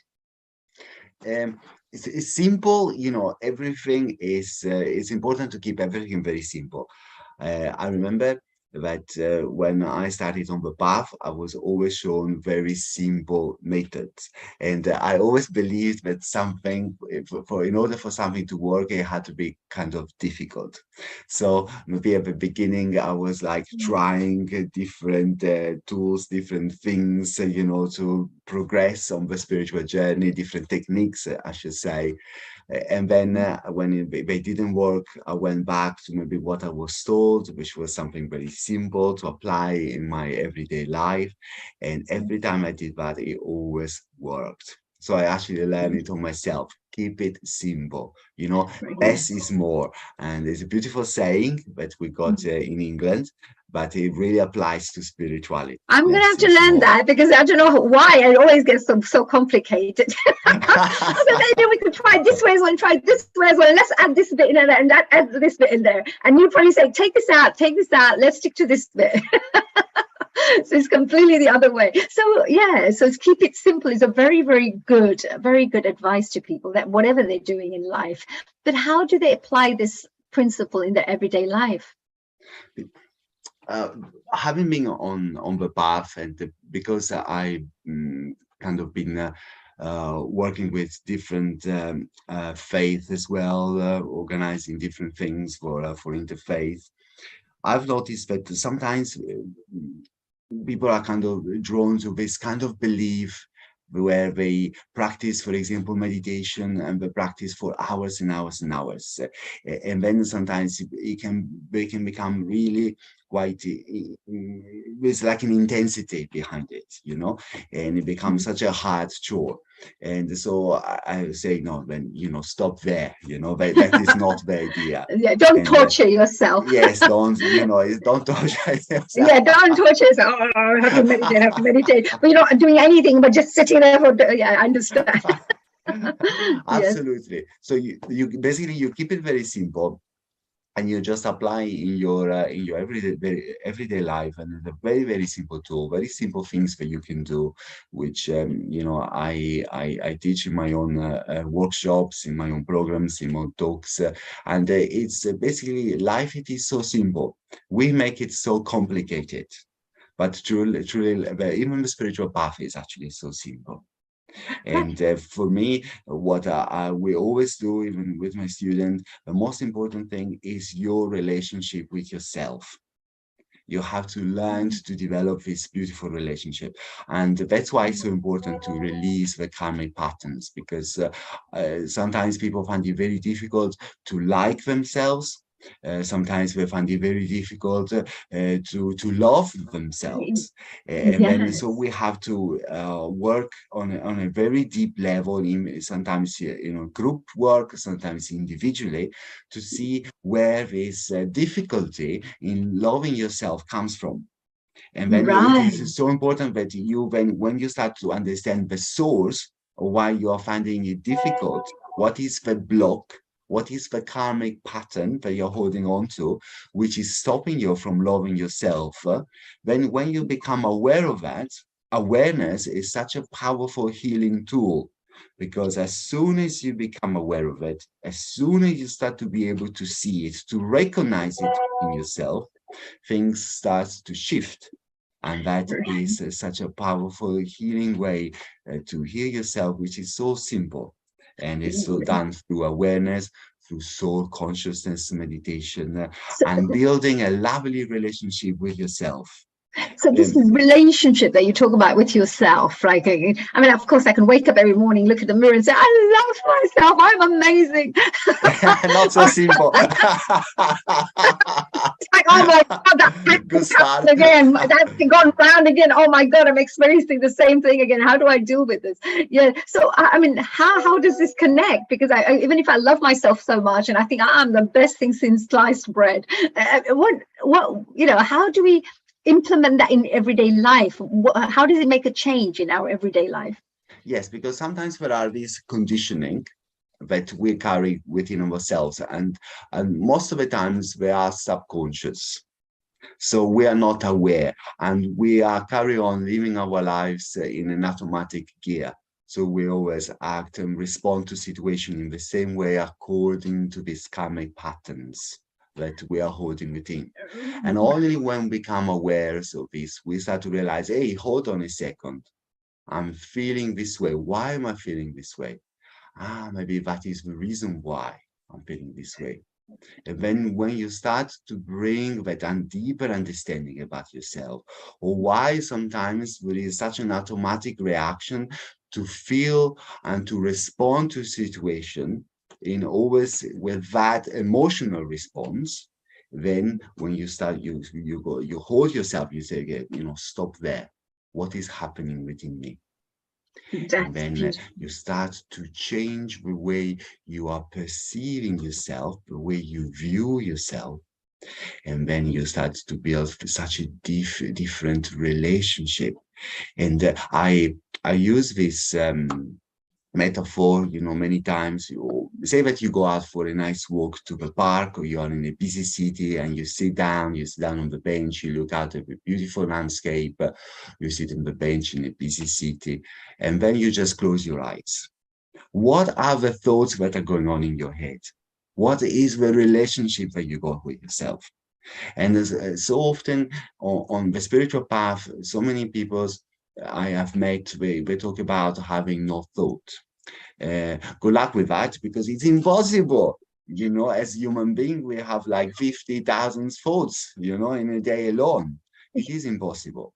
So instead of kind of forcing yourself or try not to think, which is a very natural and human things to do, which is very beautiful, change your thoughts that you have towards sweet thoughts, towards beautiful thoughts. Right. And every time you close your eyes and you got this lovely thought about the way you feel about yourself, it becomes like honey. It becomes like, did you just say honey? I got excited there. It becomes like really nectar, because you have this beautiful relationship where you become even your own best friends. Yeah, that's actually a really beautiful thing that you're saying, because it's so important. I know that it's so simple, yet it's so profound, and it's so complicated actually to know yourself in a way. But you have this simple method of doing simple soul consciousness meditations where you start being able to connect with yourself, with your inner being, being able to understand who you are as a person, and also bring out the best of yourself out. Is that right? I mean, of course, we're going to talk about that very shortly. Here comes a little bit about, you also say, be one with the divine and know who you are. Your peaceful mind, your loving heart, and your kind deeds heal humanity. What really beautiful words you have said that. They're just right there on the screen. And of course, people can find these on your website, which is andreakarani.com. But what made you write those words? What is it that we can do for each one of us to bring out that essence?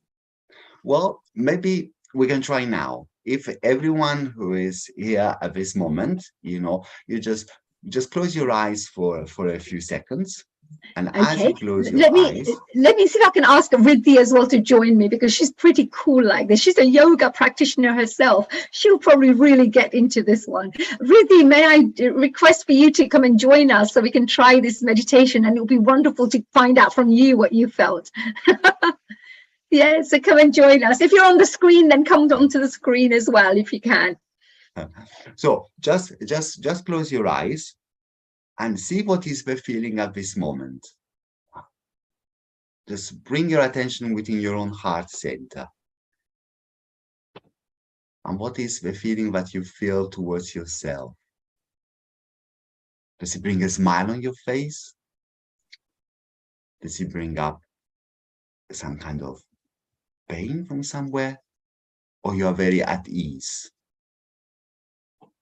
And now you just open your eyes just after you have had that very short experience of what you feel within your own heart. Wow. And so this is so simple, okay, very practical. Yeah. And when you are with yourself, that intimate relationship with yourself, okay, if you feel that sometimes there are, I talk from what I've seen working with a lot of people, sometimes there is that kind of feeling of being downtrodden or beaten up, or, you know, there can be a sadness, sometimes there can be anger, sometimes there can be frustration, something which cannot be expressed. There are so many different emotions which are part of being a human being. Yeah. So when all these emotions always originate from some patterns that we are carrying within. Once we bring that deep healing, that deeper acceptance of who we are, when our heart center becomes more and more expanded, and it becomes lighter and lighter and lighter. And then when we close our eyes again, you feel that great softness, that great acceptance of your heart. And that is such a beautiful feeling. And I always say in my work, is that what is more valuable than self-love?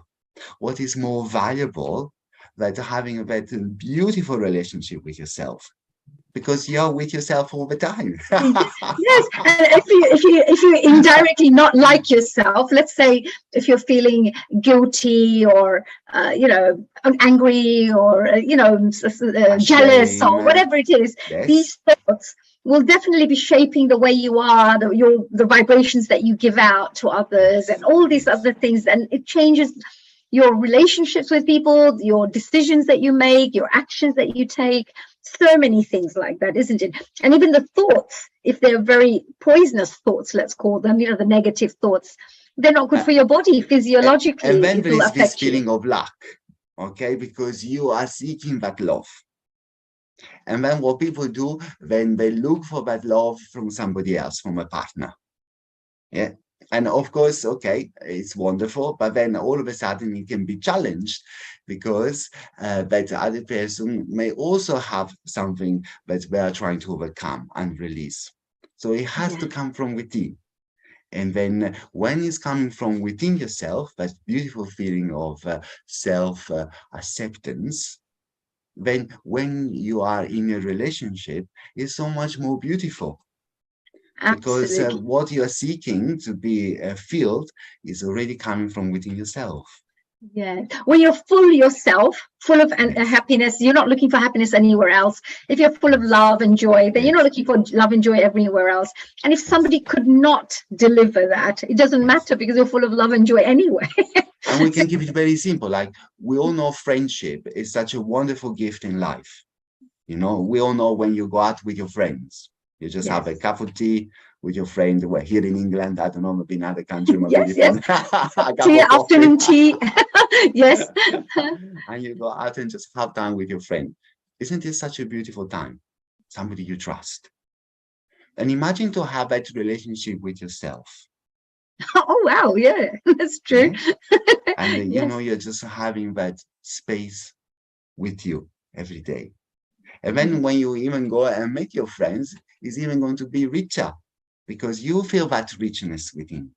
Yes, absolutely. And that's what spirituality is, to bring that filled sense of richness within your own life, within your own heart.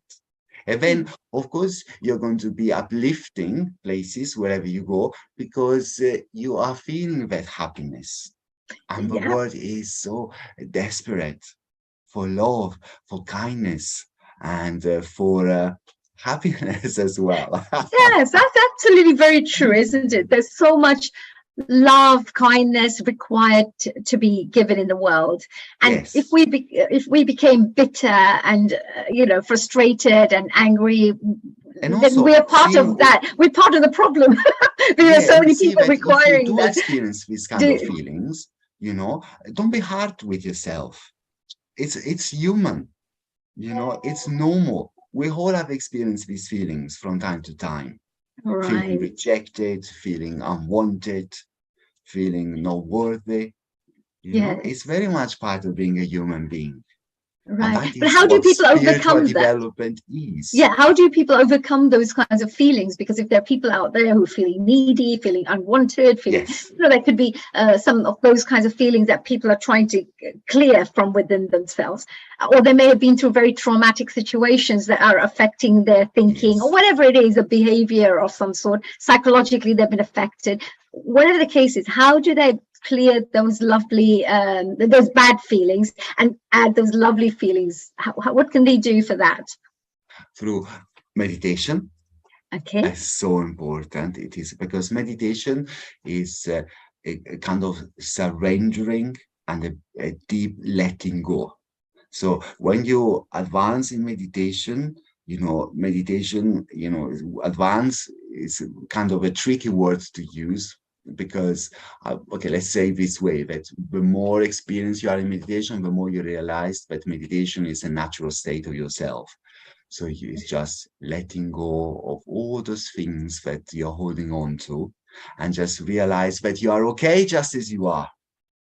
That's a very nice one. You're okay just the way you are right now with the place you are at people this find moment. it so difficult because they carry all these emotional blocks, sometimes traumas, sometimes conditioning, and then they think that there is something in them which is not enough.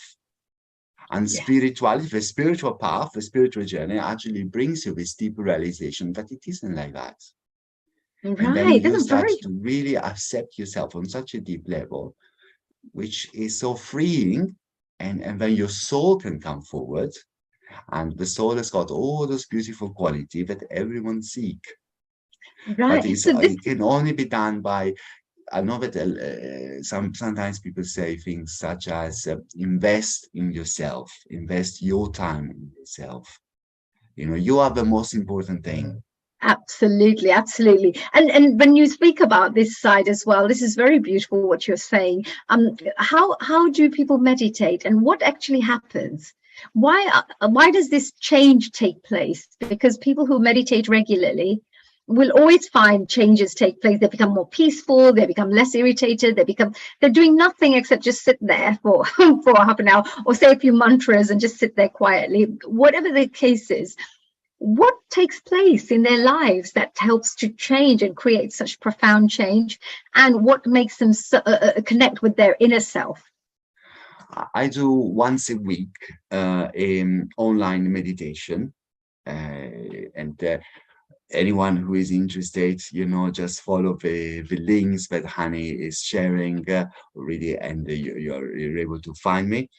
And in these meditations, we do a lot of work on the heart center. Yeah, and what we do, we expand the heart center. There is so much power within the heart. There is so much love within our own heart. And I always find that the heart is such a powerhouse. And through the heart, we can bring all the healings that we need. Sometimes when you try to do meditation by yourself, it's brilliant. But what I hear most of the times that is very difficult because you're always faced with a lot of thoughts coming to your mind. And that is always the greatest challenge. Yes. Especially as we all know, social media, mobile phones, computers. Yeah. So our mind is just like yes, I think just a quick little check. One eye open there, come back again, right? I understand. No, but it is true because your attention keeps going, right? So I'm a regular meditator, so I understand that you can also go into very good deep meditations. But I also started meditating when it was difficult. And then you had to keep going. And then suddenly after a short while, it becomes so easy. It becomes effortless and it becomes so good and so much fun that you don't even want to sometimes come out of your meditation because you're enjoying the bliss so much. So but that part where you have to go through that little bit where you have to control your body to sit in one place and train yourself to do that. I always found out that I needed somebody to help me who had more experience.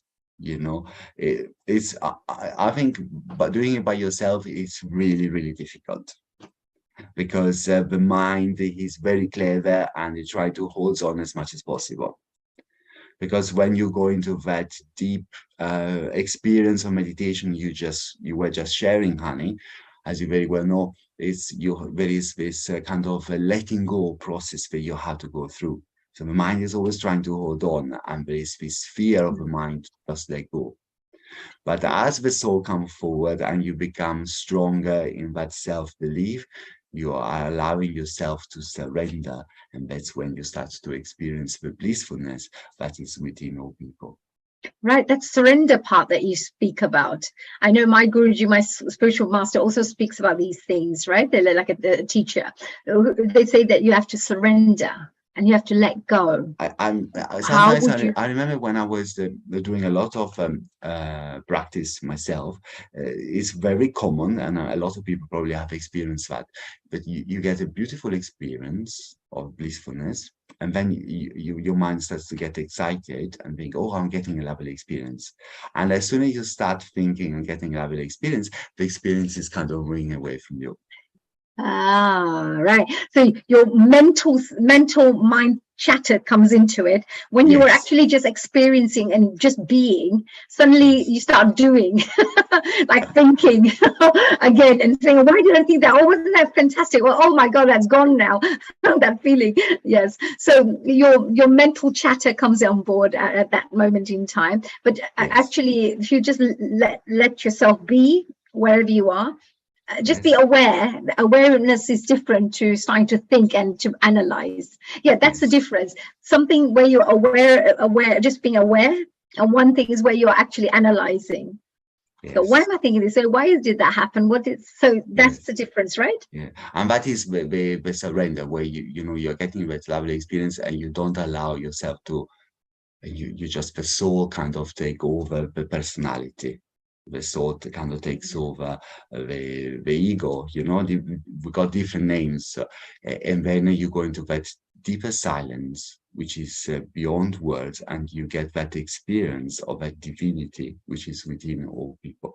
And once you get a little taste of that, that's it. There is no going back. There's no I know, but you find that everybody who meditates regularly, they'll never want to not meditate, and nowadays even NHS, and there are so many mental health issues, and there are so many other things, or even on a spiritual front, so many different paths of how to grow spiritually. Each one is fine for that individual, depending on what suits them, what they find more interesting.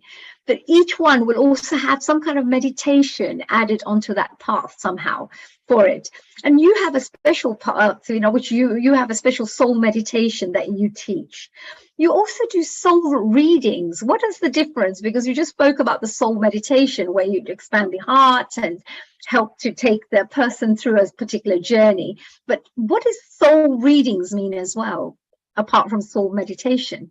So reading is a very individual and unique experience where I connect with your soul, and then together, as we talk, it helps to bring a lot of clarity and a lot of inner peace.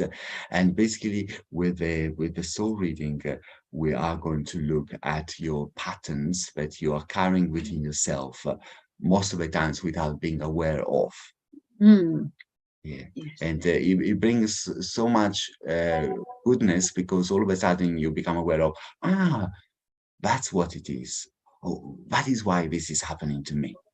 Right. And then that realization starts to bring such a big change, because I'm seeing it more and more, and I'm very grateful for that. A lot of people who come to me for my work, they're always coming to the end of a chapter.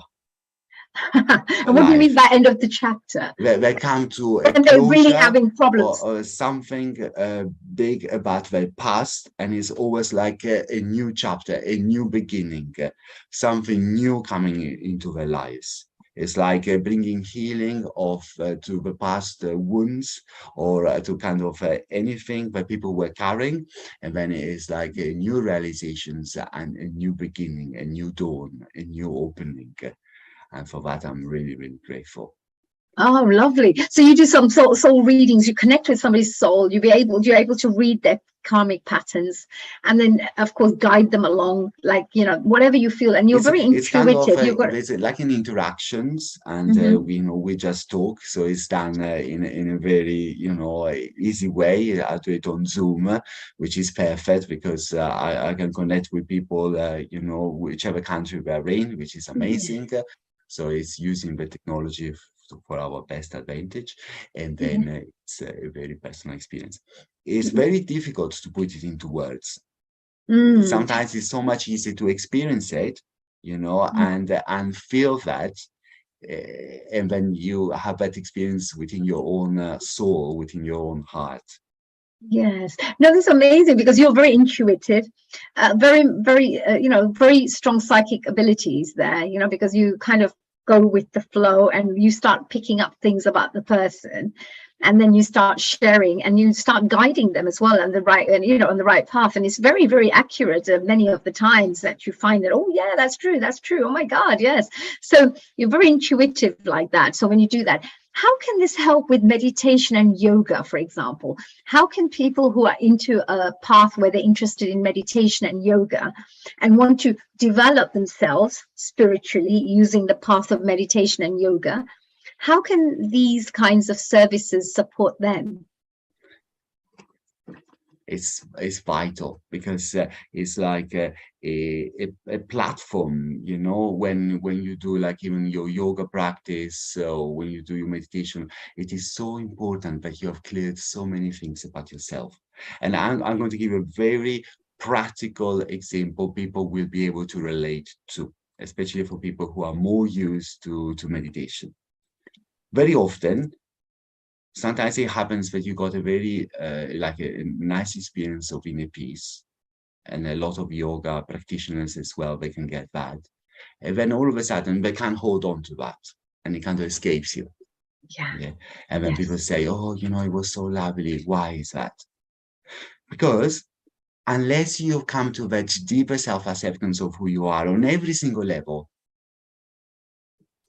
and knowing that you are okay just as you are, then what happens, and you have cleared all those subconscious conditionings that you're carrying within yourself, when you have that experience of inner peace, then you can deepen your experience, because you're moving more and more into that space, because it's like it's clear for you to move forward. But as soon as you start to move into that kind of soul awareness, unless you have resolved all these issues within yourself, the mind will always pull you back, because these emotions start to arise within yourself. Because when you're moving into light consciousness, the light brings everything up, because it has to come up in order to be cleared. And that's why people go for healing, people have individual sessions, people go for retreats, because the light body, all the patterns within have to be cleared. And the more you clear it, the more you invest in yourself, the more you're able to hold on to those beautiful experiences, to the point where one day you don't even have to sit down and meditate, but meditate just happens to you. So if you go for a nice walk in the park, if you're having it, can I be very English? If you have a nice cup of tea. An English breakfast or an Earl Grey. Yes, absolutely. And you are so present. Sorry, I'm going to share one of my weaknesses. I love hot chocolate. Sorry, I said it. Oh, come out with it. Come out with the more. Yeah, come out with more secrets. Okay.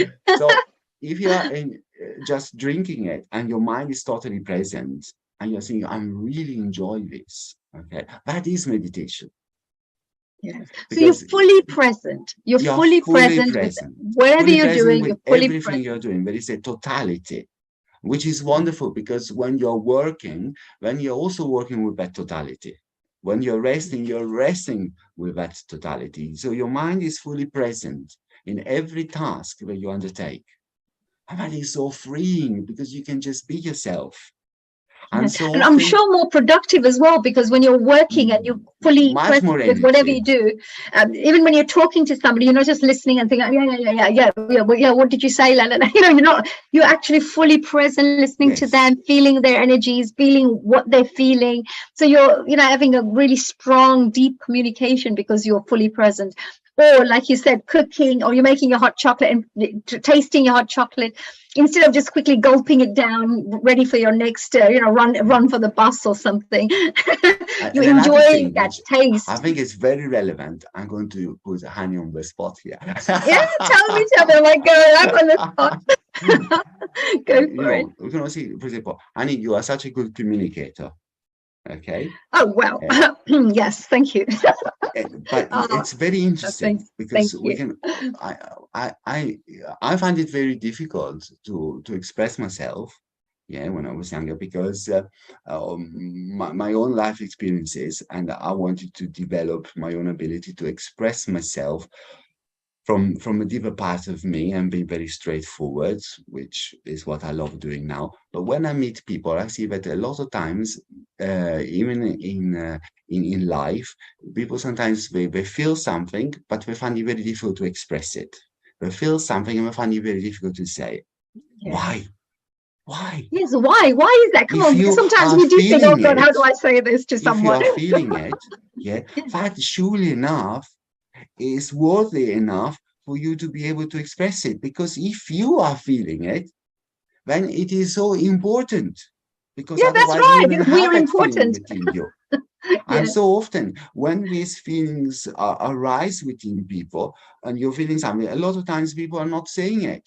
And why are you not saying it? And then from not expressing it, it comes resentment. From not expressing it, it comes up anger and frustration and all these feelings. Yes. And what you learn on the spiritual journey, that you become so free, but you can't contain anything anymore. Oh my God, I was like that. Everybody stopped me. They said, you shouldn't be saying everything to everybody. You shouldn't be. And I'm saying, I love being open. And they said, don't be so open with everyone. And people in this world, they try to contain you and they say, don't be so open. And you naturally that way, actually. It's wonderful. And I find that sometimes I was having a breakfast with some friends this morning. And sometimes I say things even before I think them. And then I say to myself, oh, I'm really grateful. And that's how it should be. Yes. No, but I love this. All this kind of self-imposed limitation where people are thinking something, should I say, should I not say? That's not how we're supposed to live. We are all beautiful and unique in our own ways. And I invite everyone here just to say to yourself at this moment that you are beautiful and unique, just the way you are. And there is no one on the planet. Stop telling yourself that. There is no one on the planet, 7.5 billion people, who is like you. Oh gosh, like me, okay. Yes. Like you, individually, every single one of you, every single one who is listening, every single one on the planet. Is that not a reason big enough for you to give true value to the way that you are feeling? To what you want to express, to what you want to say. If people like it, it's fine. If they don't like it, it's still okay. If they like it, that's great. If they don't like it, well, I'm sorry. You owe it to yourself. And where people go wrong, sometimes they bottle it, and then they explode and it comes out in the wrong way. It comes out with anger. And then it creates more problem. But when you got that deep self-love for yourself, when you express yourself, you do it from a place of such a self-love, which comes out with the right vibration, because you are saying, but this is the way I feel. Absolutely. And when it comes out with that vibration, where the people respond in such a different way, and that brings such a freedom into your life. I can see you're so passionate about this. Practical spirituality. So meditation is not, I think it's shifting now. People always believe that meditation was okay to find that divine sparkle within you and to distress. But meditation is so much more. Meditation is to become free on every single level. in your relationship, in your work, in your personal relationship, in relationship where you got with yourself, in the way that you interact. Absolutely. Do you know what, Andrea? This is something very, very powerful you've shared. And I think so important. And then I think even more than anything else that we try to learn, etc., this I think should come number one for everybody, because if until you don't learn to love yourself and to be able to express yourself and to be able to connect with people on a very deep level, because you're connected with people through your communication, you can't really do anything, because whether you're working in your company, you're working with staff members and other team members, whether you're in family, you've got family members, whether you're going to be a politician, you have to speak to members of parliament or whatever it is. There's always that expression. But if you do it with love, with self-love, with self-confidence and things, it's so important. You can do so much more. Let me ask, and let me see if I can bring Riddhi in. And see, now it's our interrogation time, dear Andrea. Yes. So we're going to ask a few questions. If you still have some time, we'd like to ask you a few questions. Let's ask Riddhi, and then we can maybe move on to Lataji as well. Riddhi, any questions that you have, any burning questions or anything you would like to share with Andrea with his wonderful information that he shared? I just want to say that was really fantastically well done. It's so true that sometimes we just end up bottling up our feelings and we don't communicate it. And when we do communicate it, we communicate it the wrong way. Absolutely, because of everything stuck down at the bottom, and it just becomes no one's listening, or my voice isn't being heard, or there's a problem here. But actually, maybe it is just about taking a step back and seeing things from a bird's eye view. Maybe it's just about actually seeing the bigger picture, seeing the wood from the trees, and being able to communicate that in the right way when it actually happens, as opposed to this whole cause and effect, reaction and action and reaction that keeps going on. Maybe it's just about being fully present in the moment. So thank you so much for sharing that. Yes, and value yourself. Self-worth is true power. Yeah, true. I like that. Self-worth is true power. That's a good one. Everyone listening, self-worth is true power, because you can do many things in the world because of that power that you have yourself. That is absolutely lovely. Thank you, Riddhi. What a beautiful message you shared there. And Lata, hello, Lataji. How are you? A global namaste to you. Global namaste to you all. Everyone here once again working so beautifully in what's the word? In unity as a family. Unity and connecting. Connecting. Yes, tell us, do you have any questions for Andrea? Andrea had some lovely things he shared today. Is there anything that you would like to perhaps ask? So many questions. Go on, fire. Go on, interrogate him. Let's see if the previous person speaking about Atma and Bhakti and all those aspects. There was a lot that you said connected with that as well, to find yourself and self-care and self-love. I think that realization in life is so key and vital.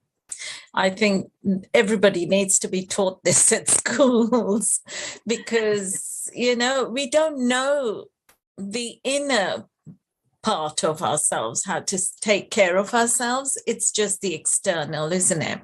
And the visible elements that we see, food, clothing, shelter. But there's so much more, isn't there? That, we go and say our prayers, but why are we saying it? What is the outcome we want from that? And these are the powerful lessons that people like yourself are helping us to connect and make sense of what we hear here, there, and make the connections. And it's making a lot of sense. But there are a lot of questions. Why are people so negative in this world and so destructive? And whilst we're sat here, trying to do some wonderful things and contemplate and meditate on wonderful things, why are some people doing the opposite to harm us? Lata, Just if I say your name right, are you positive? I'm very positive, yeah, at times. If you are very positive, He's a human. He's a human. On its Sunday, She's just a human. Yeah, if she's you are just. very positive, yeah, on a Sunday, you yes. must remember that you are helping the whole world. You are helping the whole world. You are helping to raise world consciousness. You are helping to raise world vibration just with your positive mindset. The rest of the world, it doesn't matter, because the world is made by individual, such as yourself, Reedy, and everyone else who is here, and everyone around the planet. We make up the world. So as long as we are aware of ourselves and we keep our mind positive at all times, yeah, then the world has already become much more positive. Yes, very true. One step at a time. When everybody's throwing things at you, you know. And what about the spirit when we die? Where does it go? How does the bhakti, or is it what the atma you're supposed to say? I've done a beautiful program for moms in South America and Peru who all lost their child, and we were talking about that. There's some very beautiful souls, and it's incredible the interactions. You know, people when they leave the body, they just move on to the astral level, but if you are really attuned, especially when you're advanced in meditation on the spiritual journey, the interactions is just like crazy. You become aware of how the two worlds are intertwined. You know, it's incredible. It's really beautiful. Normally, when people leave their bodies, they always go to this big hall of learnings where they have to look back at their own journey. That's why it is so important to invest in your spiritual development. So when it comes for us to leave the body, we already seen so much about ourselves. Because when we do wrong, when you move into the spirit world, you can't come back and change it. So it is so important to do the best we can, you know, that we deal with all situations with love and kindness. And when we leave such a beautiful legacy behind. And then when people move into the holo learnings, they see even their own mistakes. And sometimes they are so eager to come back and reincarnate because we want to pay off whatever debts they have to pay, and they want to carry on learning. And we keep it to the positive, because this is always the best way of doing it. Oh, that's a lovely. I like that positive thing. Yeah. Like I was telling you, and I don't know everything about you, but I mean, like my dad always said, God, you've never worry about it. You know, we in our Asian families, we say you have to worry about things. You have to stress. You have to, you know, make sure that you are very responsible, you know, like for certain things, but worry about things. So I'm like, la, la, la, la, la, la, la. So my dad's always saying, God, you've got no stress in the world. You just give stress to everyone else. Well, you've got no stress. That's exactly it, though, isn't it? Because when we actually end up bottling that stress up, we're causing tension, we're causing distress in our own bodies, we're causing illness. We're actually doing it to ourselves, but we don't realize it. We're not aware that that's the karmic pattern that's actually going on. But all of that stress is just lowering our prana. It's lowering what we're able to then give from a pure place. So by actually becoming aware of it, it's the first step to start to fix it. Is that right, Andrea? It's perfect. Oh, Andrea likes that one. So Andrea, thank you, Riddhi. That was really, really good. That was really lovely little message there. But you know, Andrea, you do all 9 courses as well. You mentioned a little earlier, so people can actually learn about this. What do they learn actually? What do they do in that course? I mean, like you have like an online course about on Udemy, and there is the soul consciousness meditation. It's about 11 minutes long, so it's just the right amount of time so you can practice it, you know, daily. And then you will get a lot of benefit, because obviously we're trying to increase that sense, the deep sense of inner peace, and then that inner peace start to kind of enter different areas of your life. And it's a bit like Lata, Lata was talking about the world. If you are able to keep positive ourselves, then the whole world really becomes very positive. Yes. Because what we see on the outside is always reflections within ourselves. So Lata was saying that you are able to keep positive most of the times, which is fantastic. You're doing a great service. If you are able to keep positive like all of the time, then you will start to realize that there is so much goodness in the world. Yeah. There is something there which you just hit upon, Andrea, and they say the world without is without you inside you, and what you have inside you is what you will find in the outside world every time. Yes. Yes. So I don't know how they say that, but it's like whatever you know and you feel is what you keep experiencing in your outer world. So many people talk about, world peace and all this wonderful idea, which is amazing. But it is so important to seek inner peace, because the outer world is only a reflection of what is going inside within all of us. So if you are developing yourself spiritually and you are increasing your sense of inner peace, you must always keep in mind that you are helping the whole world to become a better place. Yes, that's There is nice. so much power within the individual. And of course, the power of prayer. Oh, yes, the power of prayer as well. Individual prayer is so incredibly powerful. And that's something we can talk about another time. Absolutely. As this is about meditation, but you are so powerful. That's what you have to realize. As a human being, you are so incredibly powerful. And even if you watch the news, and sometimes the news is like, oh my God, know that you got so much power in you to create such a positive impact to the rest of the world. Just realize how much you can do. They say that if you feel a butterfly's flapping, like they say something about that, and they say it can create a thunderstorm or some kind of a storm on another part of the world. It can also happen the same way, that you can have a little prayer that you would have said that could be so said in such a sincere manner that's got so much power that it actually creates that in reality somewhere else. One candle flame can lit up the whole room. Yes, absolutely. Yes. So Lata, you can be the candle flame, and you are lighting up the whole world. She is our lovely little candle flame there. So we're actually healing our earth. I have to say, Andrea, what do you think about a platform such as Healing Our Earth? What are your thoughts on that? Because they bring these kinds of programs to help to educate, to transform lives, etc. Of course, today's was about meditation and yoga. We've had integrated health, Ayurveda, women's empowerment. We've had many different types of topics.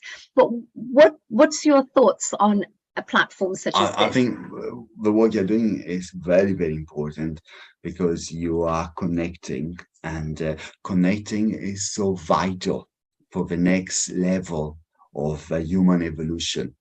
There is going to be such a massive shift of consciousness in the coming years. Massive. We're all going to be amazed by, the changes that are coming into this world. And things such as what you are doing is vital, to expand awareness throughout so many different countries, so that people realize more and more our oneness, that we're all brothers and sisters, that we're all connected. That's really powerful what you just said, of course, because you talked about there's going to be a big shift taking place in consciousness. And Riddhi, you come from a nice meditation, yoga background as well. And we know this, that we always talk about this consciousness change. What will happen when this consciousness shifts? And is that the reason why there's a lot of interest in meditation, spirituality, yoga, and things like that? Why do you think there's, and is that the reason, and what will happen when there's a big shift? I keep it very short and straight to the point. This is the time like never before to invest in your own personal development, in your own personal growth. There is such a wave behind coming from the core of the universe to facilitate this shift of consciousness, because the time we're living in is incredible. And that's why so many things are happening in the world. Okay, so for people who are wise enough to say, okay, I'm not going to miss out on this incredible, powerful wave of light.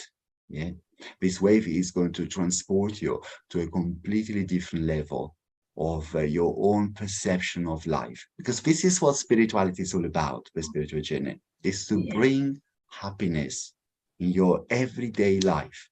That is the ultimate, where you feel so much joyful within your own heart, because you are able to connect, you are able to express, you are able to be yourself. And that is the greatest gift of all. Oh, wow. That's not the greatest gift of all. That's wonderful, Andrea. Thank you so much for that. I have one more lady who's joined us, and I think it's Lakshmi Vyas.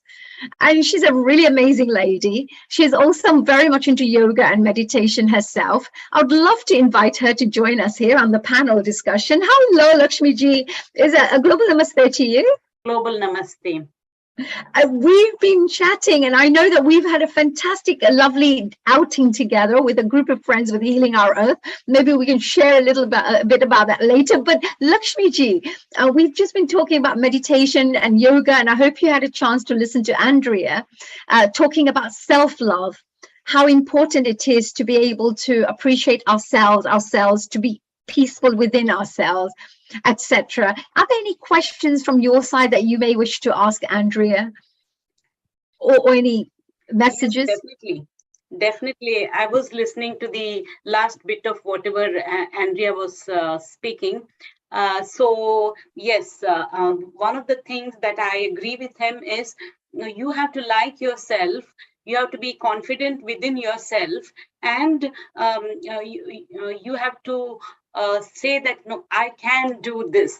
This sort of a feeling, if you have, you can go ahead and you trust yourself and within yourself.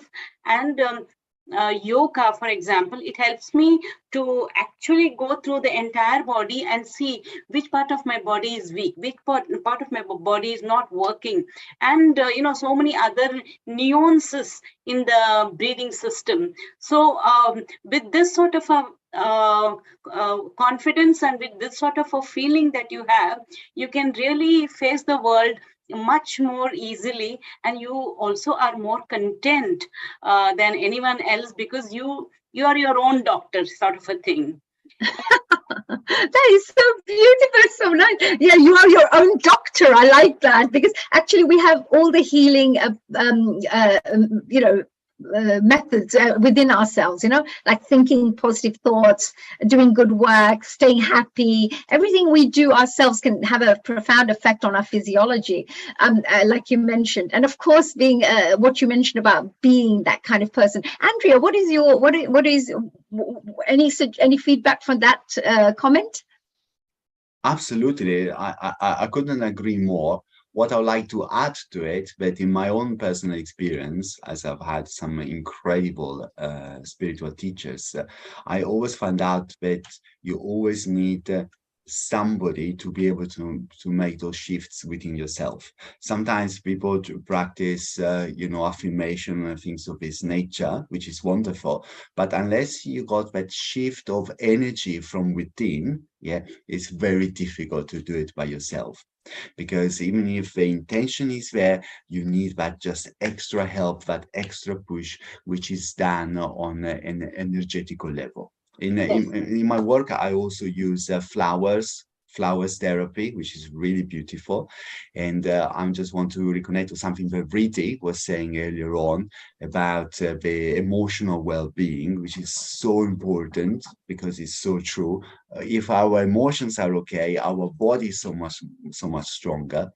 And in my work, sometimes we also use this flower therapies, which is a vibrational healing, and which helps to heal the emotions. And when the emotion becomes more peaceful, the body becomes so much stronger. So right, that's beautiful. What Ridi was saying was really, really spot on. Following on from that, I had a following up question, which was, when we actually face those kinds of limiting adjuncts in life that are causing resistance, but we don't quite know what that resistance is, what would you say to somebody that's experiencing that situation?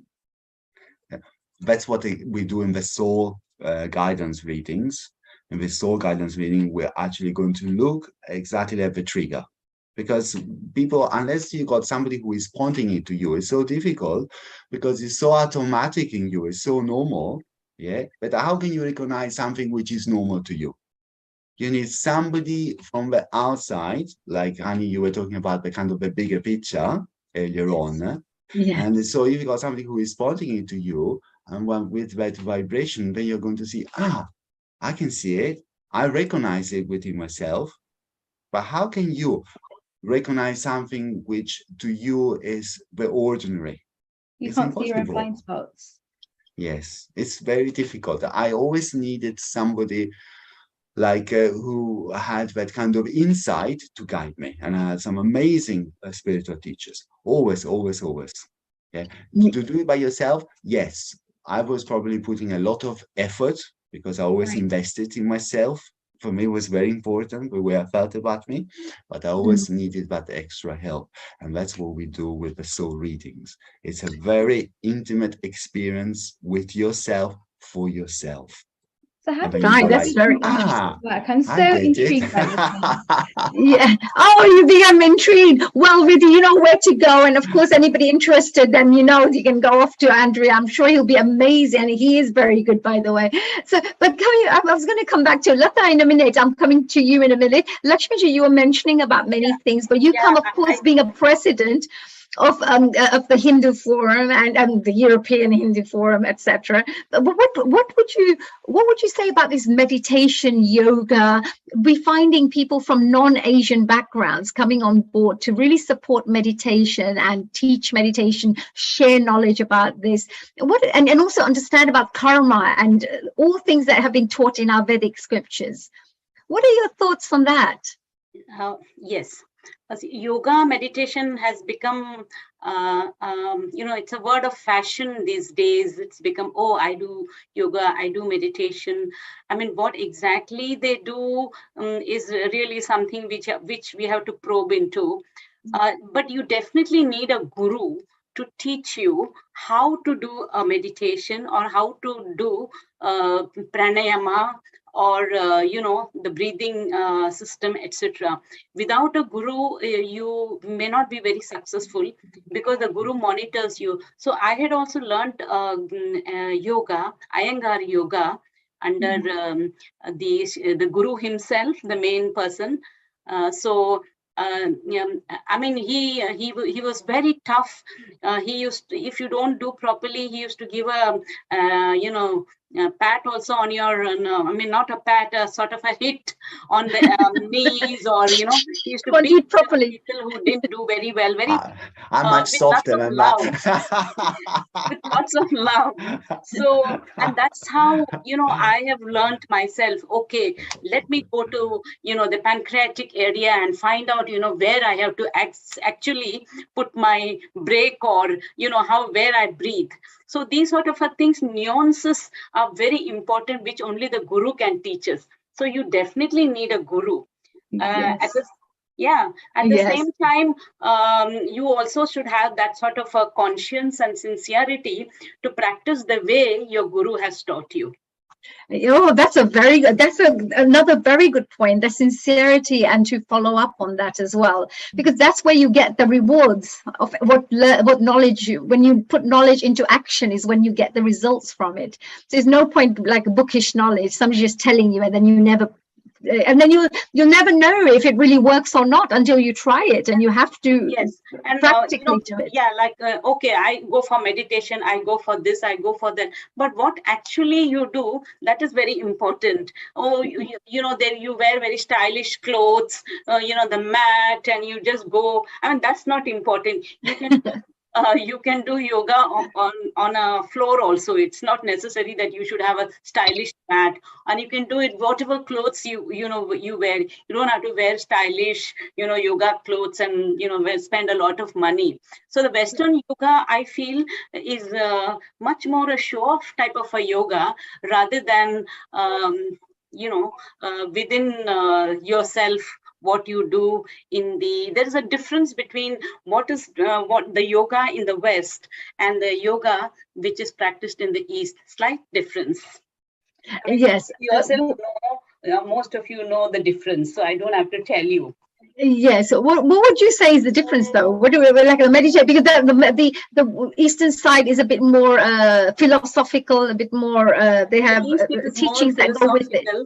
And in the West, it is more body oriented, practical. Yeah, more practical based. Yes, so it's like, yeah. I mean, with Andrea, you talked about your soul readings. I mean, that's very intuitive.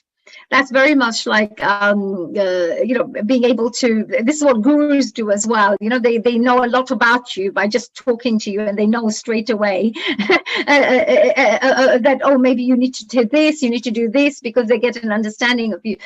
So there is a little bit of what do you understand by that side of things? I agree totally with what Lakshmi was saying. It's so incredibly truth. The yoga, which means union, is something which is so sacred, something which is so incredibly refined. There's such a refinement in that spiritual advancement. And yes, it's true in the West, sometimes people do concentrate a lot on the physical body, and they miss out on the most beautiful thing, which is the inner, that what I like to call the light body, that inner body. And then that brings that level of completeness in the way you feel. And I'm going to go to the International Yoga Festival in Rishikesh, so maybe some of you are going to be going. I'm going to be teaching some classes there, and it'll be so lovely. I'm saying it because I know that a lot of people are going from the UK, so in case anyone is going, it would be lovely to see you there. Oh, when is that happening, dear Andrea? When is that happening? March next year. Oh, fantastic. Lakshmi, you're going as well? You know about it? Not decided yet. Oh, wonderful. Well, Lataji, but before we finish up, we are going to be doing our final, of course, paying our respects to, oh, there you go. I was just going to ask that. Of course, every single one of us, I think we need to just do a little 1 minute silence, I would say, and consider it as a little meditation. And a meditation where we do a little prayer within our own hearts and minds for the Queen, and perhaps pay our respects to such an incredible woman who has really been very dutiful, has done a lot for her country, and I think she has done it with so much grace, dedication, and dignity as well. So should we do maybe a 1 minute silent meditation? And Andrea, would you like to lead that for us? Just a minute of a small meditation? Yeah, absolutely. In memory of our, of course, Her Royal Highness, Her Majesty the Queen. We can just close our eyes, and we just bring such a beautiful, gentle, wide smile on our faces, and really feel that deep sense of feeling good about yourself. And we bring our awareness to our heart center. And somehow I feel that everyone present here is a very giving person. And just recognize how much you give through your kindness, through your care. And we can reflect on the life of the Queen who gave and gave and gave. And we can also keep giving in care and attention, and see the heart expanding. And become aware of your own breath. And allow your heart to expand in all directions.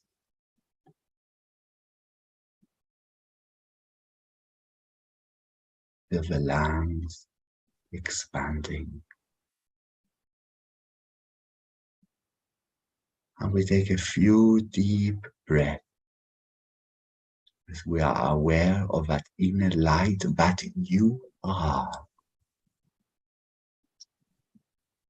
And what if it was true. I am okay just as I am. And with that gentle smile,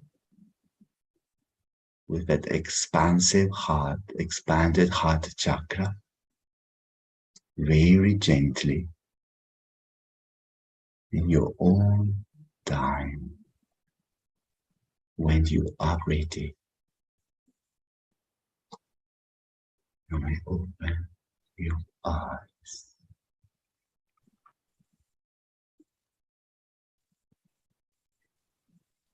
Wow, that was so beautiful. And of course, in loving memory of our Queen, Queen Elizabeth.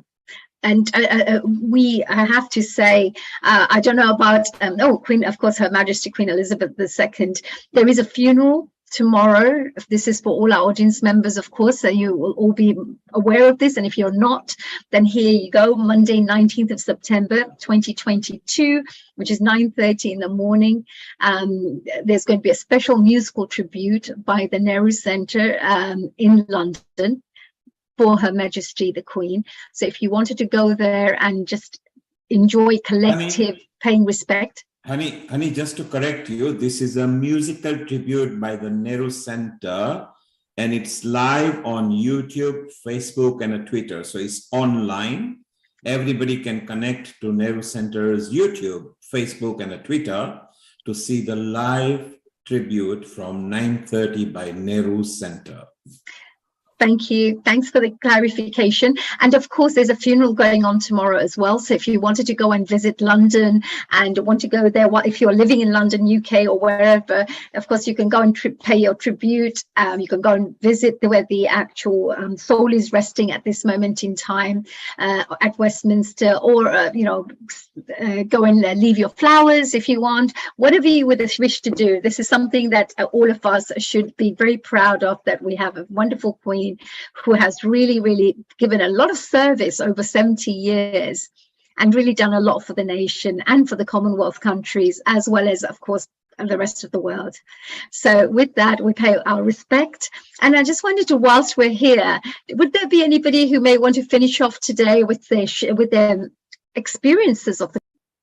And honey, let's remind our viewers that next Sunday, Healing Our Earth is going to do acknowledging Shraddh and a tribute to Her Majesty the Queen for next Sunday. We did first hour today. It wasn't enough. Riddhi could have gone on for 10 hours with Hemang Bhai and Prash, and we'll have more people coming next Sunday. So what we have decided next Sunday, to do a special acknowledgement for the Shraddh, because it's end of the Shraddh, and the tribute to Her Majesty Queen Elizabeth II.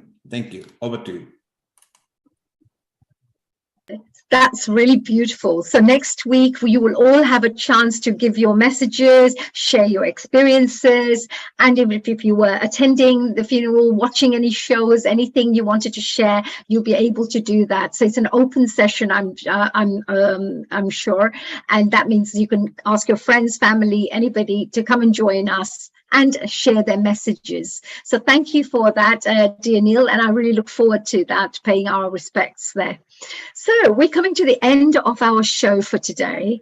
And I just wanted to say, is there anybody who would like to finish off with any final suggestions? Lata, anybody who would like to share any message, feedback, question, interrogation, whilst Andrea is here? Well, I just thought of the spark of light that's within all of us. I think that's the most beautiful thing, when we actually allow that to glow and to shine out. And that's when, when you're in the storm and in the stormy seas, you forget, don't you? You just forget at that moment. You've got to stay alive and you've got to survive. So it's nice that it's very stabilizing to remind ourselves and have reminders, people to remind us, like Andrea and the speakers before. So I think it's a beautiful thing, don't you? Absolutely. What a lovely way to finish off our session for today. So Lakshmi ji, our lovely host for today as well, Riddhi, Lata ji, thank you very much for joining us here today with your wonderful panel guest contributions. We love every time you're here with us, and we really enjoy your contributions, and we always appreciate that as well. And we are definitely very proud to have you as part of our Healing Our Earth family members. So we're very, very proud of that, for that. So Andrea, we're going to be finishing off for today. Our Healing Our Earth has now finished in about 2 minutes at 7:30. We're finishing our special Healing Our Earth session today. So is there anything you'd like to finish off with, a final message for our audience members? Maybe share anything you would like for your online courses, maybe your website, or if you wanted to leave some pearls of wisdom with our audiences. You owe it to yourself. You owe it to yourself. Just this evening or this morning, wherever you are, it's all around the world. Just take a moment of reflection and really think about yourself. Really think about your life, where you're going, what it is that is most important to you. Take a moment of reflection of where you want to invest your energy, where you want to go towards, what is most important to you, and realize that the final destination is yourself. Is becoming so in communication with your own heart and feeling really good about who you are, with as much deeper acceptance of every level within yourself. And ask yourself, what kind of life am I seeking for? And I remember when I started the journey and I met all these wonderful people that inspire me, I could see how much love they had and how much wisdom. And I remember that I always used to think, if I don't use my time in my life to seek this, you know, to be able to be real and down to earth, and yet to be able to understand people and value people, and seeing what is being said and what is not being said sometimes. These are, for me, are the most valuable things of life. And I invite all of you to have this invitation where you invite this big change of consciousness, but not as an idea, but as a feeling, where you feel it within your own heart. Because there are so many books out there and they're all wonderful. But what is going to change your life? A new verse or a new feeling that is alive? Because what is more powerful than teachings that are living within your own heart? And the possibilities are enormous. And don't you ever forget what a difference you can make to the whole world, not just in your own life, but to the rest of the world, just by the very way that you live your own life.